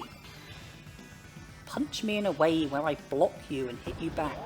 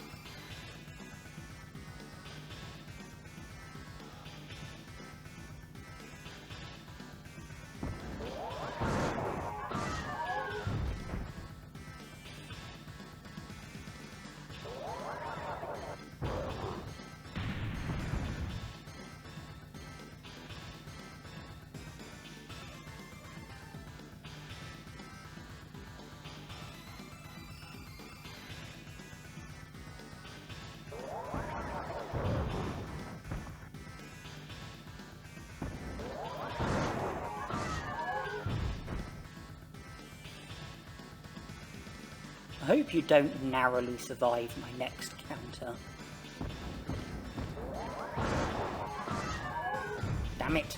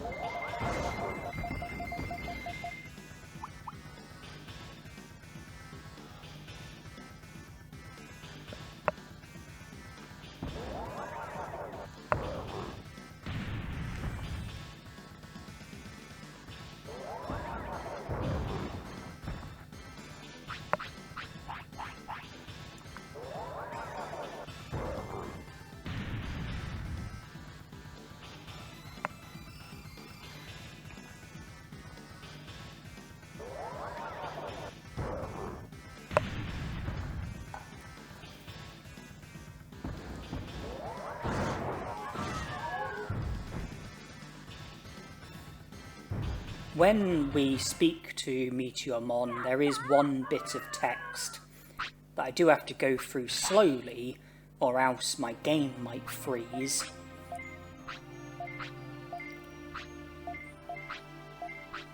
Here, but I speed the video up so it's only brief. And now by speaking to Tyrannomon, it'll trigger a cutscene which ends with Tyrannomon joining the city. So what does that mean? It means that I'm going to ignore Tyrannomon and autopilot back to the city. Now, why on earth have I done that? Well, I've done all the difficult stuff which is needed in order to be able to recruit Tyrannomon. All I have to do is return to the Dino region and speak to Tyrannomon, and he'll then join the city afterwards. I'm currently reluctant to recruit Tyrannomon at the moment. I would like to postpone recruiting Tyrannomon, as I would like Miramon to be the only Digimon working in the restaurant, because I like having my attack and brains boosted, which is what happens when I eat the food being served by Miramon. If I was to recruit Tyrannomon, then he would work at the restaurant as well, and he serves different foods which result in different stat boosts. Stat boosts that I can't remember off the top of my head, but I know I'm less keen on them than the stat boosts that you get when being served by Miramon. So for the time being, I want Miramon to be the only Digimon working in the restaurant. That's why I've chosen not to recruit Tyrannomon just yet, despite doing all the necessary stuff in order to be able to recruit him. And for the same reason, I'm also going to put on hold recruiting Frigimon, even though he would join the city if I was to go to him at the moment and speak to him. His foods boost MP and speed, which to me is less important than attack and brains. The other Digimon who work at the restaurant, well, Garulamon is off limits. Vadermon is currently off limits. Digitamamon is off limits. So out of the Digimon who can currently be recruited, Miramon is my preference out of the Digimon who work at the restaurant. And I was talking about recruitable Digimon. Birdramon is another Digimon who I surely can't recruit under these circumstances, because I can't imagine Counter working on Prominence Beam, which is the only attack that she uses.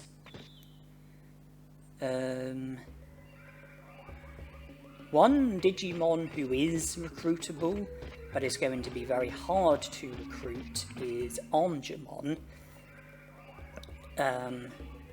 I don't think Metal Mumemon is a vaccine type, which would be needed for entering Ice Sanctuary. I think he's a data type, which can't enter Ice Sanctuary, and also can't enter Greylord's Mansion. That's restricted to virus types. However, there is a glitch which enables you to enter Ice Sanctuary with any Digimon, so we can enter Ice Sanctuary with Metal Mumemon. The hard part about recruiting Angemon is that there are 3 Digimon who you have to get past. I don't think it's possible to avoid them without battling them, so you would have to battle them and defeat them, and all 3 of them do use a technique that Counter can work on. I know one of them uses Megaton Punch, 2 of them use Sonic Jab, and the 3 Digimon are also prone to accidentally hitting each other with some of their attacks. And there's no guarantee that all 3 of them will battle. It's possible that it might only be 1 or 2 that battle. The reason why this particular fight is going to be really hard is because,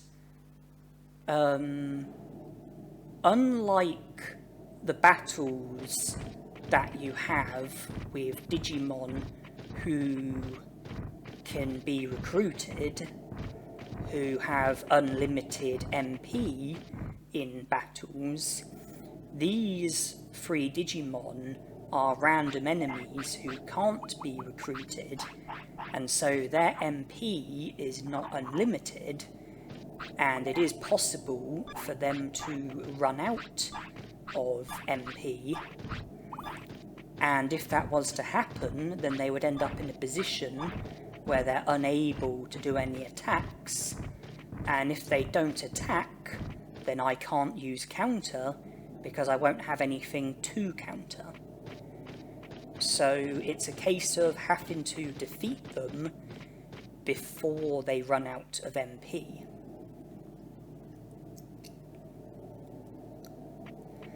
But nonetheless, I am heading to the Ice Sanctuary, and I'm hoping to sleep when I'm near the 3 enemies so that I can reload should I need to.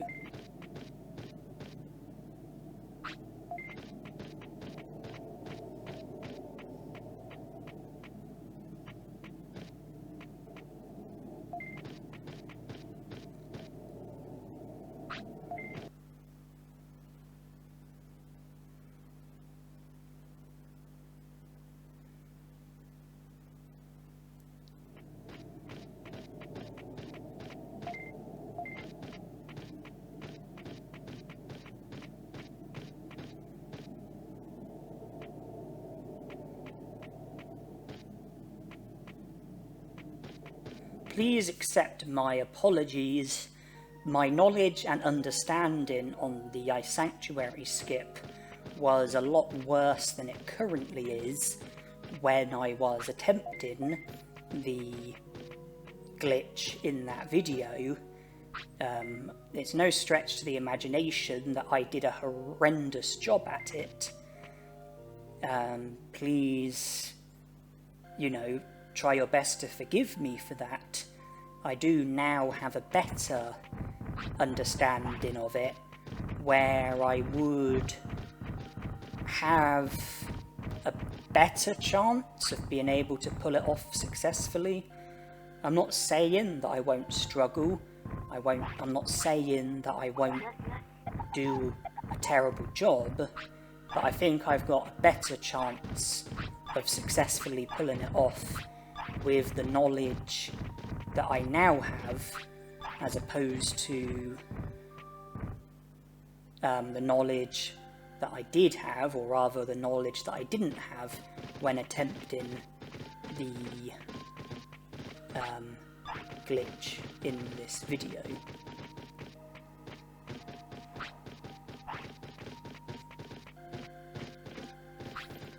Just I ended up watching more video tutorials of it and was given more explanations, and I think I do now understand it better.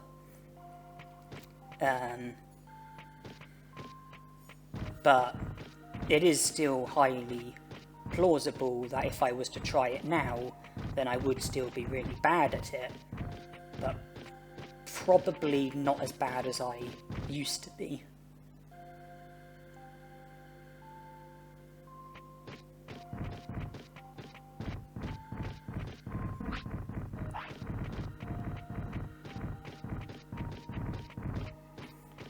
We are entering the room. Metal Mumemon very conveniently needs to sleep, so we can save just before the battle. And we run out of space, it seems.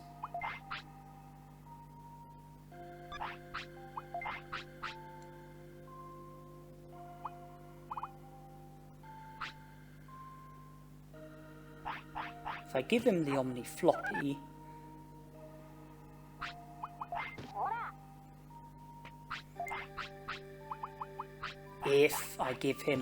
Floppy, then that's 1 space cleared up.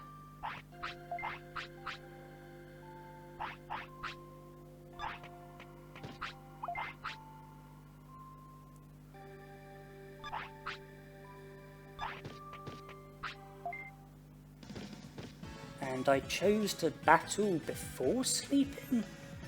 What was going through my mind at the time?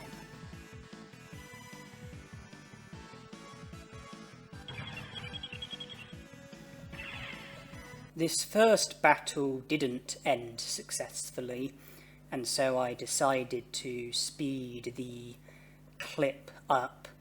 The problem was that the Digimon ended up running out of MP, and then I had no means of damaging them, and so I chose to run from the battle.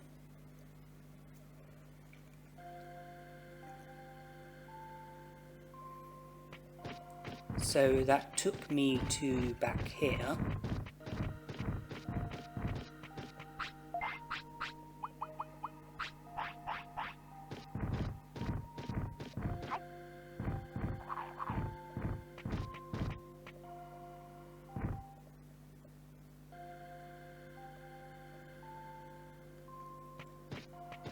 A clear space in my inventory meant being able to collect the super recovery. I then attempted battle number 2, which also ended unsuccessfully. I came a lot closer, but it still ultimately ended in failure. So I was forced to run away because the Digimon had no MP, so I had no means of damaging him. Back here again, happiness and discipline has taken a bit of a knock from running away from battles. And then I decided to sleep. Metal Mumemon needed the toilet, so he'll do it in his sleep. The virus gauge will go up as a result of it, but I don't think happiness or discipline gets affected, and I'm honestly not sure if it registers as a care mistake. But here we go for another battle.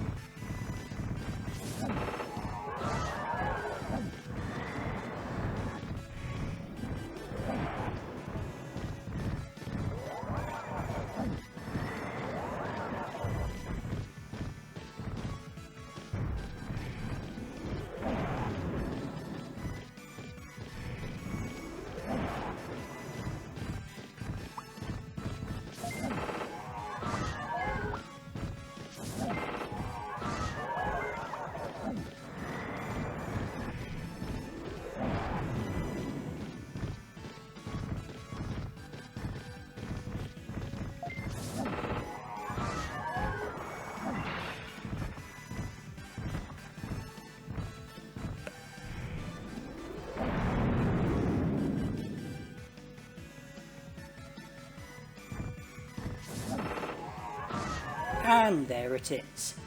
That time we were successful, which shows that it is possible, but you do need a lot of luck, and you probably need decent stats as well. But I managed to defeat them. I had help from them accidentally hitting each other at times, and then the rest was down to me using countdown, but I was very pleased because it meant that I had managed to succeed at one of the more difficult recruitments under these restrictions.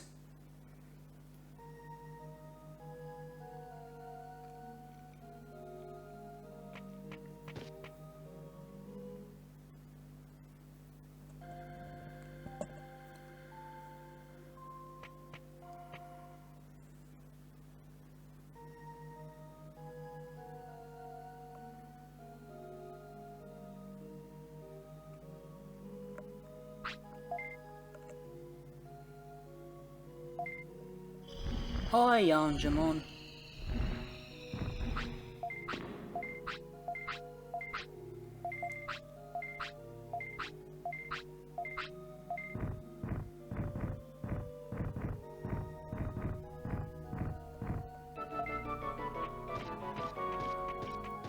So, Angemon has been recruited, and I have a feeling I've just realised why I was reluctant to sleep before the battle. From here, I'm heading to Misty Trees to try and catch Kokatorimon before he disappears. I think 6 AM is the last hour that he's available at, and I think we are entering 5 AM. And so I think I wanted to try and get the battle out of the way first, so that I could then sleep and definitely have time to make it to Kokatorimon, rather than sleep first and risk needing to get into multiple battles, and then by the time I eventually succeed, it's then too late for Kokatorimon. So it makes sense why I didn't sleep straight away, but then I did sleep, and I think it was to avoid Metal Mumemon messing on the floor while he was awake and having his happiness and discipline affected. So I then slept and took the view that there is time to do what needs to be done, providing it doesn't take too many attempts to defeat the Digimon in Ice Sanctuary. Because Kokatorimon, I think, is just under an hour and a half away from no longer being present here. So I could have had at least a couple of unsuccessful battles. And I have to rely on Dynamite Kick getting used. There it is.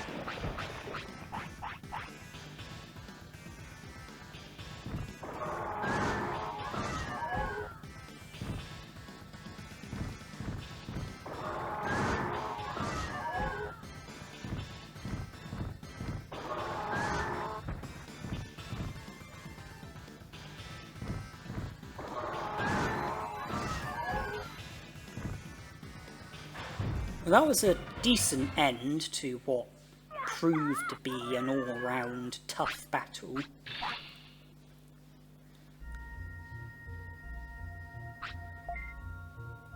I got a bit frustrated with the number of times that I got paralysed. One of them I cured the paralysis just in time, because I then managed to stop one of his Dynamite Kicks with counter.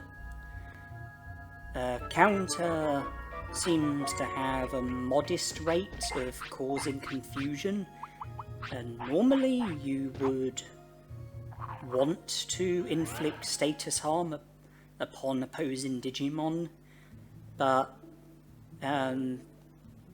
under these restrictions it's not helpful, and that's because you want the Digimon to attack you with an attack that you can use counter against.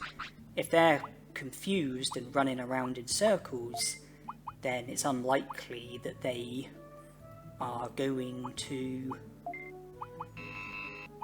use an attack on you that you can counter, because they'll probably use the wrong attack, or they'll probably you know, attack when they're not near you. And it's unlikely that they're going to use a close range attack where it's, you know, accurate, you know, within range of like striking you, and then you can stop it with counter.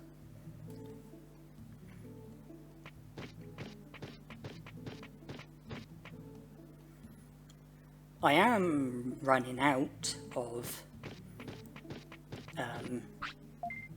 Digimon who are currently recruitable in this challenge, but I do have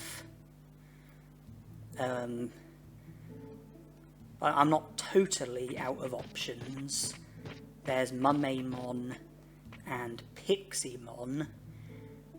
They're two of the tougher Digimon that you would battle, especially Piximon, so they're certainly not easy. But Mummemon uses Megaton Punch, among other techniques. Piximon uses Danger Sting, among other techniques. You can use counter against those techniques, so they certainly are Digimon who can be beaten. It's just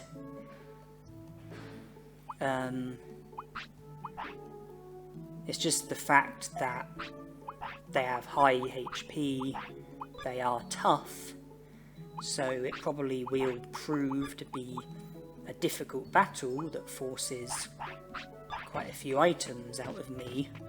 The protective floppy is to be reserved for the Piximon battle, so I don't fall victim to any status harm. As Confusion Storm has a very high rate of causing confusion. Bug and Danger Sting have a high rate of causing flattening. With a protective floppy, I won't get confused or flattened. Mummemon uses full power, which is non-offensive, and he uses Buster Dive and Megaton Punch. Buster Dive has a fair rate of causing confusion. Megaton Punch has a fair rate of causing paralysis. Megaton Punch can be stopped with counter. Buster Dive can't.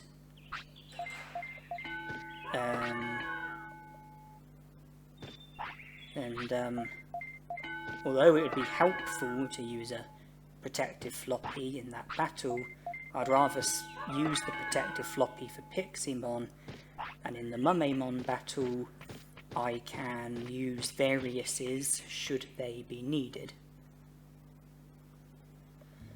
But status harm is, I anticipate, will be less of an issue in the Mummemon battle. And you can see I am choosing to do a bit more training before I move on to those Digimon, and that's due to how tough they are, you know, how good their stats are. So I've got my attack to over 700, and it's time to pop to the restaurant. Other recruitable Digimon, well, Mount Infinity is completely off limits unless I get 50 prosperity points. Out of the Digimon in Mount Infinity leading up to Machinedramon and including Machinedramon, Devimon, Megadramon and Machinedramon can all be beaten with counter, and that's thanks to them using Megaton Punch. Digitamamon I'd like to touch upon later. Airdramon and Metal Greymon I don't believe use any attacks that counter works on.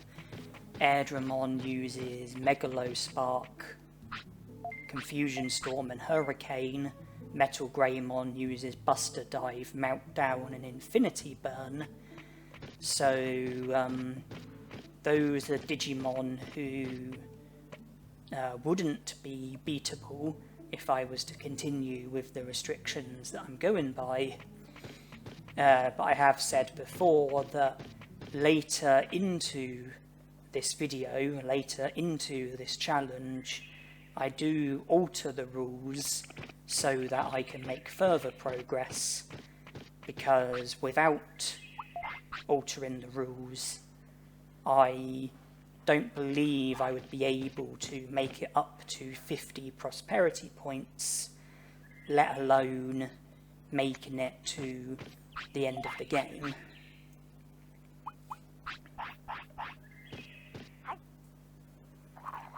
And now I'd like to boost my speed, hence the Hawk Radish.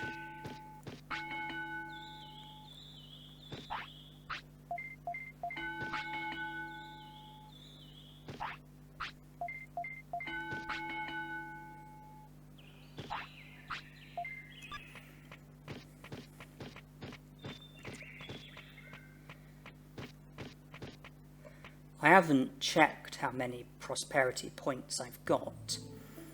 If I was to recruit Miramon and Frigimon, which can easily be done without the need of any battles, since I've done all the initial things that are needed in order to recruit those Digimon, however many prosperity points I do have,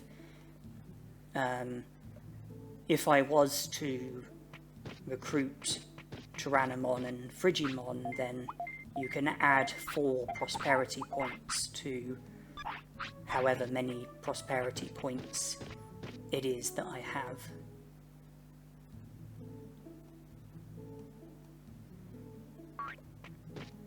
So off the top of my head, I probably wouldn't be able to think of all the Digimon I've recruited. But I know I do check later on, so I don't need to work it out, because the game will tell us.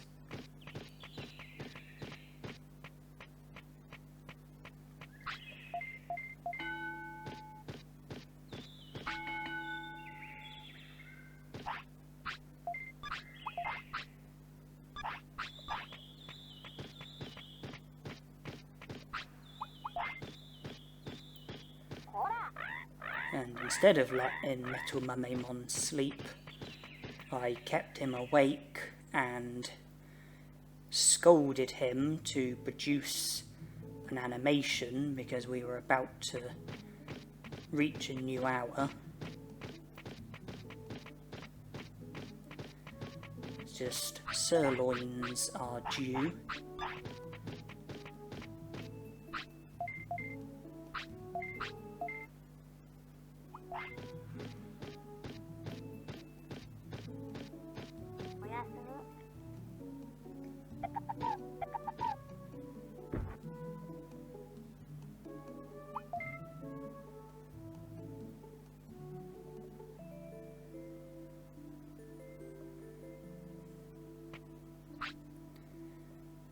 So that sirloin sorted until tomorrow.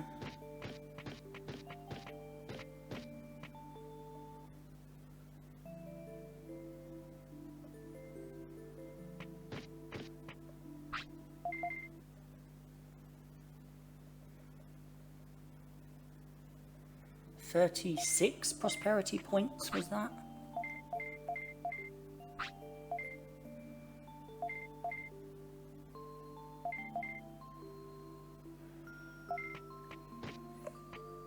If I read that correctly, I think it said 36 prosperity points. So Piximon would make it 39, Mamemon would make it 42, Frigimon and Tyrannomon would make it 46. That would bring my number of prosperity points to over 45, which would grant me access to the Leomon Ancestor Cave, So I'd be able to recruit Leomon as well, bringing me up to 48 prosperity points. But since we haven't got Xiaomon, I wouldn't be able to recruit Vadermon. And I can't think of any other Digimon who could possibly be recruited if we were to continue with the rules that we are going by. The Digimon who are available to us, such as Olgamon and Birdramon and Garulamon, for example, counter alone wouldn't be any good against those Digimon.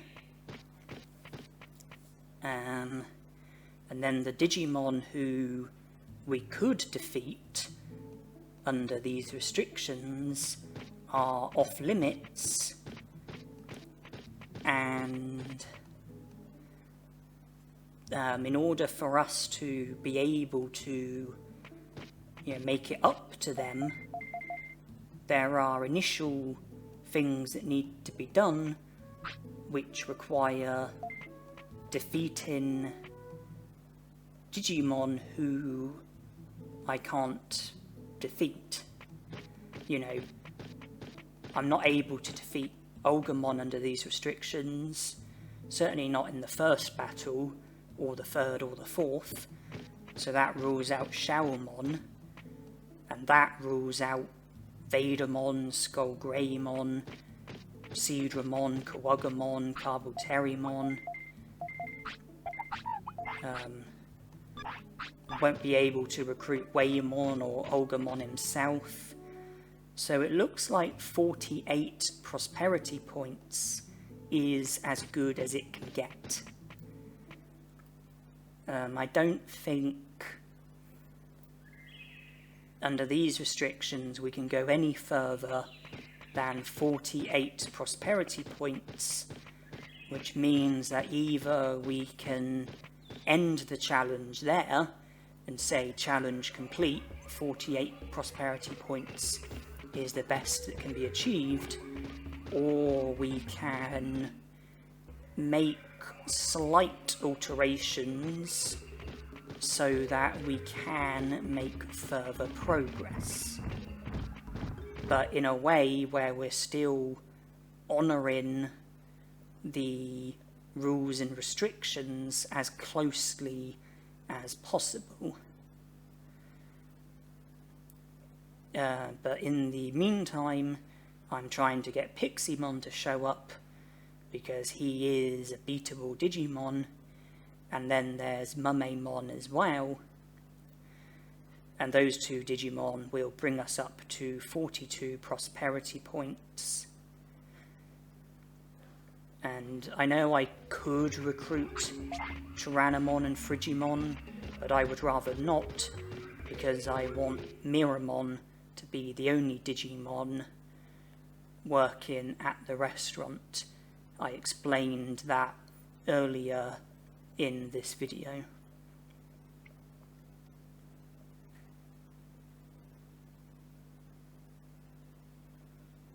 Come on, Piximon.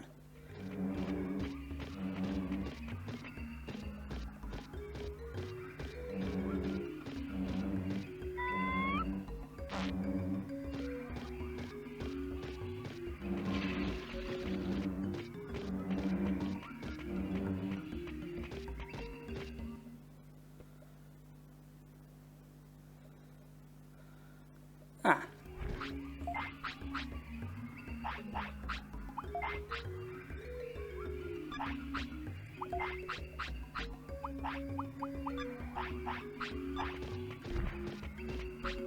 I have a bad feeling I have a tough battle ahead of me. But here goes.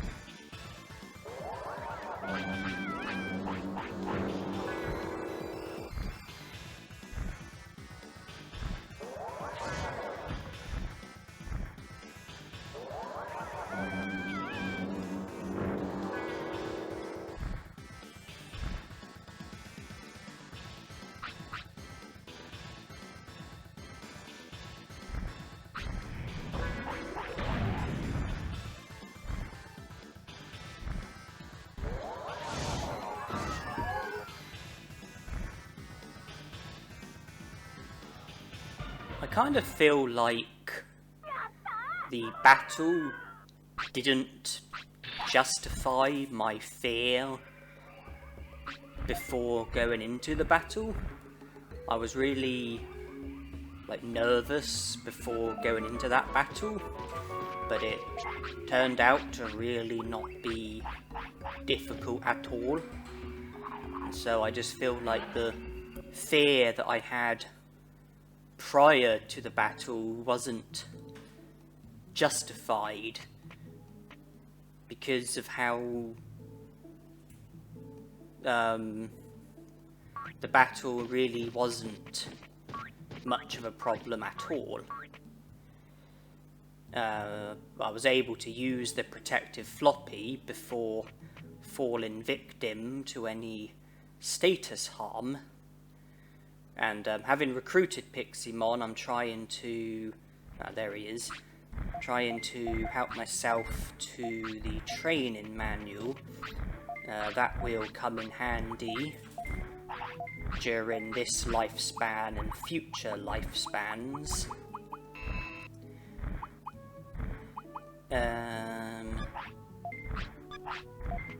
What was I saying? Yeah, protective floppy before I fell victim to any status harm, and when Danger Sting was used, the frequency of using counter was very good. I would say the best it's been in any of the sort of tougher battles that I've been faced with, or battles that you would expect to be tougher. I think the most, sort of the worst battle so far would have to be the Palmon battle much earlier on. That was the most time consuming, and counter didn't get used much at all.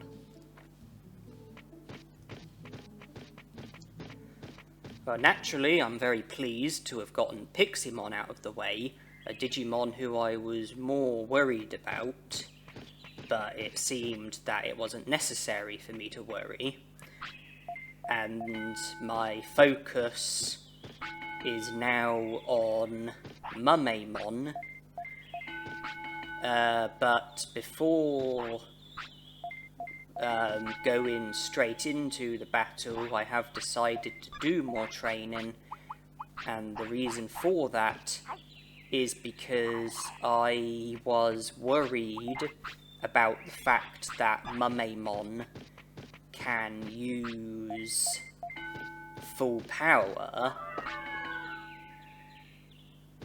which would make his stats a lot better than what they actually are, and I was worried about counter doing quite poor damage due to him making his defense better with full power. If speed has any impact on the likelihood of counter being used, then that was a problem as well, because full power would also boost his speed and would surely make counter harder to use. Full power would also boost his attack, which was less of a concern to me because I had 4,000 HP and plenty of recovery items.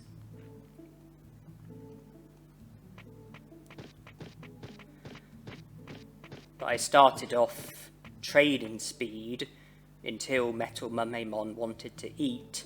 Then I seized the opportunity to give him a super carrot to boost the effects of training attack, and then I moved on to training my attack. And well, since I gave him a super carrot, you saw that I used the restaurant because I've got the effects that I want to have. It's attack that I'm training, so the effects of a super carrot is needed, and that's what I've got. So I can now satisfy Metal Mumemon's appetite with the restaurant while maintaining the effects from the Super Carrot and slightly boosting my attack and brains.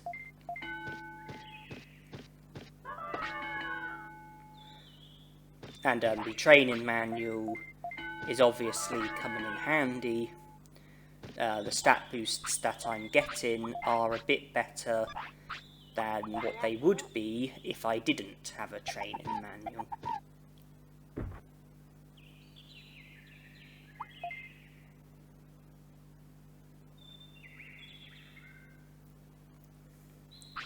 So the training continues.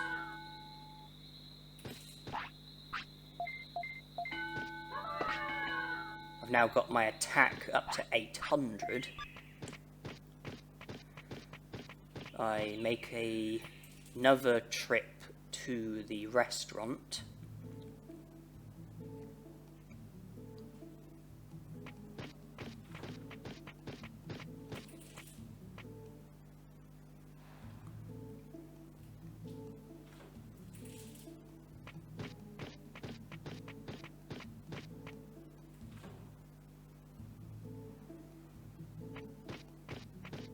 Hey Miramon, I hope it's not too tiring, you know, having to run the whole restaurant by yourself.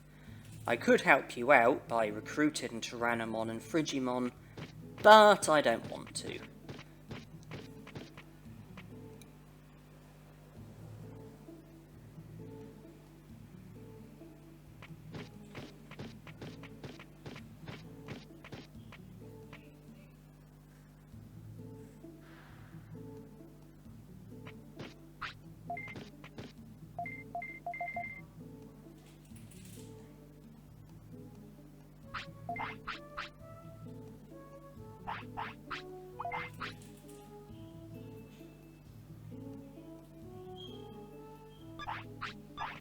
Yeah, I thought it would be best to save before I leave the File City, because the battle against Mumemon could go terribly wrong. Simply trying to get him to show up could go terribly wrong.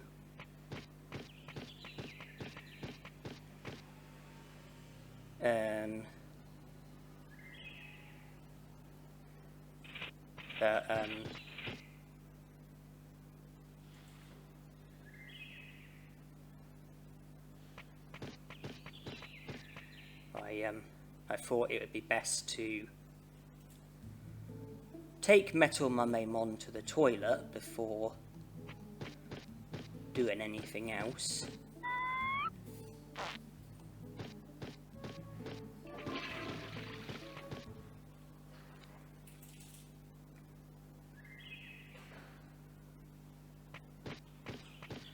And then I decided that before leaving, I wanted to boost my speed more. I decided to force feed him a Hawk Radish for extra effects when training speed.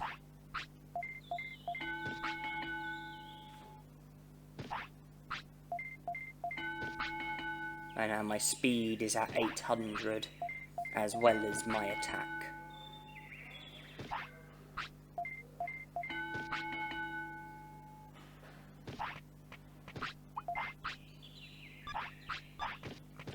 Metal Mumemon is 17, so he can't have too much life left inside of him.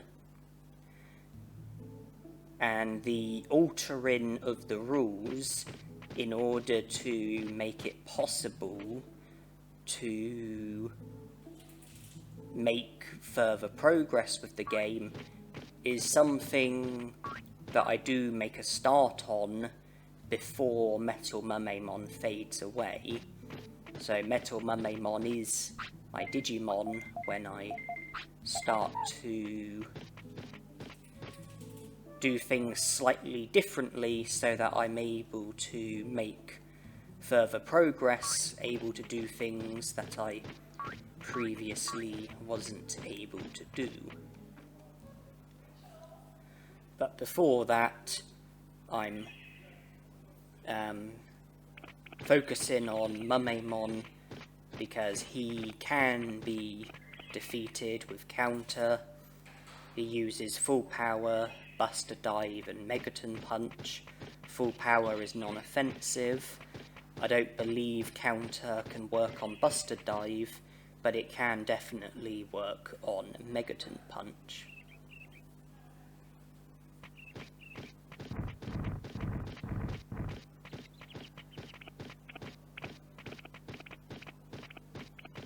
And Metal Mumemon decides he wants the toilet. Would have been nice if he could have wanted to have gone about half an hour ago, so that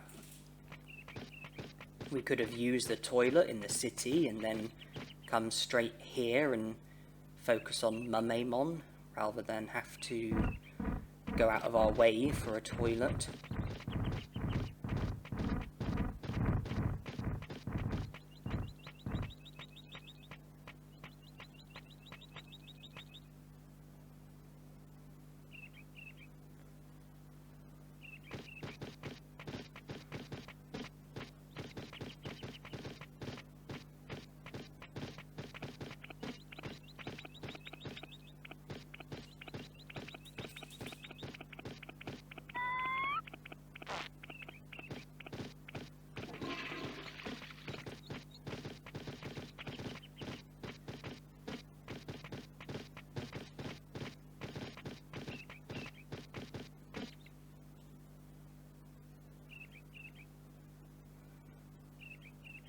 Well, if there are no more interruptions, then we can head to the part of Mount Panorama that Mumemon features at, and we can attempt to get him to show up. Mud Frigimons, that's no good.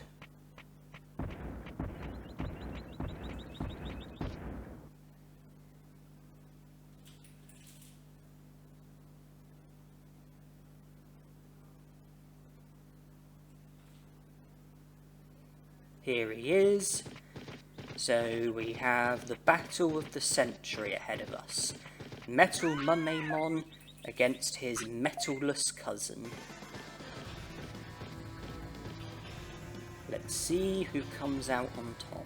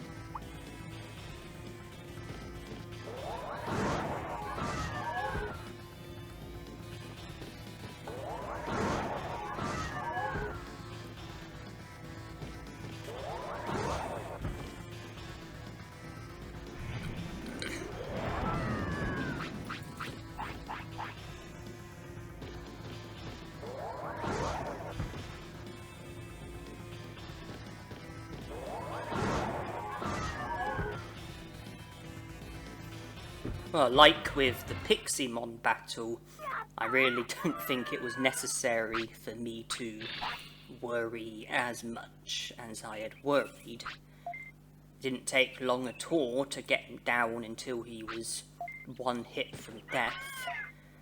And then I had a bit of lesser fortune for a number of attacks. But then we produced one more counter, which won us the battle.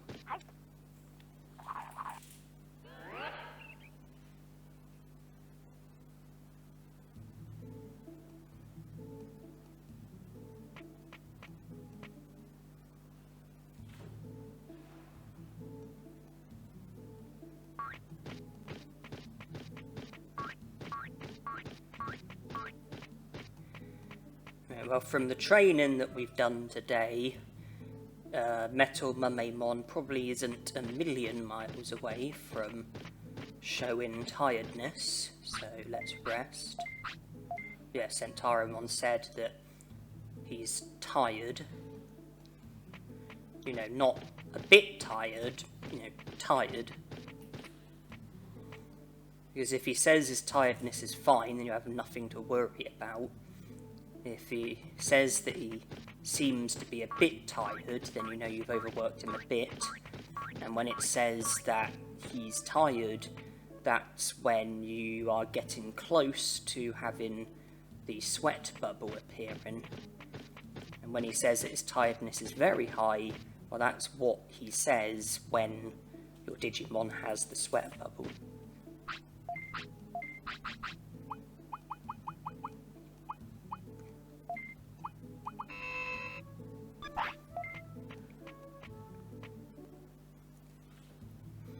All those item chips are certainly going to come in handy when I use a future Digimon.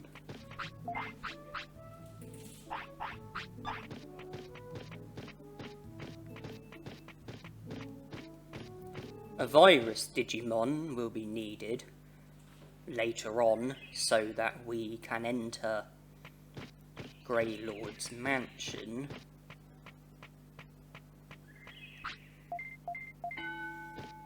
At some point we're going to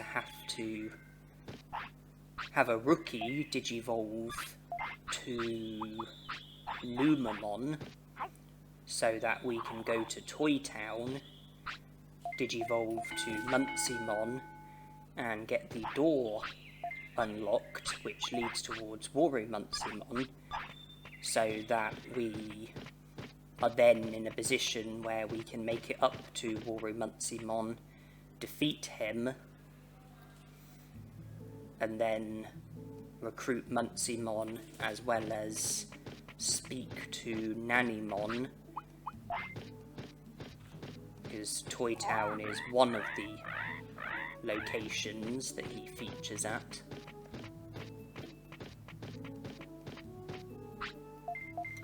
So I decide to collect today's sirloins and then sleep next to Vegemon so that when I wake up it will be a new day and I can collect another batch of sirloins.